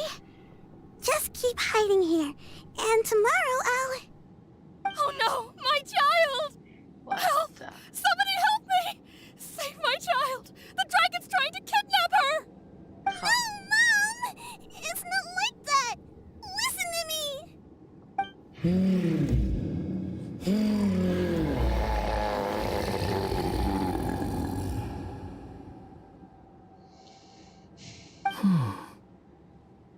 So you're hated by people too.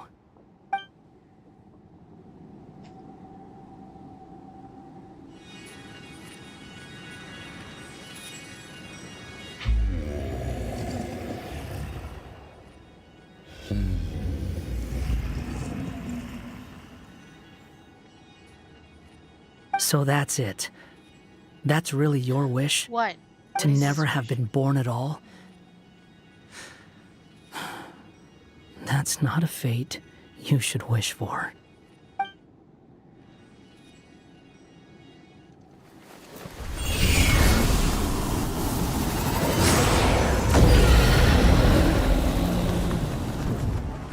Nobody can define who you are, or deny the true feelings of your heart. Now remember your name. Durin.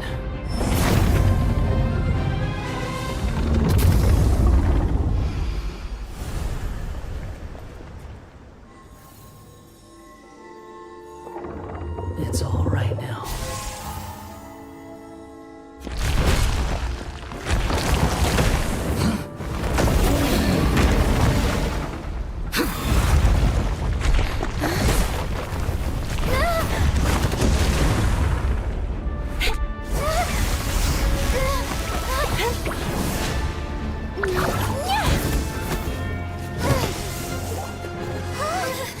Watch out!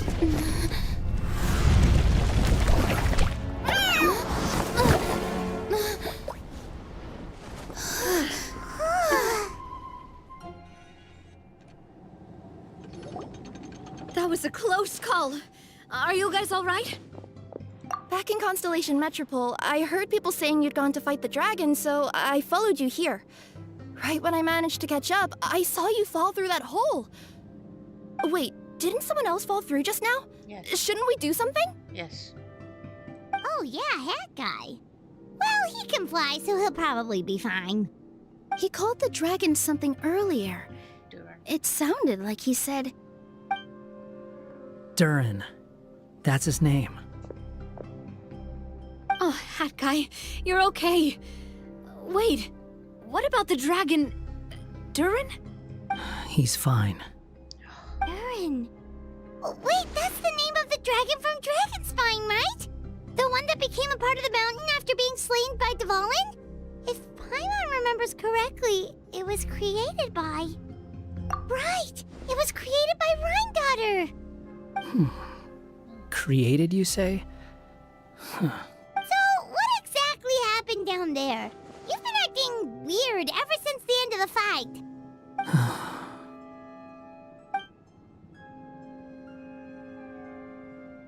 So that's the truth about Simulanka's evil dragon. What we saw in the mist weren't hallucinations, but the dragon's memories. Huh. I thought it was strange. The people around the Broken Sea are clearly stranded, but I never heard any stories about the dragon attacking the village. The people we met along the way are probably workers from the Toitanium mines, or guards who came here to claim the dragon's head. Durin probably allowed them to live here because there was nowhere else for them to go. When I first came to this world, a voice spoke to me and said, "You are the hero of this world. Now go forth and save the dragon." Who is the person behind this voice anyway? And why did they bring us all here? Come with me. The answer to all this can be found below.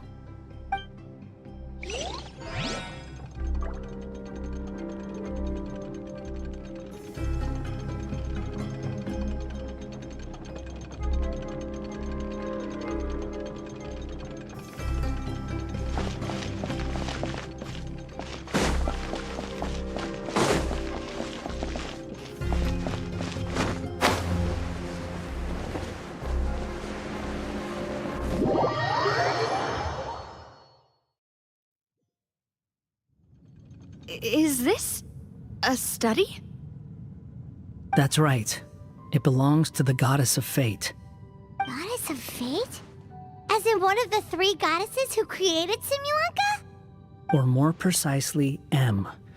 One of the mages of the Hexenzirkel. Hexenzirkel?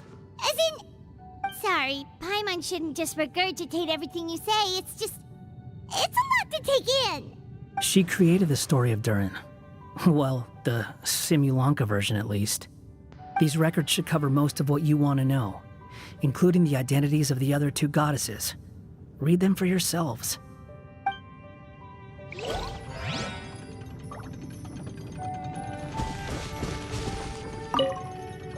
By all rights, I should have been A, since A is the first and last letter of my name. But Alice overruled me on the basis of seniority and said I should be M instead because of my middle name. She really knows how to push my buttons. Still, her magic never fails to amaze me. I still can't believe she got one of my origami frogs to start talking. Why don't I write a story with origami animals as the main characters? Let's see. Once upon a time, in a magical forest, there lived a group of animals made of paper. Barbie loves looking into the future, so she used her powers to map out the fates of all living things in Simulanka. But knowing the ending in advance takes all the fun out of the story. I think I'll make a bet with her. I believe that one day the people of Simulanka will decide to carve their own destiny. Apparently, she wants to build a statue of herself in the capital city. Always looking to add some pizzazz.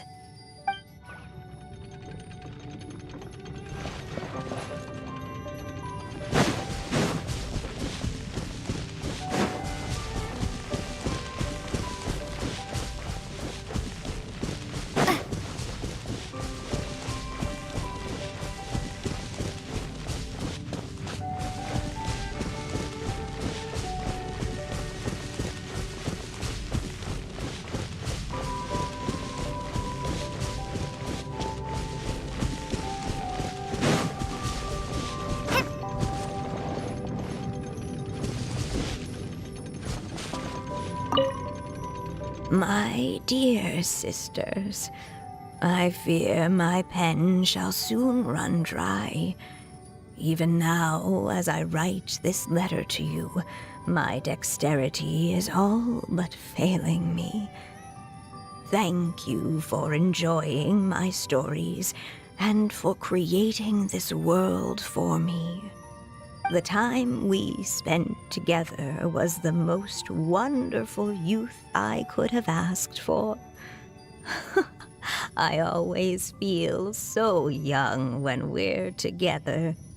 A says that even after I'm gone, the goddess of fate in Simulanka will continue to exist and carry on granting people's wishes. It makes me glad. If you ever want to chat, feel free to pay a visit to the goddess statue. Just don't wish for anything weird.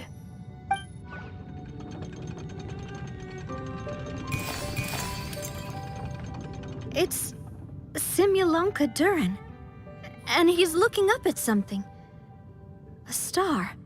This must have been after M passed away. This looks like a mine. Maybe the Toitania miners dug too deep? So deep that they dug right through to the world on the next page. Yeah. Now that you mention it, this miner's lamp looks really similar to the star on the previous page. The Forest of Blessings. This book has been recording Simulanka's history all along. Look at the size of those footprints. If that's every time he lands, then no wonder people are so terrified of him. So that's why you took the stars. Because you missed your mom.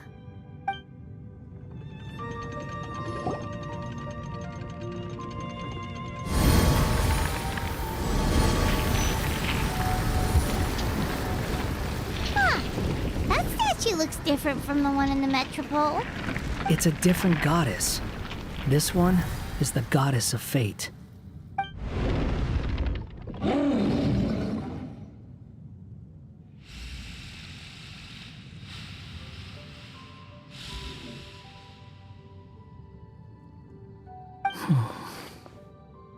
It's all right now, Durin.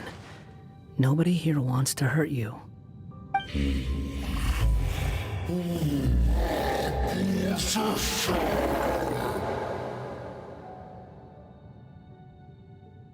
say that, Durin! Paimon made a mistake. She was wrong about you. But it's nice to talk, isn't it? Now that we've all calmed down?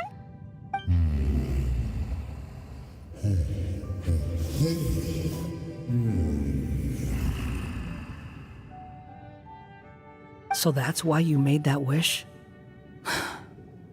So stupid.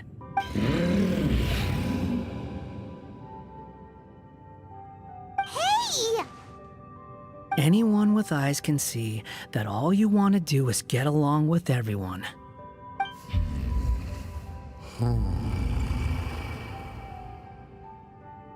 You just want to make friends, people to play with, to talk to.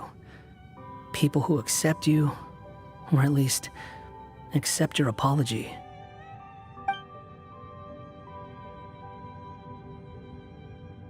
Oh, you never hurt anyone. Heck, the idea never even crossed your mind. Sure, you scared a bunch of people half to death, but that's only because they had no idea what kind of dragon you really are. Yeah. If you had a heart-to-heart with them, I'm sure they'd come to understand you and see your point of view.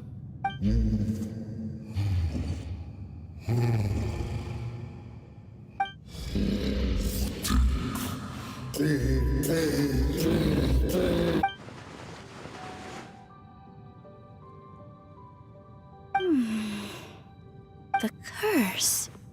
Huh? Nilu? Is it your true wish to live side by side with the people of Simulanka?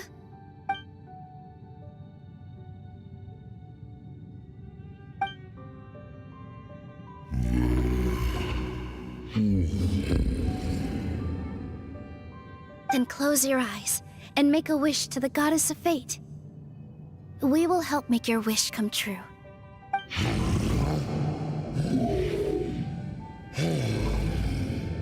Just trust me.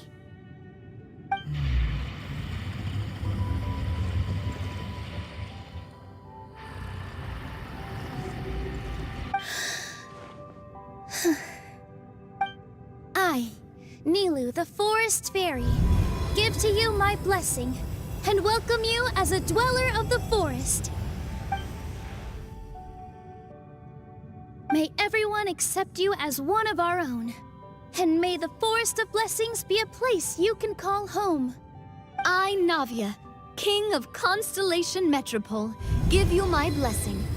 I grant you citizenship to my kingdom. Oh, me too! As the, Nekomata in Boots of this world, I give you my blessing too.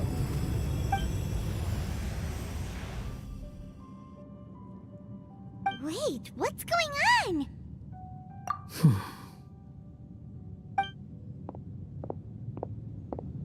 I, the hero of this world, give you my blessing. I recognize you as a resident of Simulanka.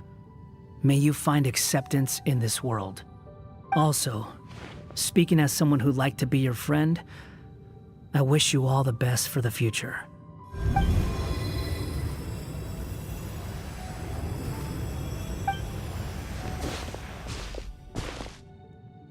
I, a traveler who has traversed many worlds, give to you my blessing. May you find friendship and goodwill no matter where you go.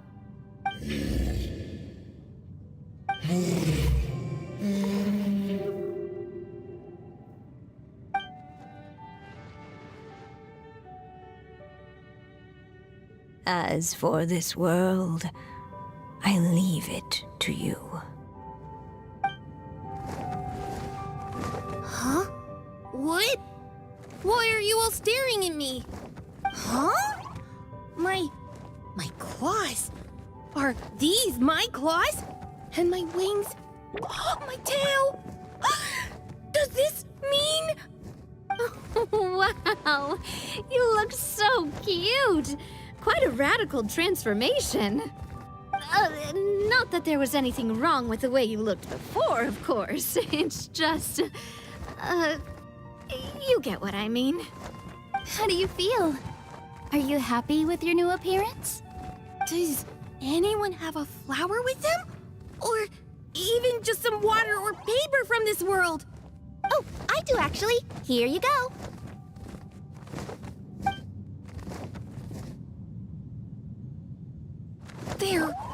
They're not changing. I can touch things without changing them. Hey, that's great! One more flying friend for Paimon! Now the residents of Simulanka won't be scared of you anymore. But what about all the things that I did before? That's simple. Just go out there and atone. You could fill in the footprints you left on the ground, or help the people around the broken sea get home. Okay. And you'll come along and help me, right, Hat Guy? Huh? Why would I do that? Because you said you wanted to be my friend. You little... Gah. Well, maybe I spoke too soon. Huh? But I thought... All right, fine. I'll go with you. Really? Yes, really. Lying to you would be no fun anyway. Oh, thank you! You're the first friend to call me by my name! Let's go back up. I'm about to suffocate down here. Oh, it feels so good to finally see Hat Guy meet his match. Yeah, okay. Paimon just never thought we'd see the day, that's all. All right, let's also head back up then. Don't be scared, Durin. We'll be right by your side. Thank you for your blessings, everyone! Oh, this is the happiest day I've had in a really long time!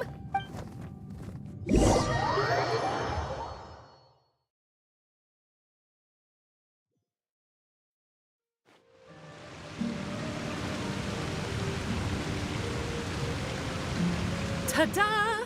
Surprise, everyone! Ah! A talking street lamp!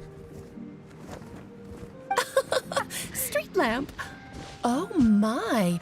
You mean you still don't remember me after all the times we've spoken? No. I know that voice! It's Mom's friend! Hello there, traveler and friends. And Durin, it's good to see you. You've changed quite a lot. In fact, you look so different that perhaps I should call you Mini Durin.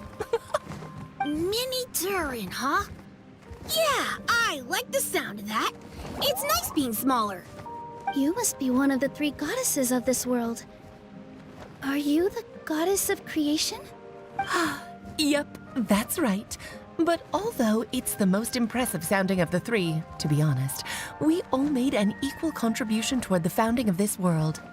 If you've ever read any of M's stories, you'll know just how enchanting the worlds are that she writes about. So enchanting that I just had to step inside and explore it for real. So I got B involved, and with M's consent, created the world of Simulanka. Whoa, whoa, whoa! You're getting a little ahead of yourself. First things first, would you mind explaining what you're doing here? In fact, no! What are we even doing here? Don't worry, all will be revealed. After everything you accomplished on your journey, you're free to ask me anything you want. Let's start with your first question then.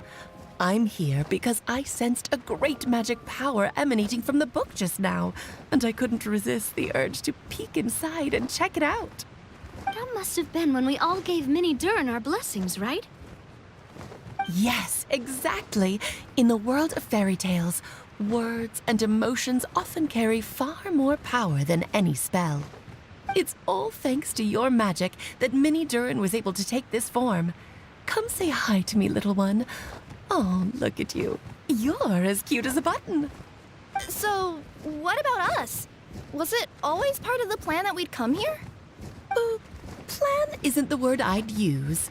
If you ask me, I'd say fate works in mysterious ways. When Durin of Simulanka made his wish to the goddess of fate, it just so happened that in a world far away, all of you wonderful people were holding a copy of M's fairy tale at that exact moment. And because of your noble and kind souls, you were selected by the goddess of fate to come and save this world.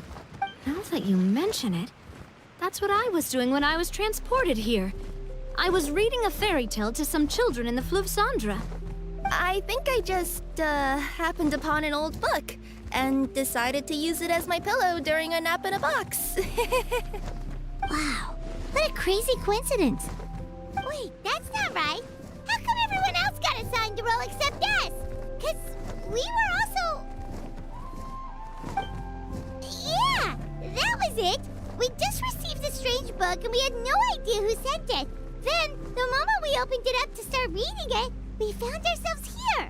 You're the one who sent it to us, aren't you? Oh, is that what happened? Yes, that does sound like me, doesn't it? Good question. Why indeed? Maybe I thought this was such a good story it simply had to be read by someone. As the traveler and witness of many worlds, how could I let such a beautiful place pass you by? I can sense that your blessing for Mini Durin was a very special one. With this blessing from beyond the story, he might even be able to explore worlds outside of this one. Teyvat, you mean? That's right. In fact, back when we were first creating Simulanka, Em told us that she hoped the people of this world would one day be able to explore the wider world beyond. Every story has an ending, but if the story becomes reality, it should have the right to choose its own path. So, in other words, the predestined lives these people lead were always going to disappear one way or another. Wait, so even if the people here get to go to other worlds, surely there's gotta be a way we can leave too, right? Don't you realize you've been able to leave all along? Huh? You can either take the boat at the Broken Sea or touch the giant bookmark at the Cliff of Prophecy. All you need to do if you want to leave is focus on the place you want to go. How were we supposed to know that if you never told us? Huh, didn't I? Well, given how smart and capable you are, surely it can't have posed a huge problem for you. As for your other friends who were summoned here, if I had to guess, I'd say the Goddess of Fate probably didn't tell them about it because she wanted them to get engrossed in the story. She's M's reflection, after all. It wouldn't surprise me if she shares M's love for cliffhangers. Anyway, I think that answers your questions, yes? What do you all plan to do next? I'm gonna go say sorry to the people of this world. After that, I want to start protecting Simulanka, just like Mom told me to. Now we know how easy it is to get back home. Paimon's suddenly not in such a hurry to leave. Same here. It's not every day that you get to come to such a magical world. I, for one, plan to explore it a little longer. I'm glad to hear it. Maybe I should invite some other friends to join you too. By the way, Mini Durin, I'm delighted to see you've made some new friends. I'm sure Em would be very proud of you. Now, before I depart, please let me give you a blessing as well. May your future be as rich and colorful as the stories Em used to tell. She's gone. Guess this is where the hero's journey comes to an end, huh? But it's also where a new journey begins. The adventures of Mini Durin and friends. Huh? An adventure for me? You bet. For starters, I'd love to introduce you to my other friends in the forest. Even though there have been some misunderstandings in the past, I'm sure they'll welcome the new you with open arms. Huh? Stop looking at me. I already said I'll come with you. Whoa! Look over there! Wow. The stars are beautiful. I'll bet that's a gift to Mini Durin from the three goddesses of this world. Oh, thank you, Mom.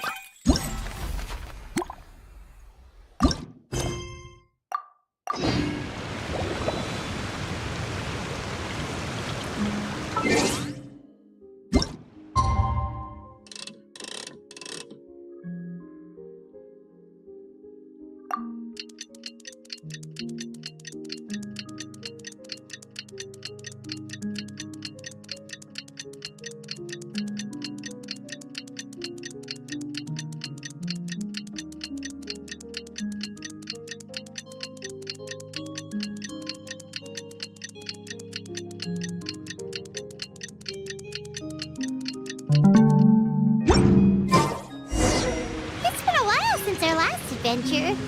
Oh, Paimon wonders how many Durin is gonna...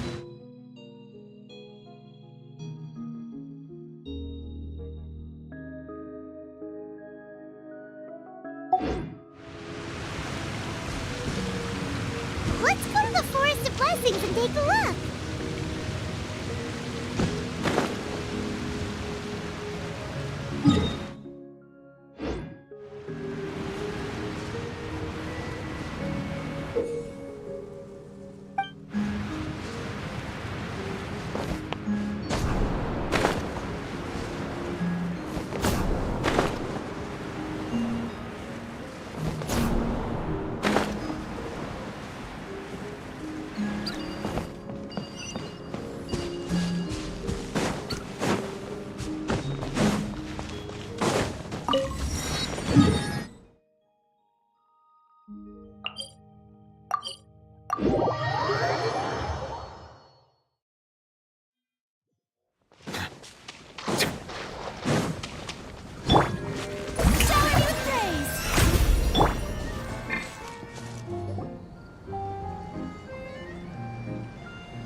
Here's your 2 magic tonics. Why, thank you, young lady. And might I add that you're looking quite lovely today. What is this? Jean, come on, take a seat and let's have a drink. I ordered one for you as well.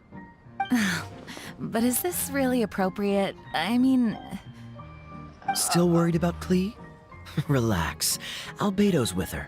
She'll be fine. Kaya and Master Jean! What are you two doing here? Oh, look who it is. The Traveler and Paimon. You must be the pleasant surprise that Miss Alice told us about. Greetings to you both. This is one place I didn't expect to run into you two. The locals here have been talking non-stop about some brave heroes who saved the world. Let me guess. You two have been up to your old tricks. Well, not just us. We only played a small part. You could say we were 2 members of the Heroes Adventure Team. Still sounds mighty impressive to me. As ever, our honorary knight is making us proud wherever they roam. That's right. We received a letter of invitation from Miss Alice, proposing that we take Klee for a vacation in Fairyland when work dies down. I wasn't sure what she meant by Fairyland at first, but if my eyes are not deceiving me, she was being quite literal. Klee ran off excitedly as soon as we arrived. I'm a little worried about her, but Albedo insisted he would look after her while we do our own thing. We could hardly say no to such a considerate offer, so I took it upon myself to bring Jean to the nearest tavern we could find. Any excuse for a drink, huh? Well, we are on vacation. It's only fair that we get to indulge ourselves a little. You're right. I should make an effort to relax and unwind. It's what Miss Alice would want, after all. Oh, wait, Kaya? What exactly did you order from the bar? The house special, of course. Best way to get a taste of the local culture.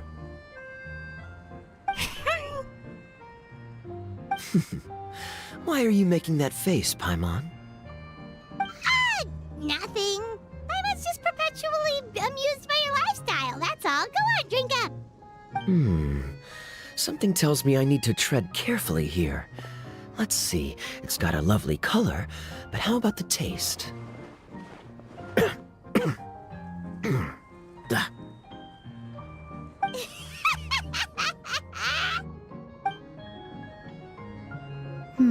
I think maybe I'll pass. But it's such a shame to waste it. All right, Paimon. Well played. Well, Paimon got burned too, if it's any consolation.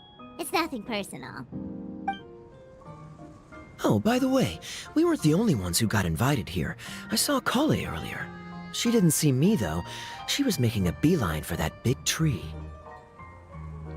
The Kingdom of Breezes and Bells, you mean? Oh, this is turning into a huge reunion. Maybe we should go say hi to her. All right. Well, give her my regards. Thank you. Enjoy your time here, too.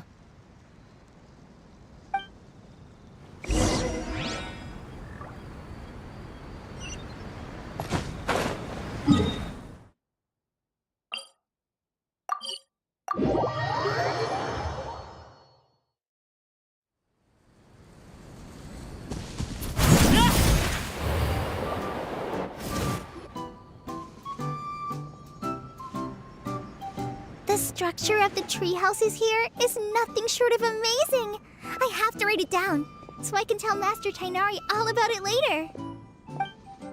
Hey, Kale! You scared me.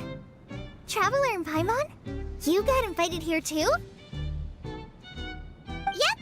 Well, they sort of skipped the invitation part, but anyway, what you doing out here? Something caught your eye?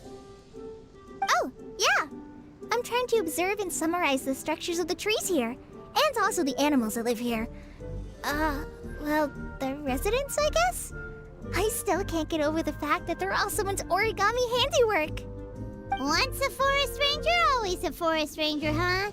Not sure you'll be able to apply much of what you learn here back home, though, with this being a magical world and everything. What?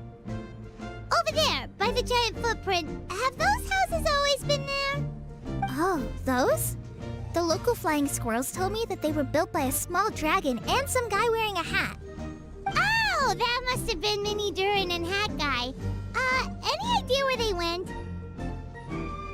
Supposedly, after building the houses, they went to somewhere called, Constellation Metropole? Did I say that right? Yep, you got it! Oh, also, when the locals mentioned the dragon, did they seem at all, did they say how they felt about him at all? Now that you mention it, the atmosphere changed a little when they talked about him. Oh no. They mentioned some stuff along the lines of past misunderstandings and welcoming new members. I only just got here, so I know very little about what has happened in the past. They seemed genuinely grateful for the houses, though, and said they were going to plan a welcome party. Oh, thank goodness. Whew. Sounds like the forest has begun to accept him. It's a step in the right direction. Are you looking for that small dragon? Yeah, he's a new friend we made after we arrived here. No way! Really? I'm getting more and more interested in your story. No. I've got to save it for next time. For now, I've got to make the most out of my time in this wonderful world. Oh, there's no rush. Just take it slow and enjoy yourself. Like Kaya. Oh, he sends his regards, by the way. Oh, Mr. Kaya is here too? Then I've got to go say hi to him. Well, right now he's at the tavern and he probably won't be leaving until he's drunk. Not that he'll ever reach that point because his alcohol tolerance is so high. Basically, Basically, it's Kaya. You know where to find him. You make a good point, Paimon. Then I'll focus on exploring for now, and go catch up with him later. Shall we go pay a visit to the Metropole Traveler? Maybe Minnie, Durin, and Hatkai are still there. Oh, right. By the way, something pretty interesting has been happening in Sumeru recently. Master Trinari has been working really hard on it, so if you have time, definitely go and check it out. Sounds good. We'll find some time in our schedule. Of course. See you later.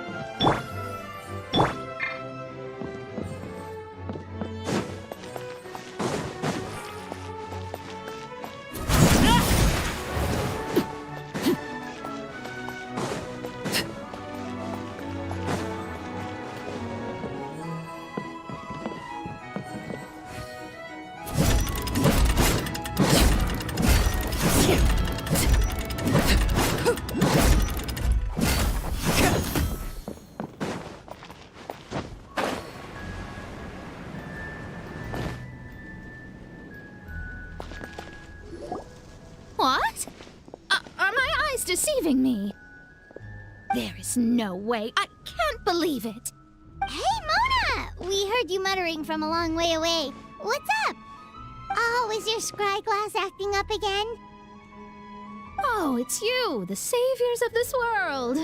My scry glass is fine, but I'm not sure I can say the same about my eyes. Look! Look at this statue! What? Is it broken or something? Looks fine to Paimon. That's your master, right? AKA the goddess of prophecy?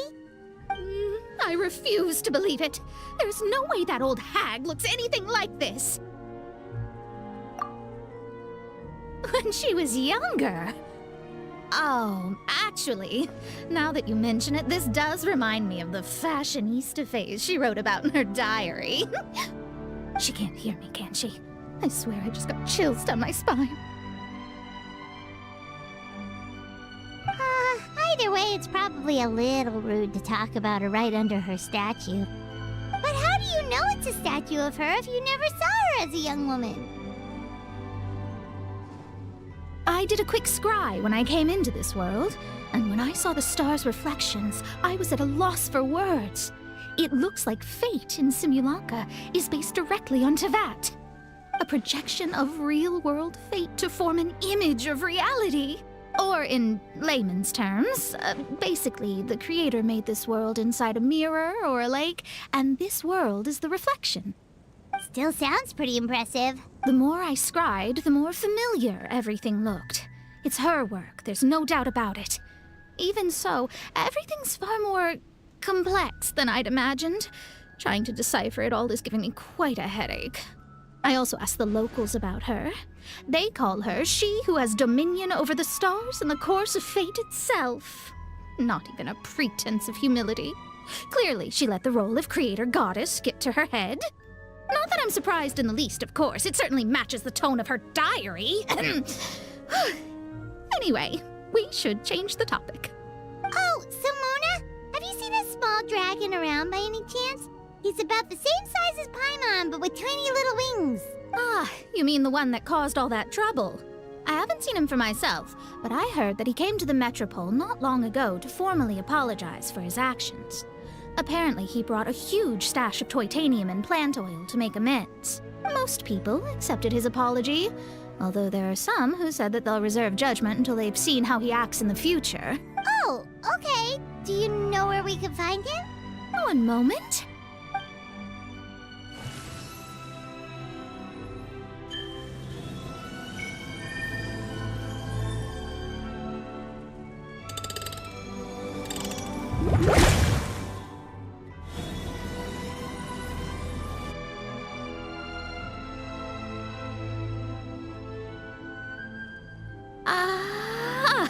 It looks like he's at the Broken Sea. There's a big group of people with him, too. Cool! Wanna come with us? We can introduce you? I think I'll sit this one out. This might be the closest I ever get to meeting the old hag in her youth, so I think I'll spend some time seeing what else I can glean from her grand design. You guys have fun. Anytime. We'll be off now. See you later, Mona!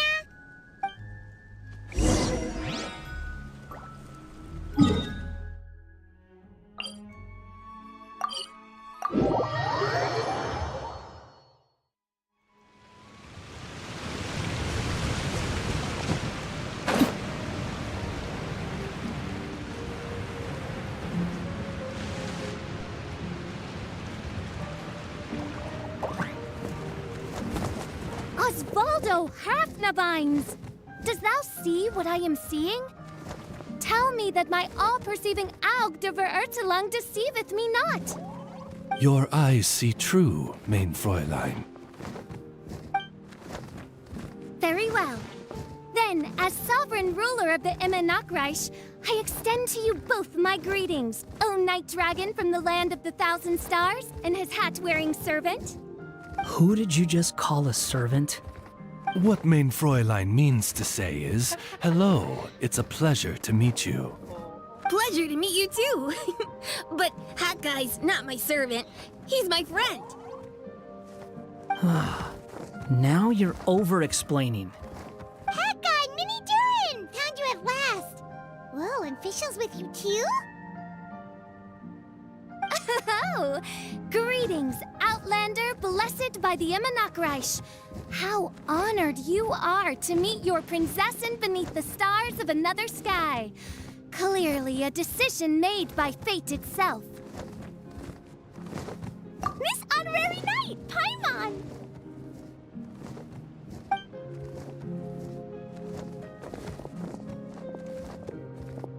Greetings. You both look well. Hey there, Klee! Have you been having fun here? Yup, loads and loads of fun. There are so many cute animals and a magic train that was really long and a huge, huge castle and a king lives there and everything. I've been taking Klee to see all the sights. It's been a very enriching experience. Alice's magic is truly outstanding. Yeah, Mom's amazing. Klee wants to build a great big house now, too. So, your mom and my mom were friends? Mm-hmm. Our moms were friends, which makes you my big brother.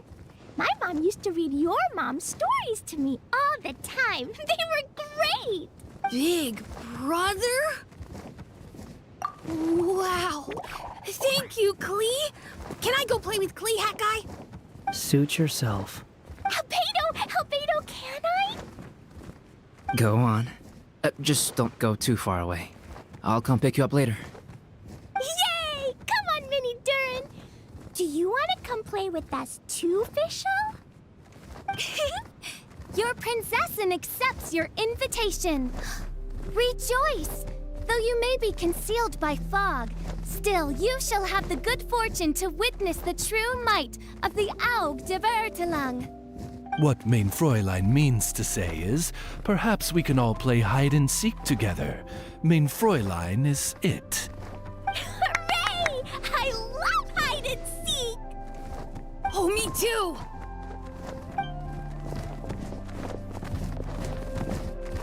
To return to our previous discussion, Mr. Hat Guy, you were telling me about a prophecy?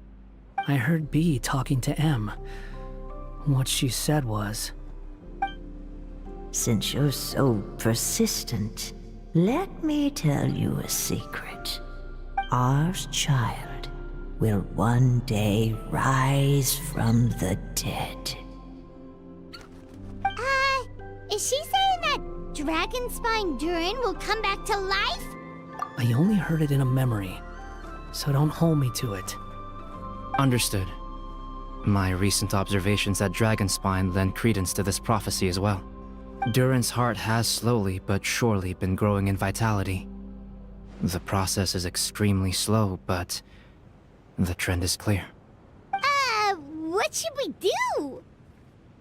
To start with, plan for every potential scenario, including, of course, the worst-case scenario. I am well aware of Durin's past, and I sincerely hope that things never escalate to that point. Still, we need to be prepared for every possibility. If the prophecy is true, and Durin's heart will one day beat again, I'd like to hope that whatever rises from the dead is no evil dragon, if you understand what I mean. Kind of? But not really. And so, when the time comes, Mr. Hat Guy, will you and Simolanka's Durin be willing to lend us a hand in our hour of need? Huh? What's this got to do with me? You saved the Durin of this world. I don't see that as a mere coincidence.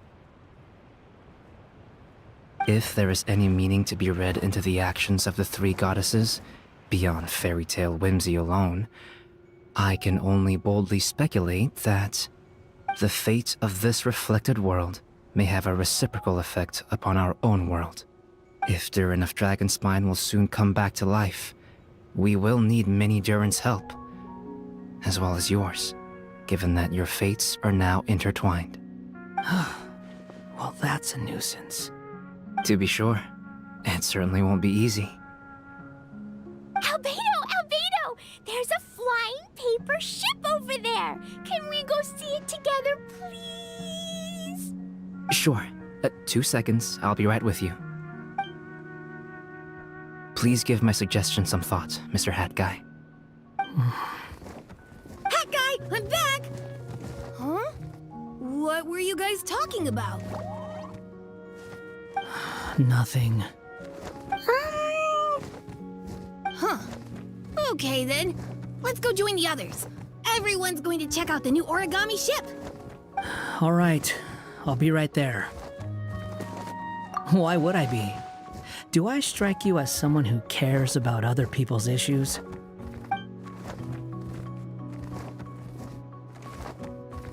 Quit trying to guess what I'm thinking. I'm leaving.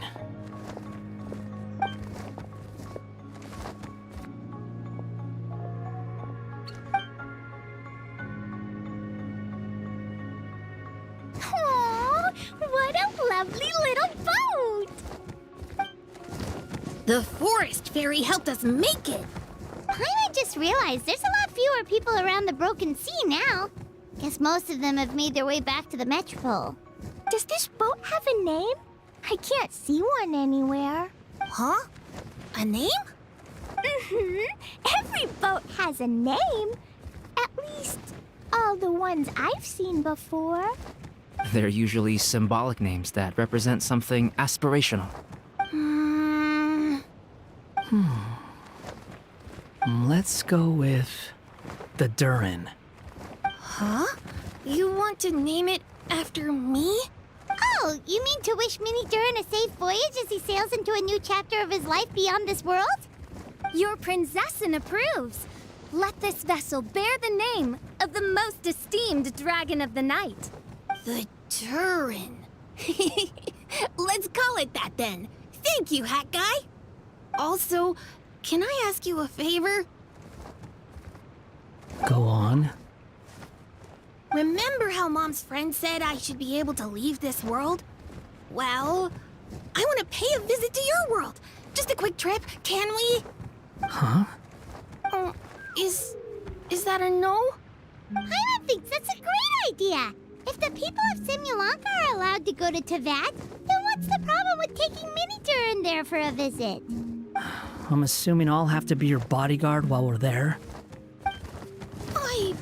I can protect myself. And I'll do what you say. I won't fly off on my own, I promise. Please, can I go? It'll be up to you to stick close. If you disappear on me, don't expect me to come looking. Got it! I'll stick close!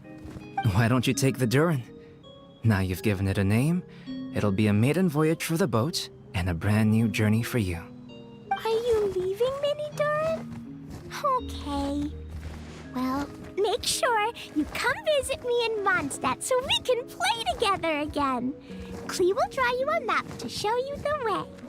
Though our time together has been as fleeting as a ray of light in the depths of the long night, the Immonokreich will welcome you with the grandest of music ceremonies on the occasion of our next reunion. As surely as the stars in the sky watch over us, we shall meet again. What Main Fräulein means is that you're always welcome to visit her at home as well. Cool! I have so many new friends now! I'm so happy! Are you done yet? If you want to leave, then get over here. Thank you, everyone! Thank you so much! The blessings you gave me are more precious than any treasure, and more beautiful than any fairy tale! Next time, it will be my turn to make your wishes come true!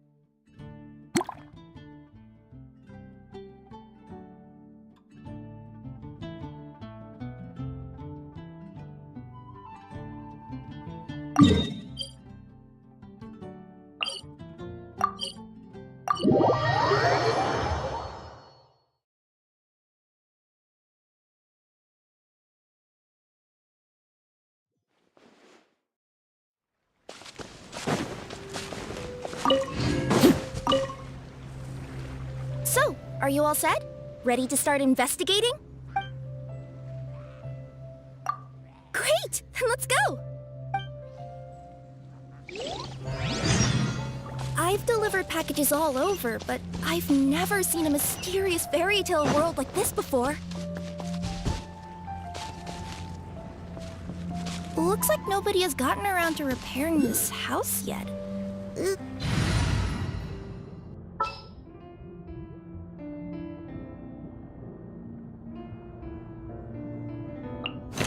The hunt begins!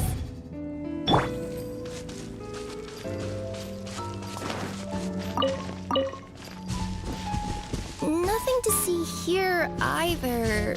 Maybe we can find someone to ask? Aha! Over there! I bet we'll find some people there. Let's go take a look.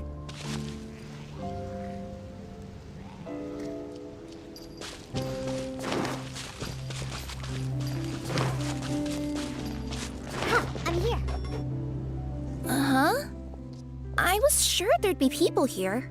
There once was a goddess who ruled over fate. Before she died, she left 3 riddles for the kingdom she had created. What? Who said that? Long story short, on this day, a sentient feline, an outlander, and a diminutive pixie arrived on the scene. They saw a narrow path off to the side. Okay, but which side? Yeah, if you gave ambiguous instructions like that to a Comania Express courier, they'd give you the parcel right back and tell you to write the delivery address more clearly. Despite how obvious the answer was, the perplexed pixie and the flummoxed feline struggled to work it out. Although, perhaps a small part of the blame could be attributed to my dull narration. Alright, let's try this again. The path on the left-hand side seemed to give off an enticing fragrance, as if to say, this is the way to wealth and glory. Ooh, that sounds like the start of a good story. Then what? Then what?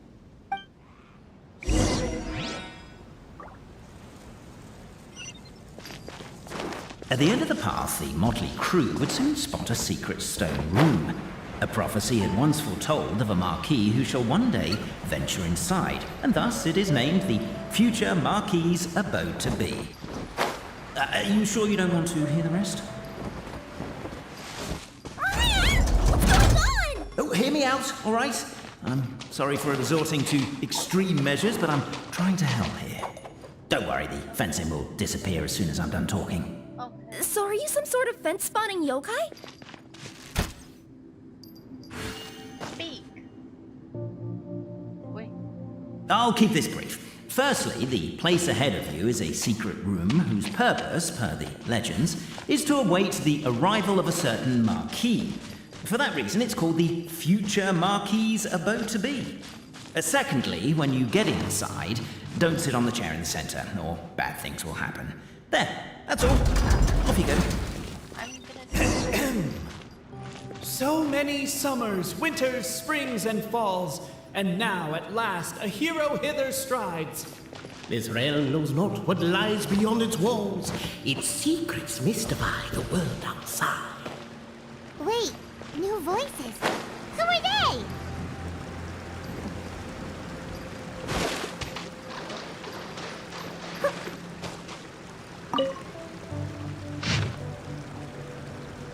As golden sunlight fills the firmament, the tabletop engrosses your attent. Captivated by the epic poetry and enthralled by the outstanding storytelling, the Outlanders knew what their next objective was. Namely, to remove the clockwork key from the raised platform up ahead. Cabe, I just realized. You said we all had to speak like bards, but every time you open up your mouth, I don't hear any rhymes. Yeah, I noticed that too. It's one standard for us and another for you. That's not fair, Cafe.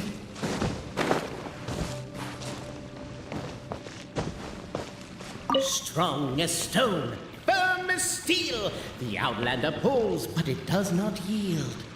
This has happened many times before, but this time is different. A thought enters the Outlander. The Outlander's comrades urge her on.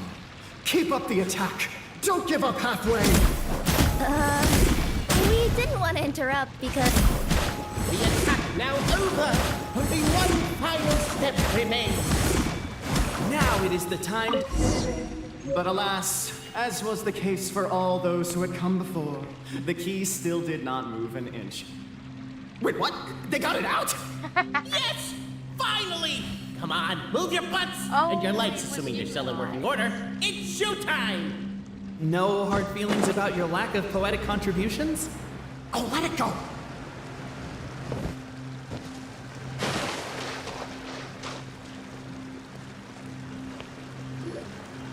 Ah! Welcome, esteemed and noble Outlander. Allow us to introduce ourselves. We represent the 3 great clans of this realm, having been selected as its authorized historical supervisors. Our purpose being to await the arrival of one such as yourselves, who shall remove the clockwork key. My name is... You're Cape, he's Albizzi, and that's Bobarano, right? You've done so much talking that we can already tell you apart by your voices. Aren't we The guy who led us here to begin with? Who? And thus was born the long-awaited fellowship, destined to uncover the truth of the past. Allow me to quote, if I may, in the history of Constellation Metropole, a new page has begun. Him. Well, there's no fourth person, so which of you is the ventriloquist? Come on, out with it. We've never heard that voice before, but he sounds like he'd be good at reading bedtime stories to children. Well, whoever it is, I don't know and I don't care. Forget about him. We have far more important things to focus on, like where our journey goes from here. That key you hold is the pivot point about which the past and present of the Metropole revolve. However, between our three clans, there is some dispute over the historical record. Each clan has its own version of history, detailing the clan's origins and the tale of the Dragon of Old. And unfortunately, we don't know which one is the truth. Dragon? You mean the one that's been acting up recently? Oh, no, not that one, you adorable little pixie. When I say Dragon of Old... He means a dragon that would be really, really old if it was still with us today, but it was defeated in ancient times. The new one has nothing to do with our clan history. Was that supposed to be a joke? Anyway, so you've been waiting for someone to remove the key so you can finally explore the truth of the past? Not just explore it, but argue incessantly about it. Honestly, I don't care that much. Cape's the one who's always bothering us about it. What we need to figure out is who resolved the dragon crisis. We have to know that before we can decide which is the supreme clan. The moment you removed the key from where it was lodged, you became the honorary Marquis. We humbly noble traveler Marquis, we ask you to help us. You and your talking Puss in Boots and the pale floating pixie. Puss in Boots? Are you serious? It's better than demon feline, but still. Embrace it, my friend, embrace it. Most cats don't wear boots or speak, do they? I'm not even a cat, I'm a Nekomata. Now that you know the word, I expect you to use it. Please allow me to lead you all to a sacred memorial site. It will be much easier to explain what needs to be done once we are there.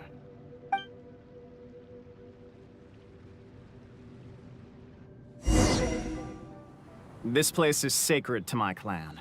It's where our brave forefathers once took up arms against the Dragon of Old. After a bitter battle that dragged on for many days and nights, finally, our forefathers fought the dragon into submission, and it fled. They took turns, though. Some forefathers worked the day shift, while others worked the night shift.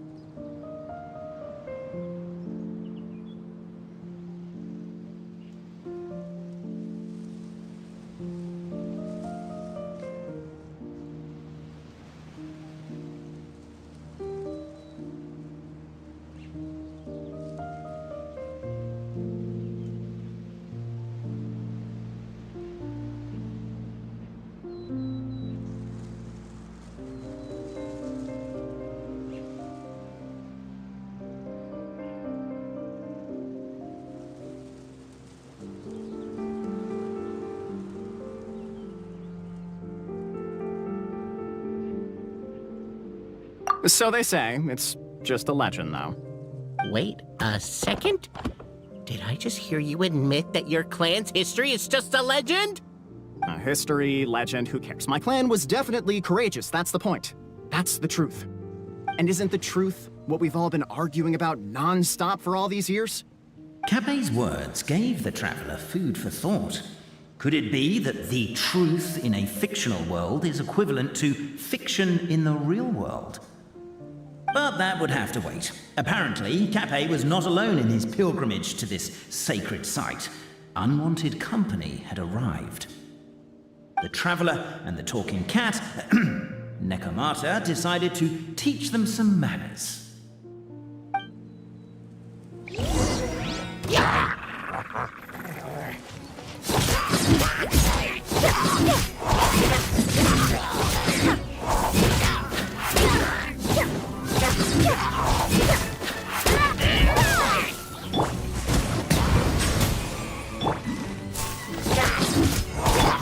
Strike a pose! True display of heroism and valor. It was as if the spirits of my ancestors were fighting through me.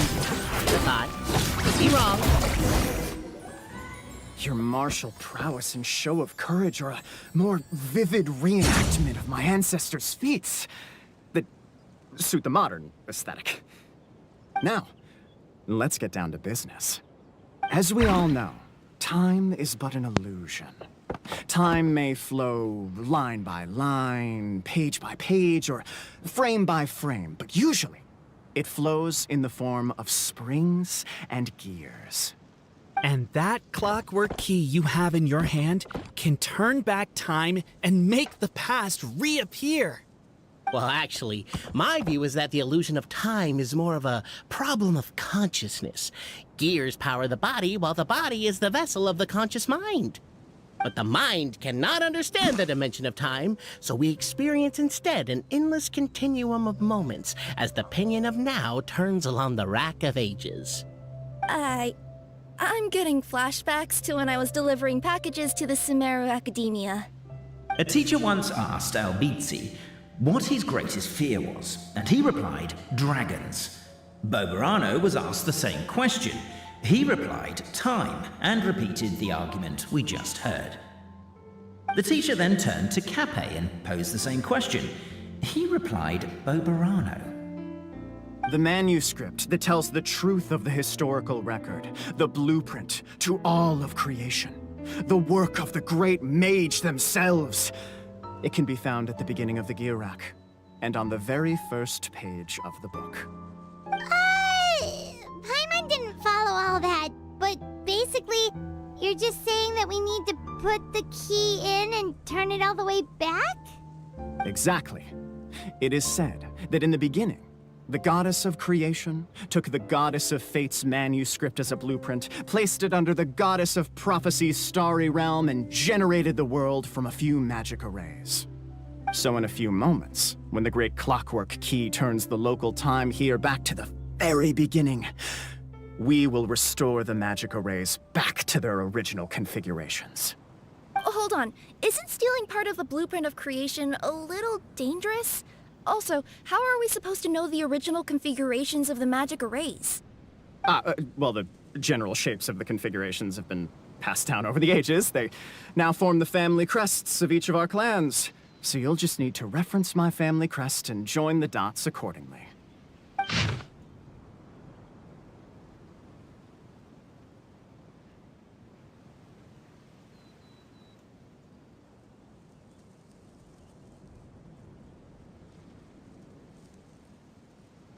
To address your other concern, when the house has already been built, do you really think that taking away the construction crew and blueprint will cause it to collapse? The Traveler Marquis prepares to insert the great clockwork key into the nearby keyhole.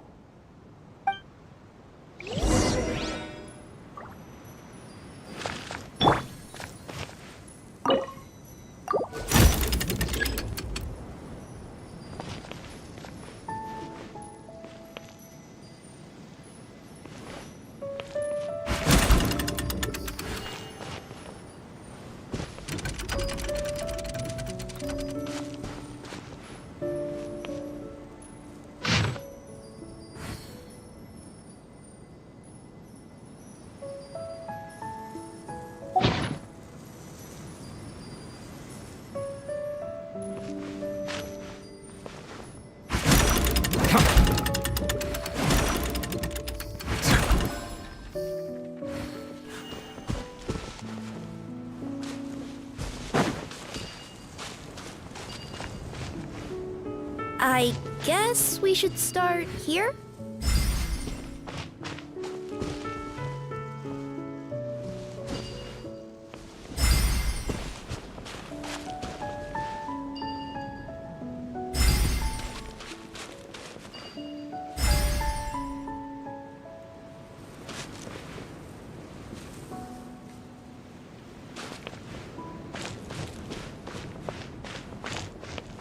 Why don't you give it another try?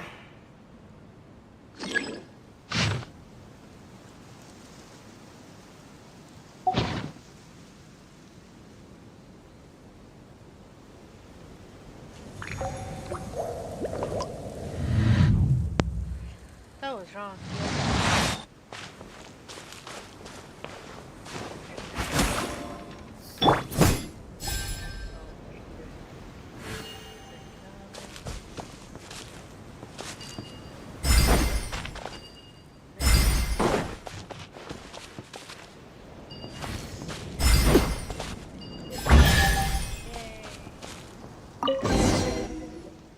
Behold, the sacred writings that record the truth of... No, wait. That have shaped the truth of history. Gather round and let us bear witness.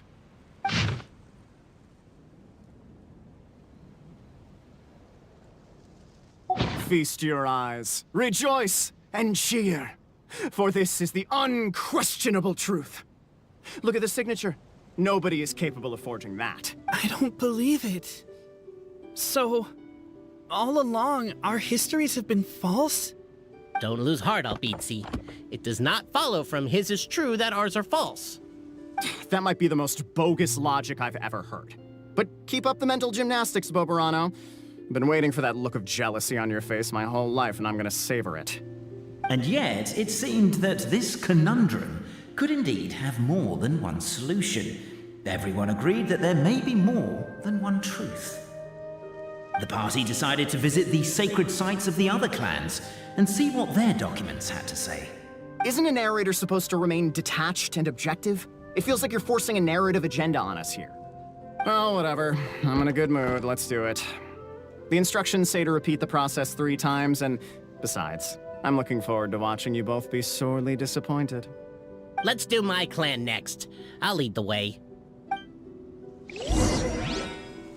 We'll need the key again, right? Let me see if I can pull it out. Yoink!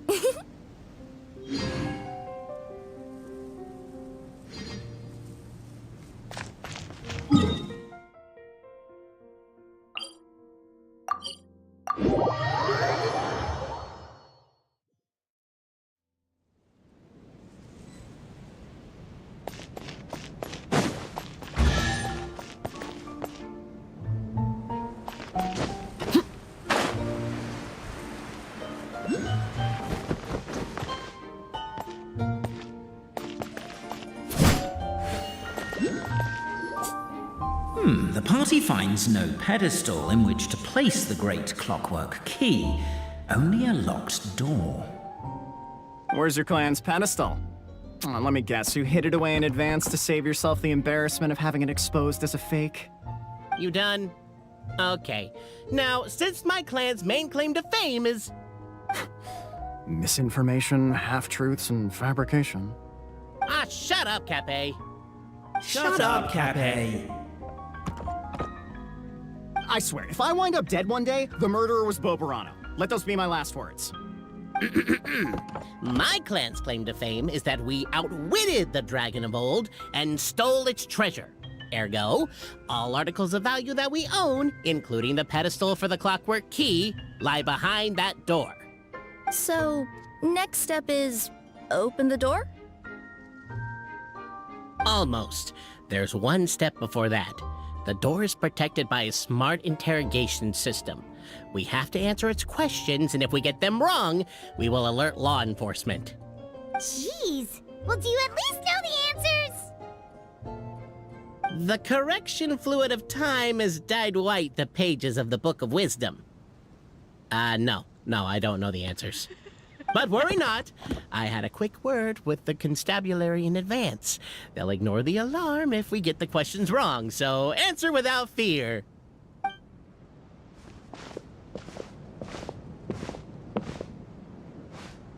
Question 1. Who is it? It's me.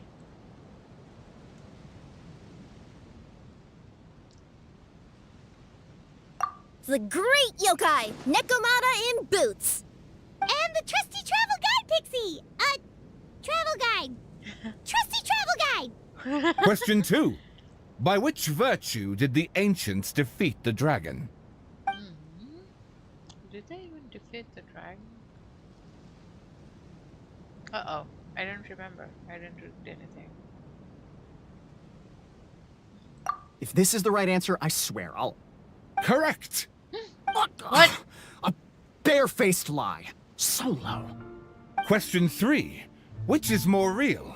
The fiction of the outside world, or the truth of this world?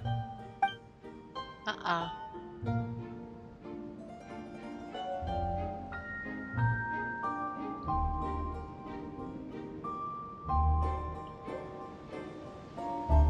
Hear, hear! Who can be sure that the outside world isn't just a dream?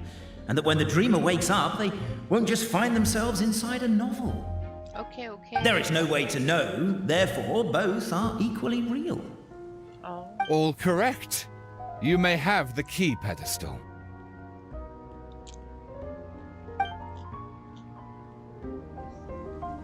Traveler Marquis, you know what must be done. Please insert the great clockwork key. Oh, and this is my family crest.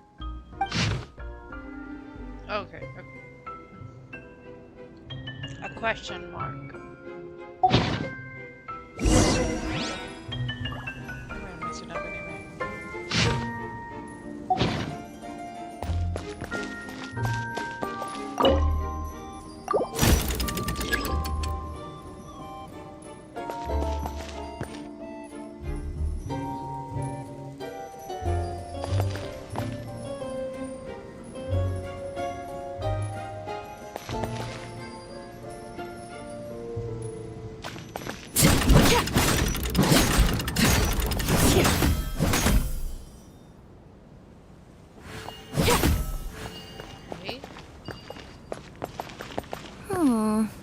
Do we really need this one? Then guide me. A question mark. Okay. Question mark. 1, 2, 3, 4,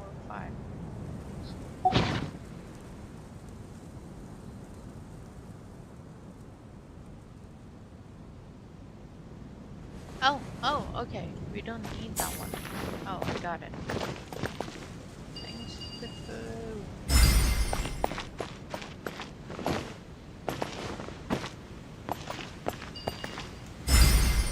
One, two, three.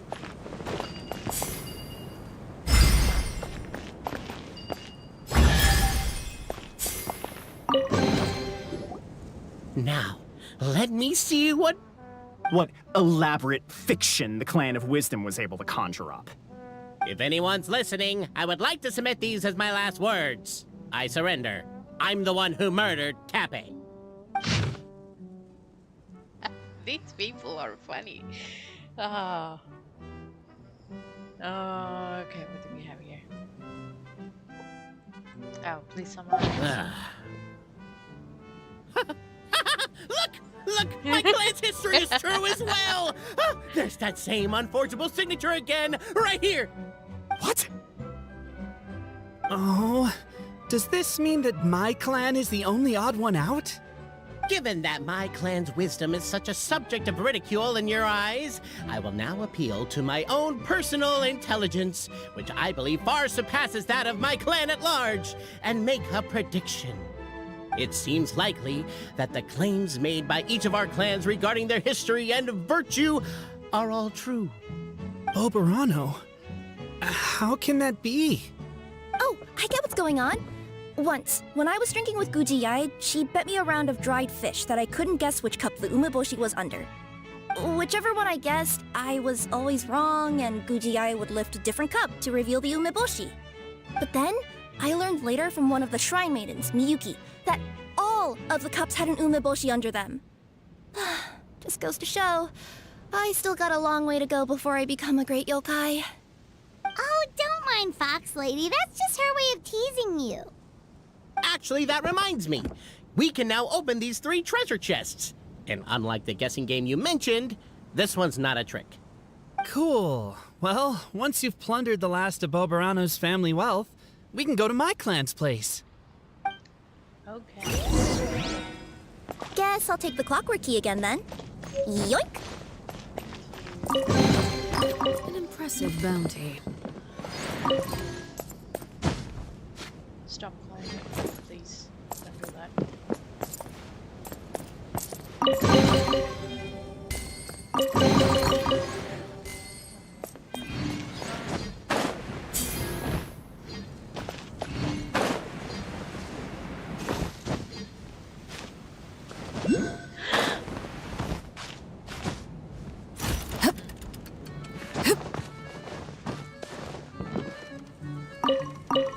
Oh, it's a radish. Oh my goodness, radish.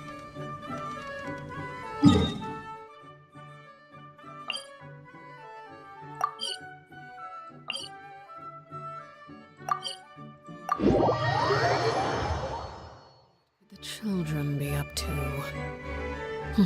Never mind. Let them do as they please.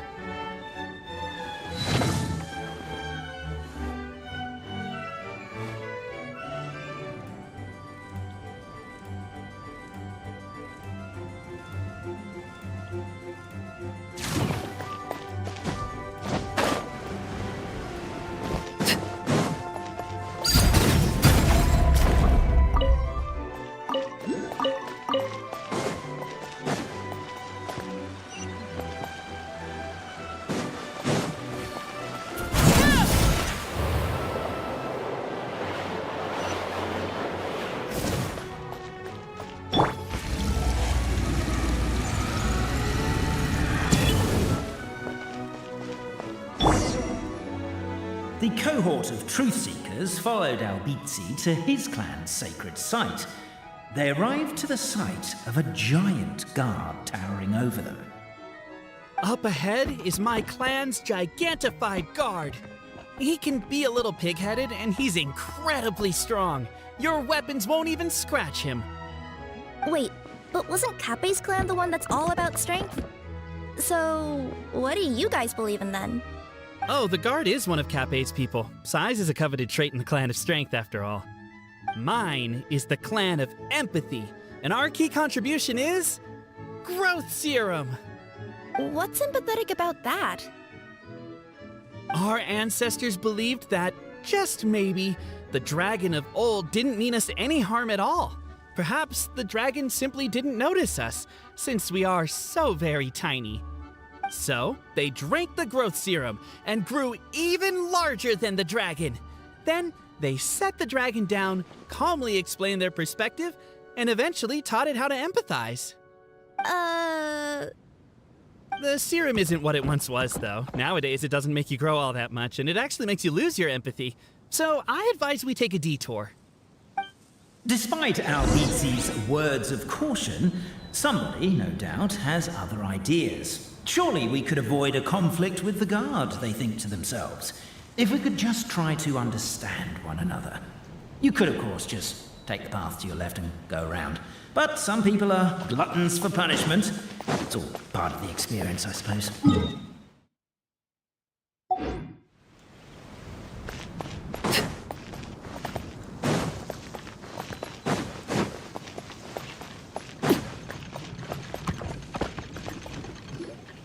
Everyone, I have returned. I come with the long-awaited marquee and... Well, we weren't told anything about that this morning. Get out of here. Leave...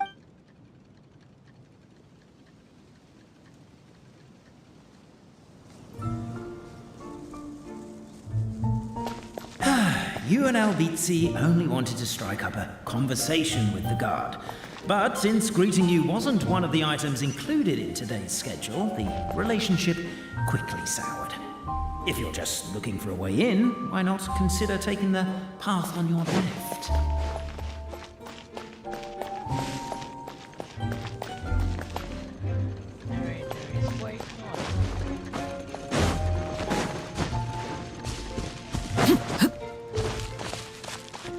Who asked us to take the left path?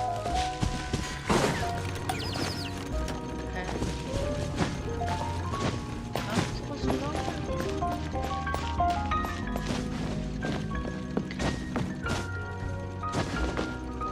go? Why is my own clan treating me like a villain? You've been away too long. We all have. Feels like we've been waiting forever.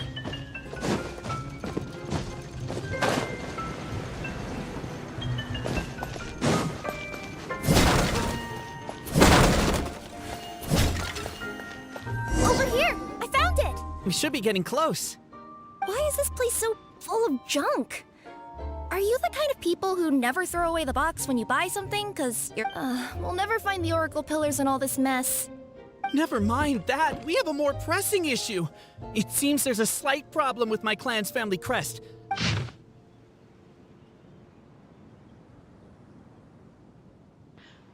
Oh, no. I got it.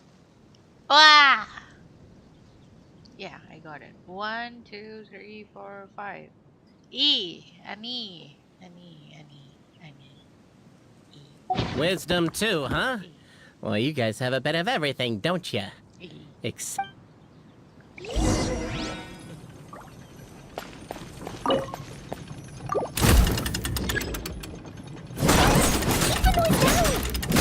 want to alert the phone. I'll go keep watch. Oh, so you're not gonna help me now?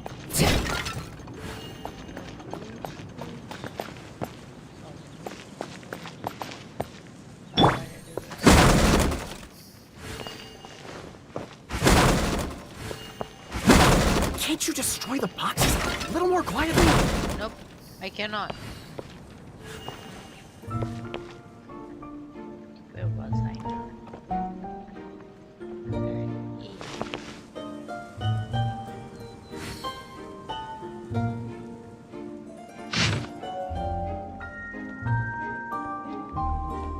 I need to start something that we can E. Oh,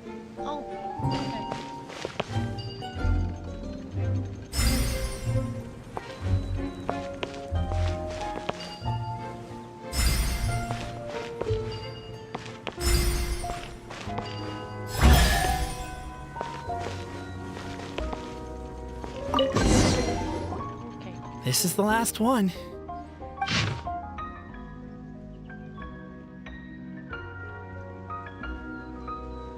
The signature. So it's true. Empathy is one of the founding virtues of Constellation Metropole, too. Just as we suspected, all three are the truth. Okay. Well, this is a lot to process. I feel a little empty inside.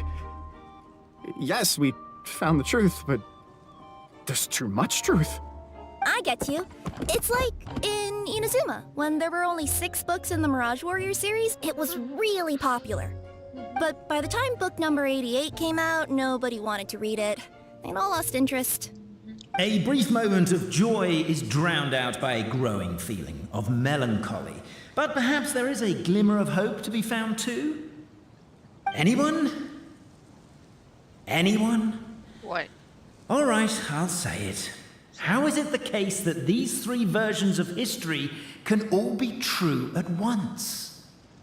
That's exactly what Paimon was wondering, but Boborano kind of already explained it away earlier. So Paimon was worried she'd look stupid for asking the question. It's not a stupid question at all, my dear little pixie.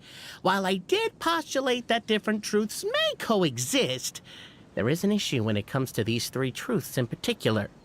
The problem is, all 3 truths are the history of the exact same thing, namely the dragon and the Metropole's origins. Yet all 3 bear the signature, showing that they're genuine.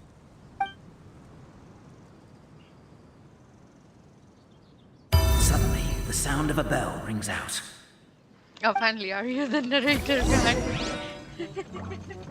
The bell! It rang once! What does that mean again? Ah, yes! Highest level of emergency! Everyone, to the main entrance! Stat!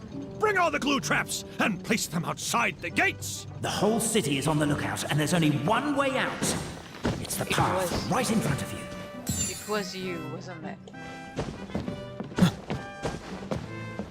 Why'd they ring the bell anyway? Also, why is one ring the highest level of emergency? Obviously, because you have to respond fast when it's an emergency. It'd be a bit too late if they waited till the 99th ring.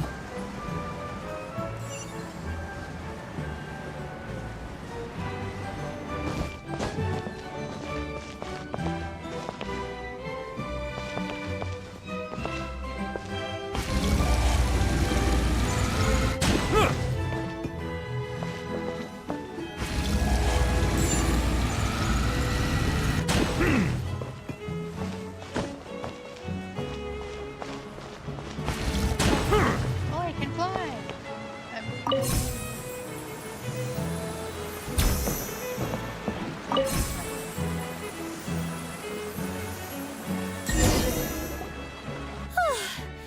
We made it out.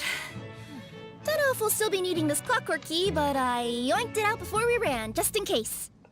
Okay, but back to the truth problem. There are 3 conflicting versions of the truth, and somehow they're all still true.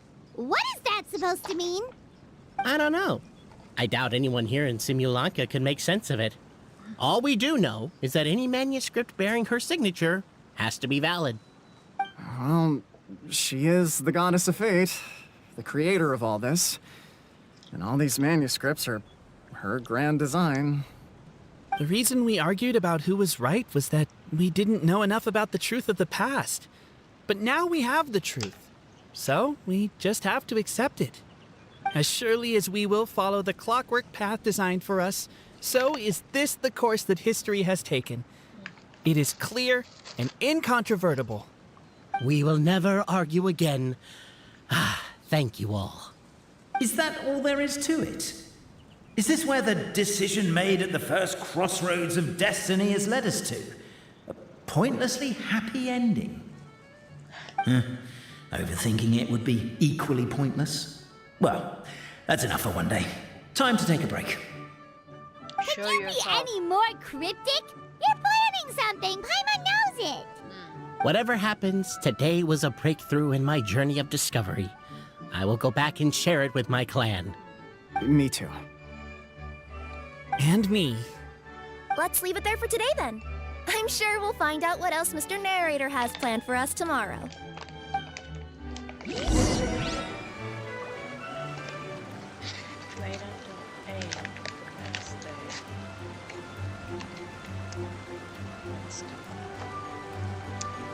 Let's do 8 the next day.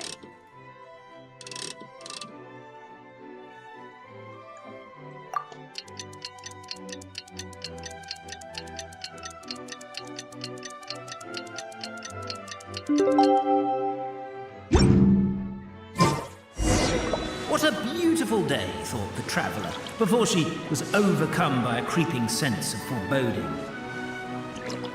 The voice in her head grew louder. Must go to Pendulum Lane. Aye, Captain. Where is it?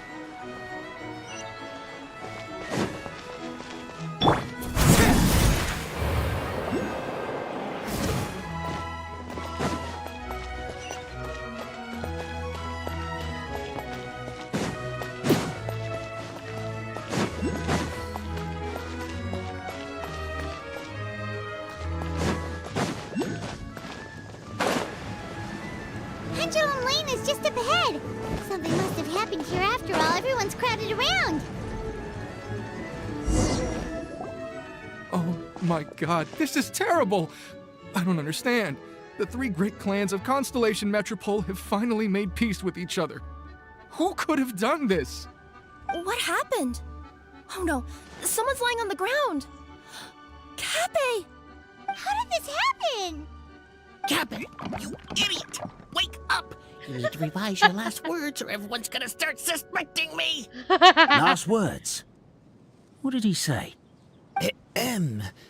If I wind up dead one day, the murderer was Boberano. Ugh, you could have at least pretended to not remember it. I'm sorry, Boberano, but this is an interrogation. I have to give the detective straight answers. Oh, Ah, don't worry, Bobarano. I don't consider you a suspect, nor do I have the authority to charge anyone with a crime. So, are you the last people to have had contact with him? My sincere condolences. You were travel companions, right? It's a real tragedy. I'm afraid he'll be out cold for another hour and a half, at least. Huh? Yeah, I know. It's despicable.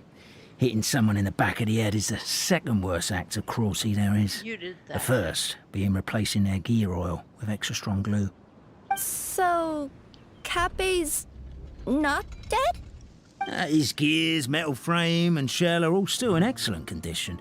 It's just his energy supply that's been all messed up. Wait. But surely you can't be suggesting that just because Cape isn't broken, there's no need to go looking for the culprit. No! There's a need! Huge need! Unfortunately, this is rapidly turning into a cold case. There's no evidence and no witnesses. Unless there's an official clockwork pedestal, the goddess of prophecy around here somewhere. Excuse me. You are the narrator. Then suddenly the long-lost dragon of old flew across the sky. Where? I didn't see anything.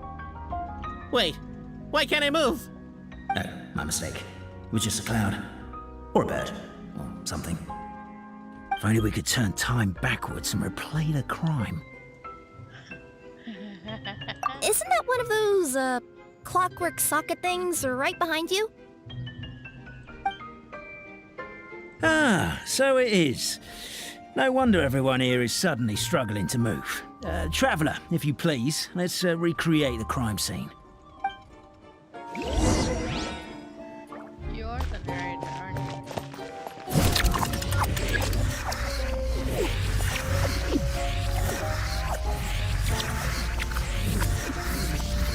The crime scene's too chaotic. I can't make heads or tails of it.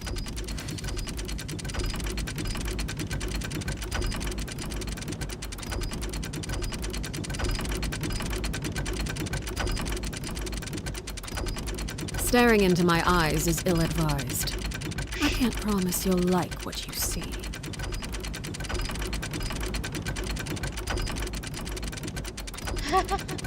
It was you, detective.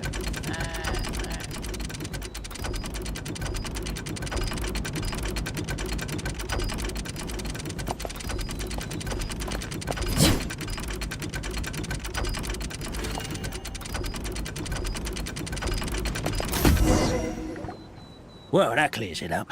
Cape was walking along the street, and he suddenly collapsed. He was faking it. What? So case closed? Aren't you supposed to investigate a little more first? Well, we literally replayed the crime scene and saw it with our own eyes. There's no need for any evidence gathering or powers of deduction now. And besides, maybe the truth is inherently strange by nature. Like how Constellation Metropole has 3 histories, each of which is the truth. But didn't you say Cape was struck in the back of the head and knocked unconscious?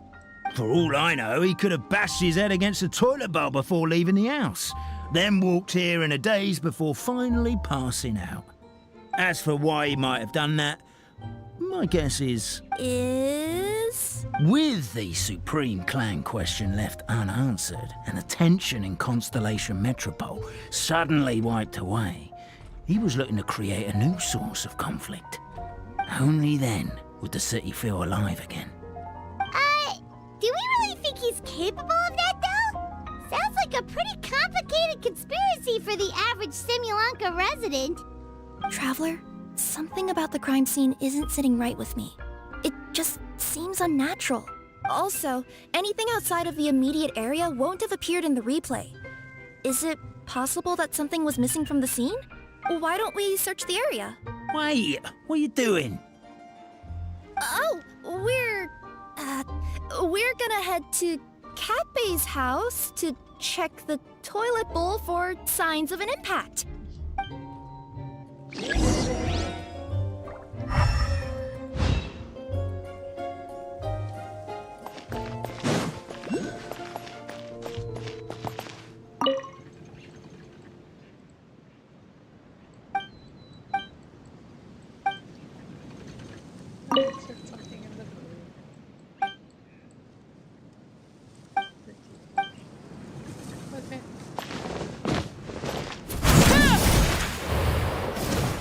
spear here.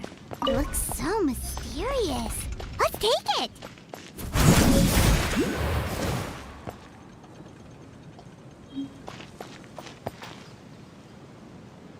Huh? Can't draw anything.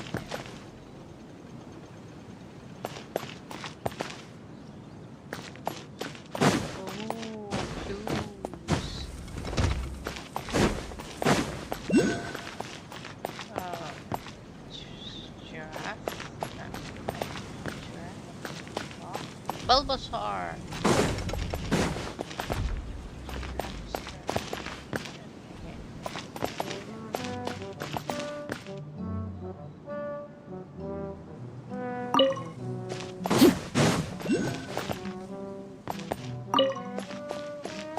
Oi.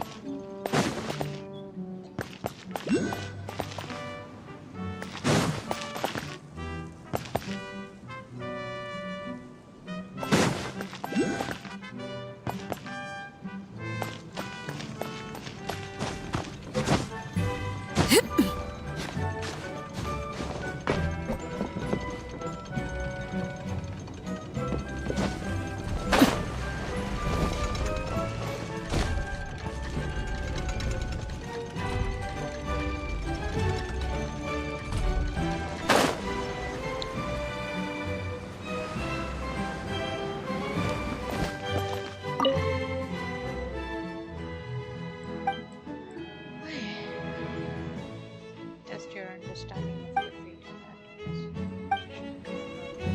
Me. Okay. This is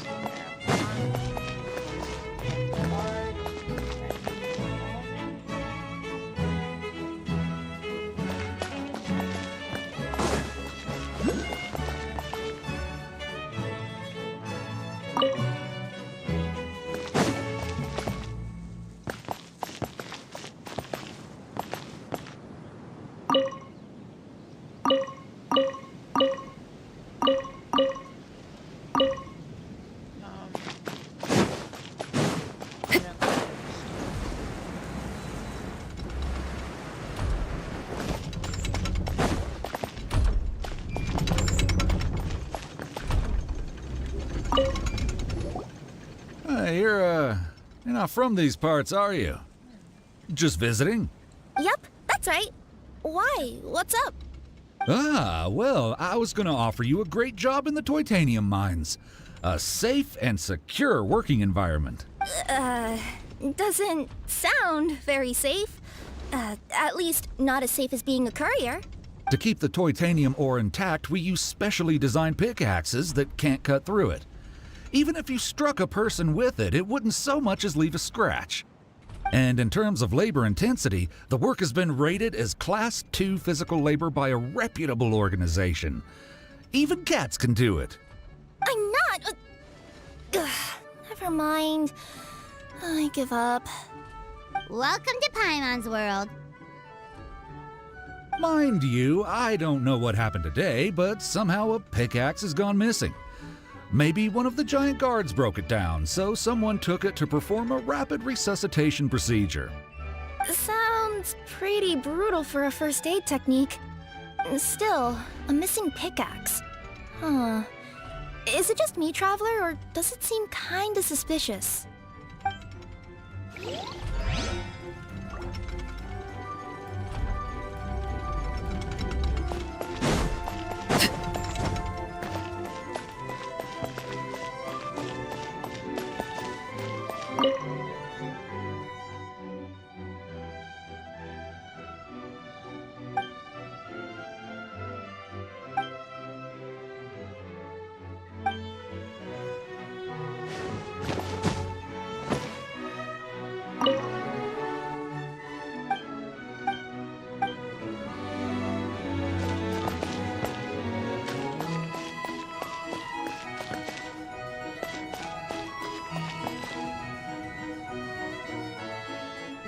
Is it the circle thing?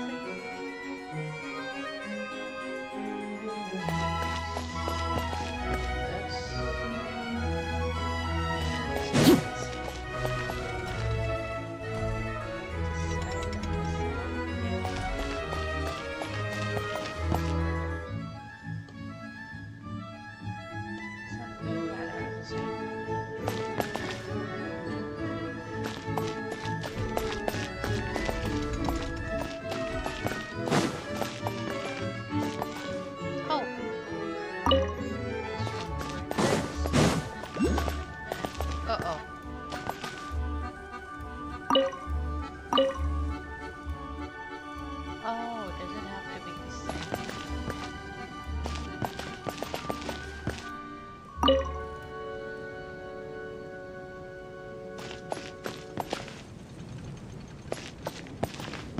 That's not right, is it?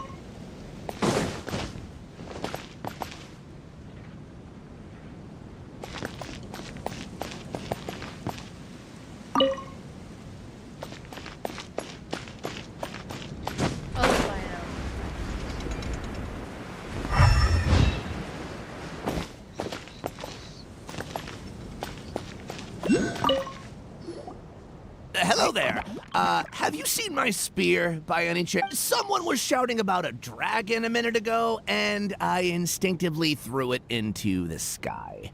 Yeah. Oh my.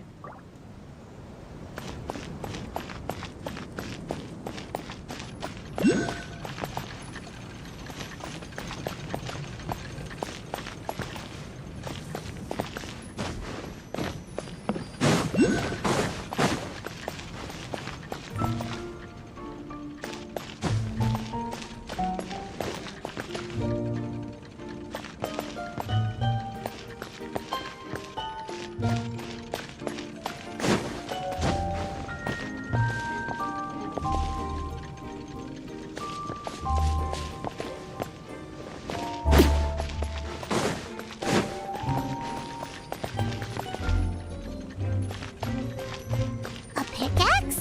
What is it doing all the way down here? There's gotta be a story behind it. Let's take it. Done. Done.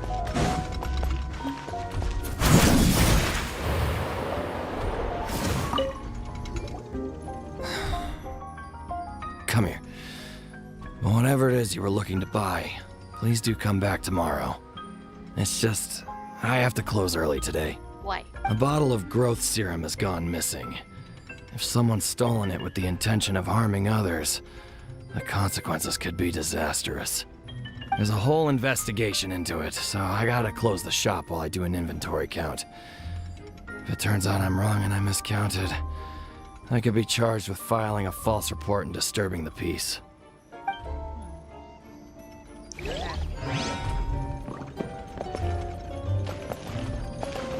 There's a strange potion bottle here.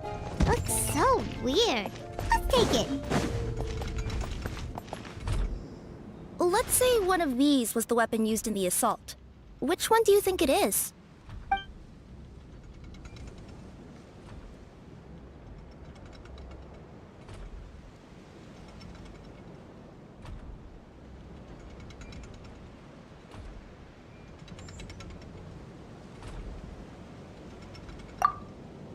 If it was the growth serum, Cape would have been turned into a giant. Also, the bottle probably would have shattered when it hit him. Let's say one of the... If it was the pickaxe, Cape sure is lucky it's not still lodged in his head. Actually, you're wrong there, Paimon. The foreman at the mine was just saying, this kind of pickaxe is designed not to damage titanium, so it couldn't cause any superficial damage to residents here. But you could probably knock someone out if you hit them hard enough. Let's take this back to the crime scene and replay it one more time. Ah, you're back. How was the toilet at Cape's house? Toilet? What about it? Oh, yeah, forget that. You forgot, kitty cat. What's this about? What are you trying to say? We thought the way Cape fell looked odd, so we searched the area for suspicious items and found this. It could have been deliberately placed out of range of the crime scene so it wouldn't show up when we replayed it. Now we've retrieved it, we were gonna replay it again. Yeah. You don't mind, do you? Oh, I just remembered I forgot to turn off the clockwork switch in my kitchen. Yeah, I think I'll just, Oh, no, you stay right there.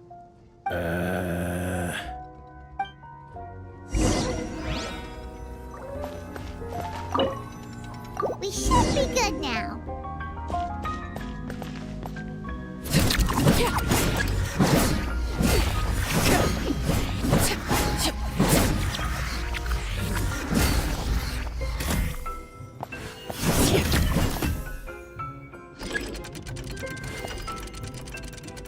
was you.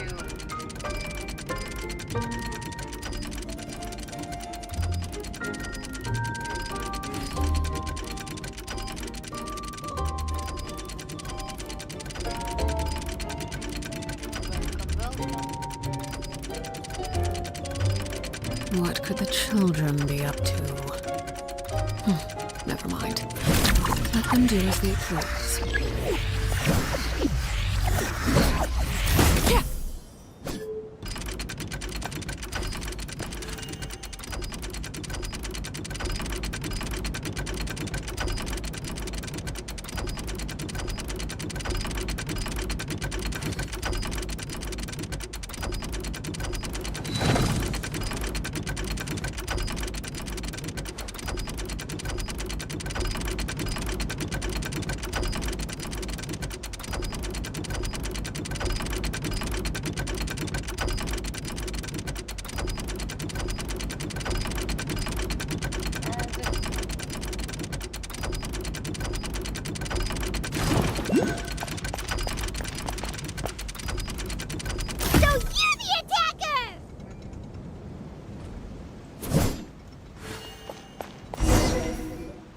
So, it was you!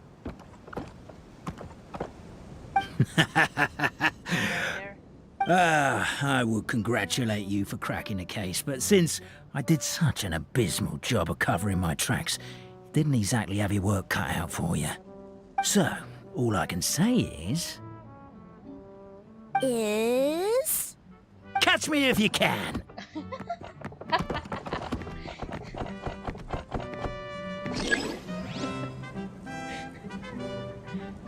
We have a runner! That's it! Let me at him! The would-be Marquis of Carabas dispatched the Necromata in boots, who ran off in pursuit of the poor little minion. Okay, it said hold.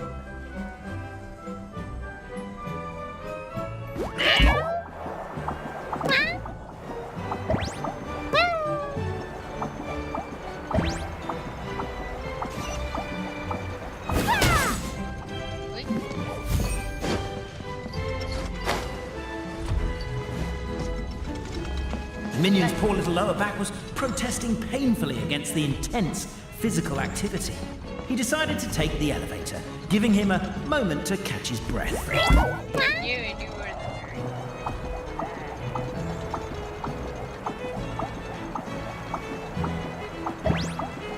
Really? His lower back asked. But the minion had no other choice. He resolved to make the jump down.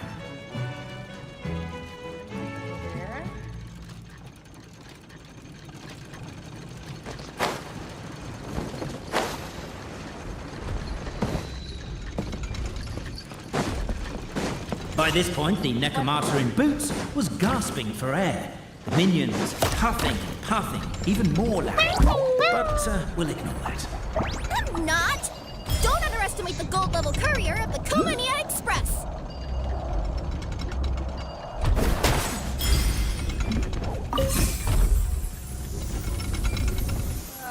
A characteristically catty response from the Necromata. Tell me, what do you hope to gain from bullying me? I get to let off some steam!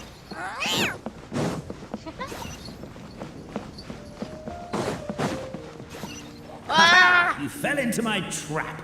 In fact, all the glue in this world is created by me, using my narrator powers. I make it and the residents just gather what they need. You're gonna kill me now? Rats! Oh, I'm so jealous of you guys right now. You can just jump out of your shoes and keep running, but Wait, I'm wearing boots this time. Yes! The unnamed minion made a last-ditch escape attempt. He began his long climb, up the wall, the tall wall. He began his long climb up the tall wall. You call that a tall wall? In urgent Neko parcel mode, I'll scale it in no time.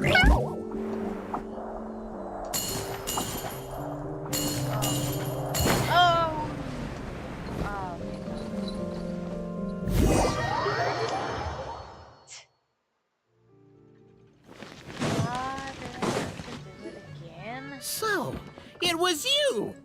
Okay, I need to be careful. So, catch me if you can. Hey, dude.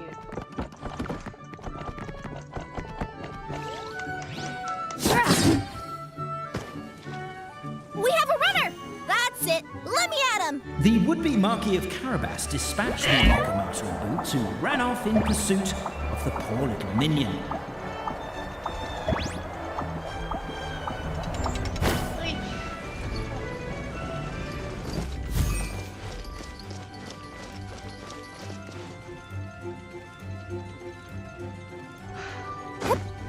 Yep. Hup. Nyah.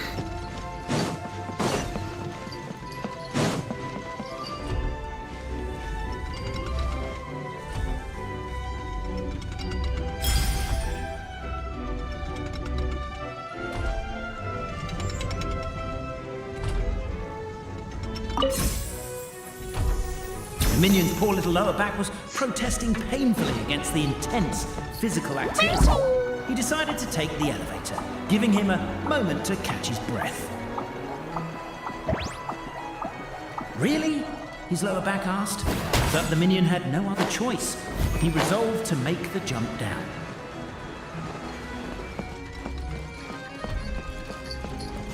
By this point, the Necromancer in boots was gasping for air. The minion was huffing and puffing, even more loudly. But we'll ignore it. I'm not! Don't underestimate the gold-level courier of the Komania Express!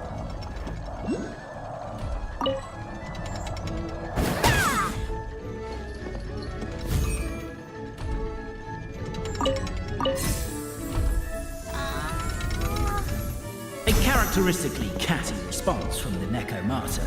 Tell me, what do you hope to gain from bullying me? I get to let off some steam!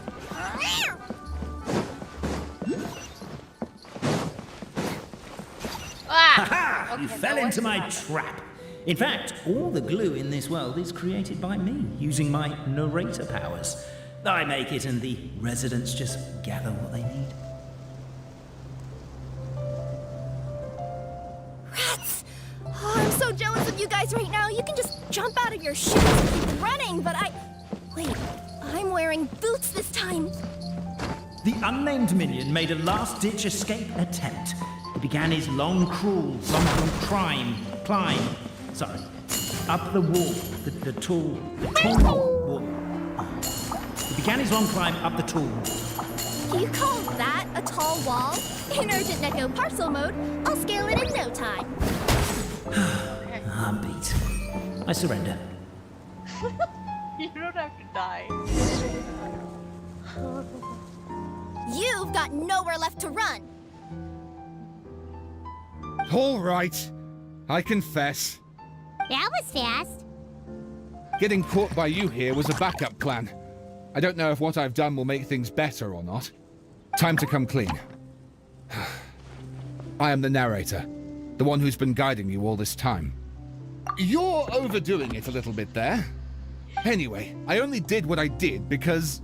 Why are you suddenly spilling the beans? I poured my heart and soul into all this. I was worried you wouldn't ask.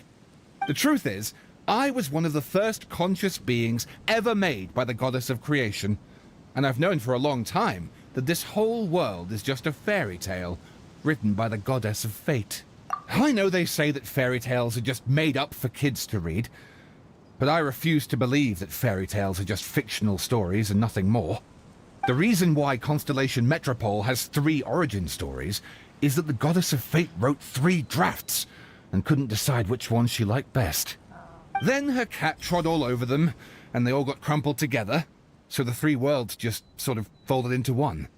The goddess of fate was torn between them anyway, since she couldn't decide which ending was best for the dragon or the kids. So when she saw what the cat had done, she simply decided to go with all 3. Who'd have thought? But what does any of this have to do with what you did? You're not a fictional character, so you couldn't hope to understand my sorrow.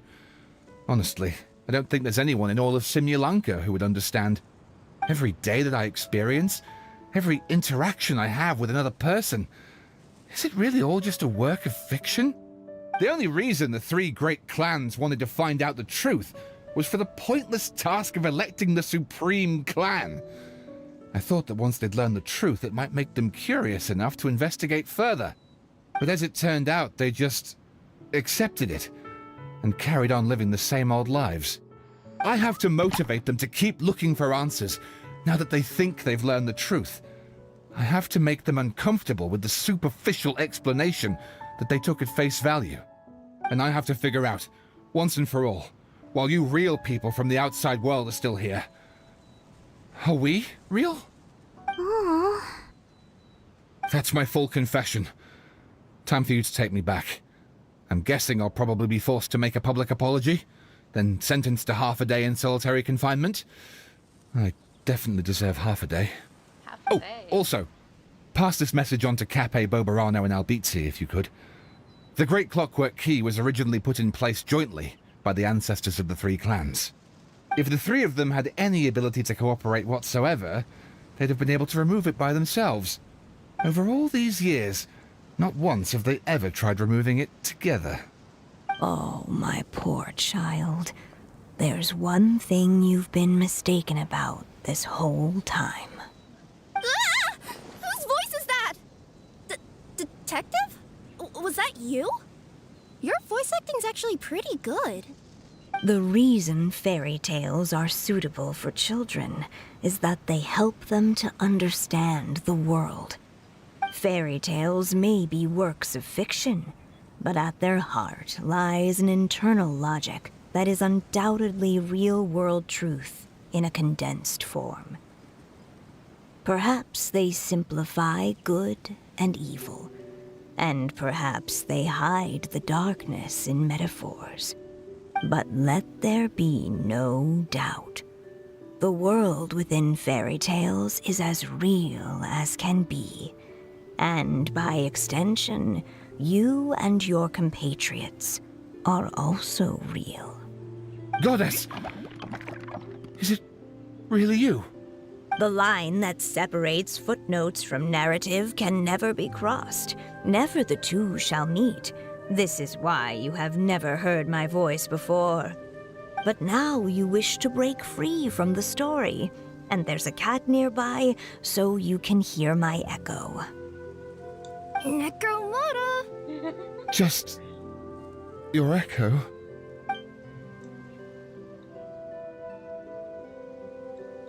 Oh, poor detective. So, we are a part of the real world too.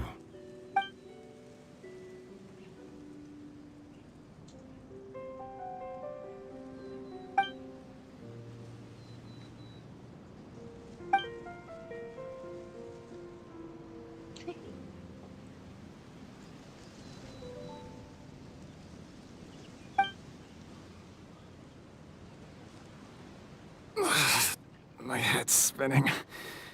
Albizzi just gave me a quick rundown of the situation. So you caught the detective? Sorta. We chased him until he surrendered. Oh, and he asked us to pass on a message.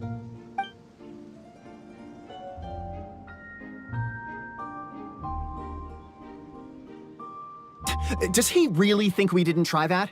'Cause we did, after 6 months in that place. Ah, that was my bad. I thought it was a stupid idea at the time, so I didn't really exert myself. I also sort of stopped trying after 3 years. Never mind. I'm partly to blame as well. On the second attempt, I just hugged the key and pretended like I was pulling as hard as I could. You guys are so lazy. My granny's neighbor's pet cat has nothing on you, and it spends all day, every day sunbathing. Anyway, you said you heard the voice of the Goddess of Fate at the end? That's amazing. There is a world beyond our own after all. What would you guys say to taking a trip to the outside world sometime? Otherwise, I got bashed in the back of the head for nothing. Depends. Do either of you know how to get there? But yes, I agree we should go. And not invite the detective, just to annoy him. But maybe the reason we've never worried about whether we're real or not is that, unlike him, we weren't there to witness the creation of this world. We've never had any reason to doubt that we're real.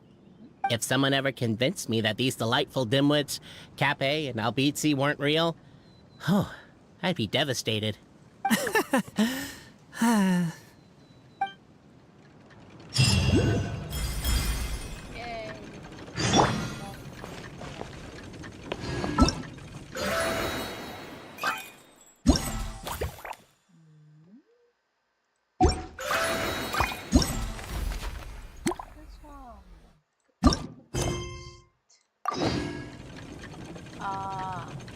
no.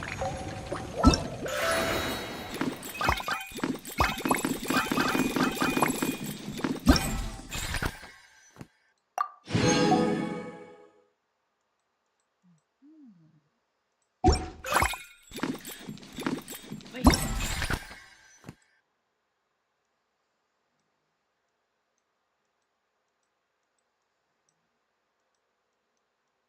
No, I don't get it.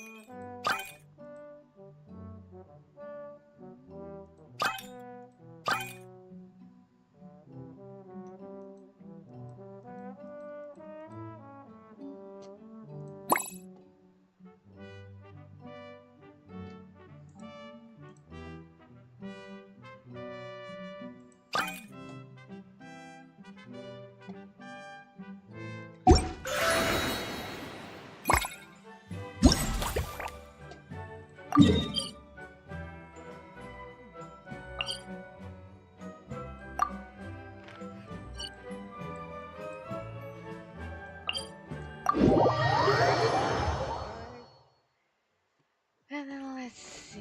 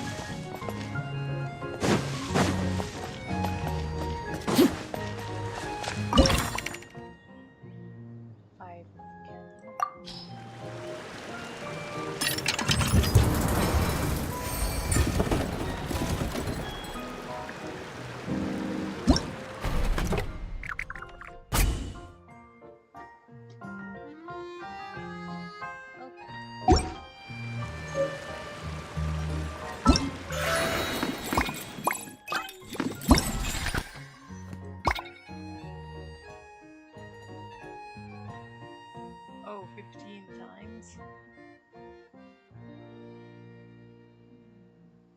It's 95 times.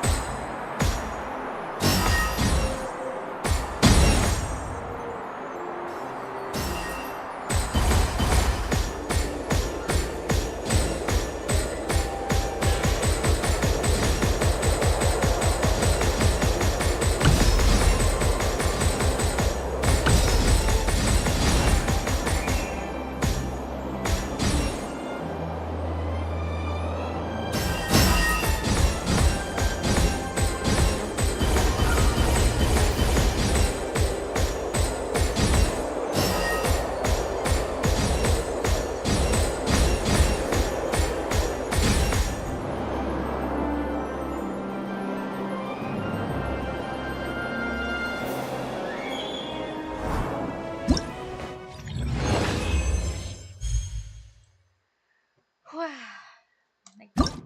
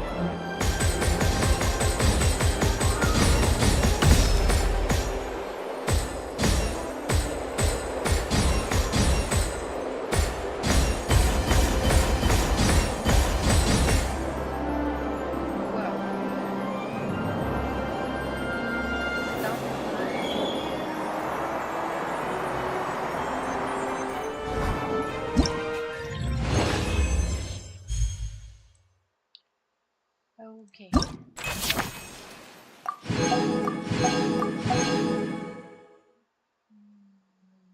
All done.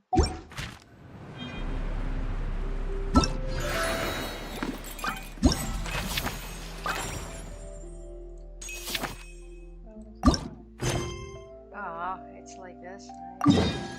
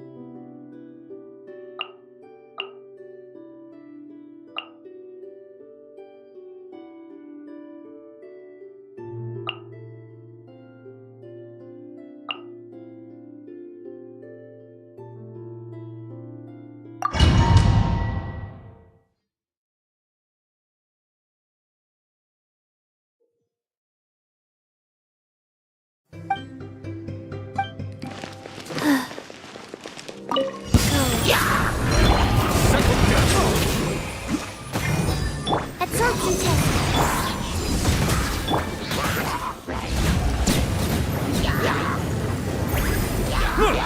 Let the mighty be humble.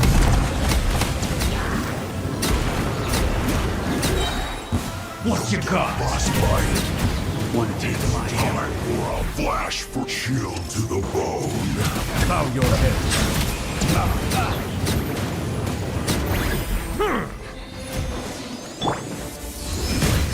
Stand clear.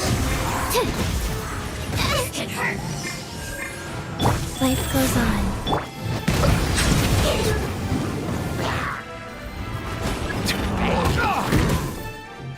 The time's beckoning.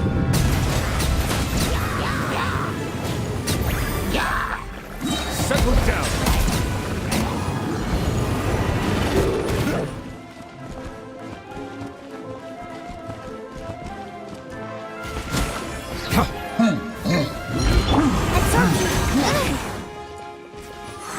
Silence! Let the mighty be humble! Want a taste of my hammer? An oversight on my part.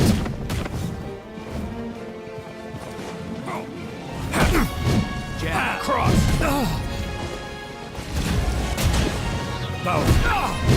Justice is blind. Be sanctified. Jab. Cross! One after another.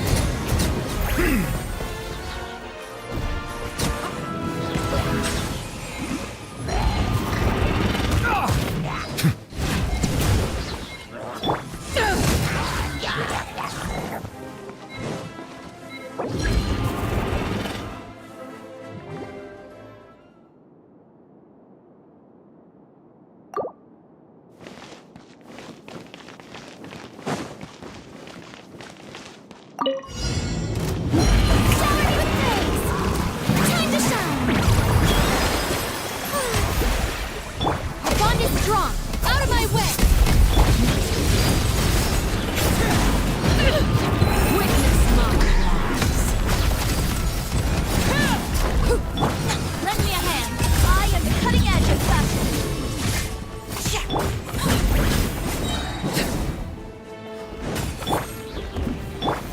The show begins. Get with me.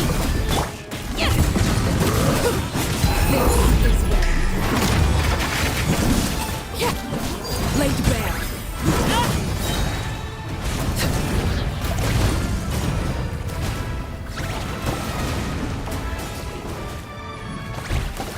Everlasting as the moon.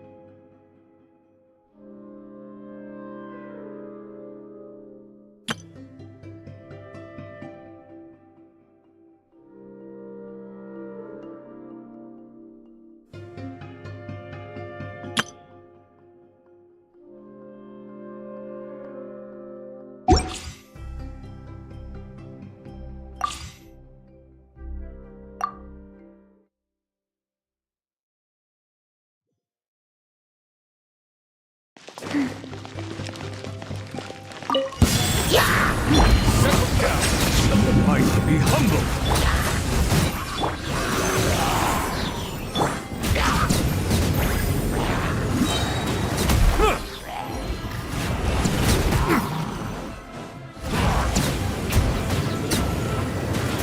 Get frostbite.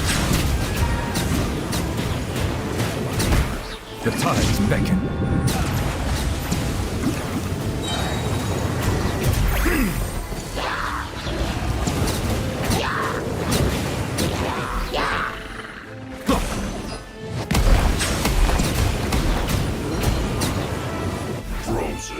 Be safe. Justice is blindsided. Half-jab cross. It's time for a flash freeze. Chill to the bone. Getting a little cold? Power against the fight! Silence! The tides beckon.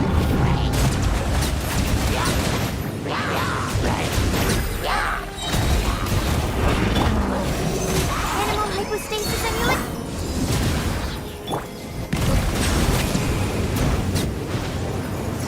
Frostbite. One key to my hammer. Let the mighty be humble. Fury.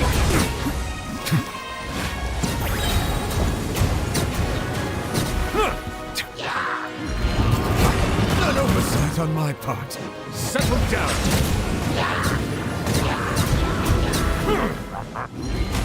Animal super class! The tides beckon. What you got?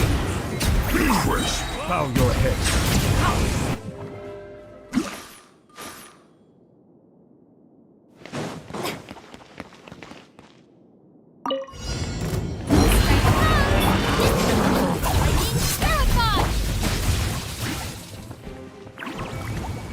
Next customer, delicate as silk. Witness my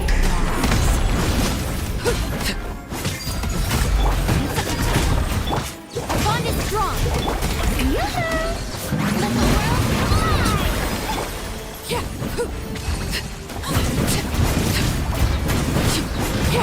world everlasting as the moon. Overruled.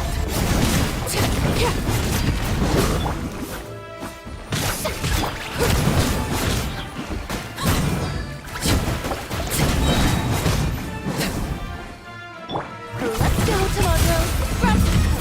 Scatter! Out of my way! Tell what you say! The lightning, echoing sound! Witness my overruled.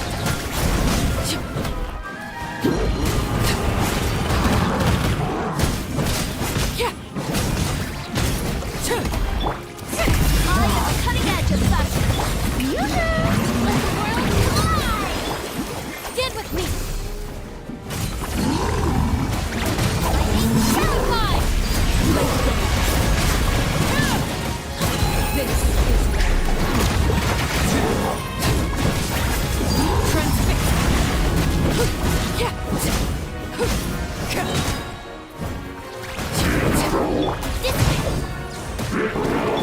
Strike a pose! Oh!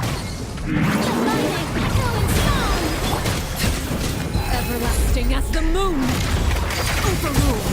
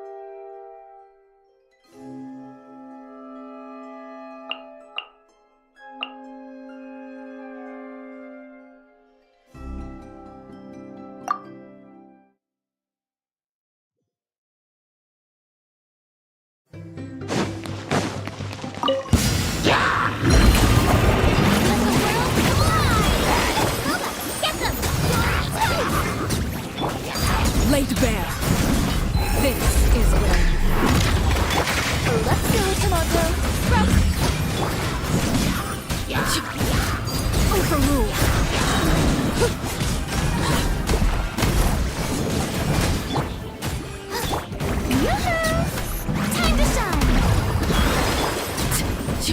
What you got? Witness my rise. Transfix.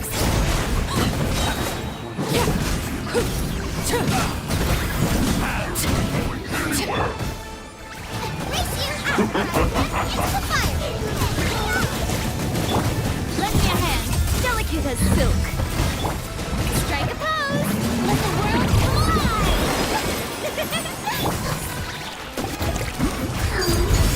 Now try. This is very fun.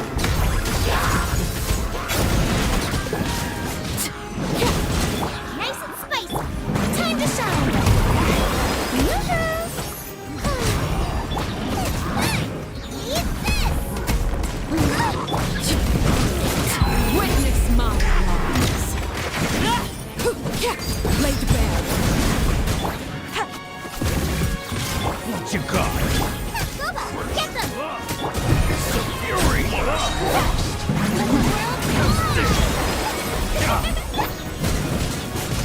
This is very fun. Next customer, grab scatter! I'm the frying pan, it's the fire! Toast! Time to shine!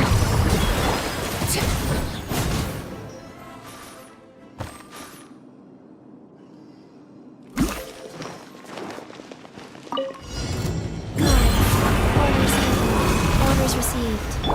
Stand clear. Enhanced animal module. Settle down. Let the mighty be humble.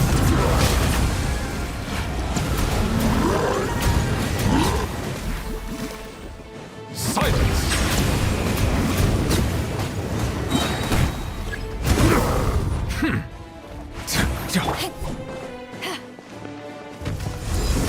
Eyes on me! Animal tech 6308. Leo is gone. Bow your head. The time beckons.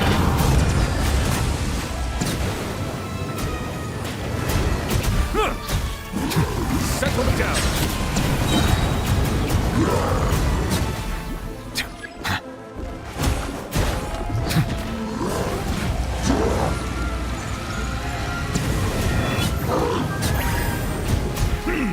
Bow your head. Let the mighty be humble.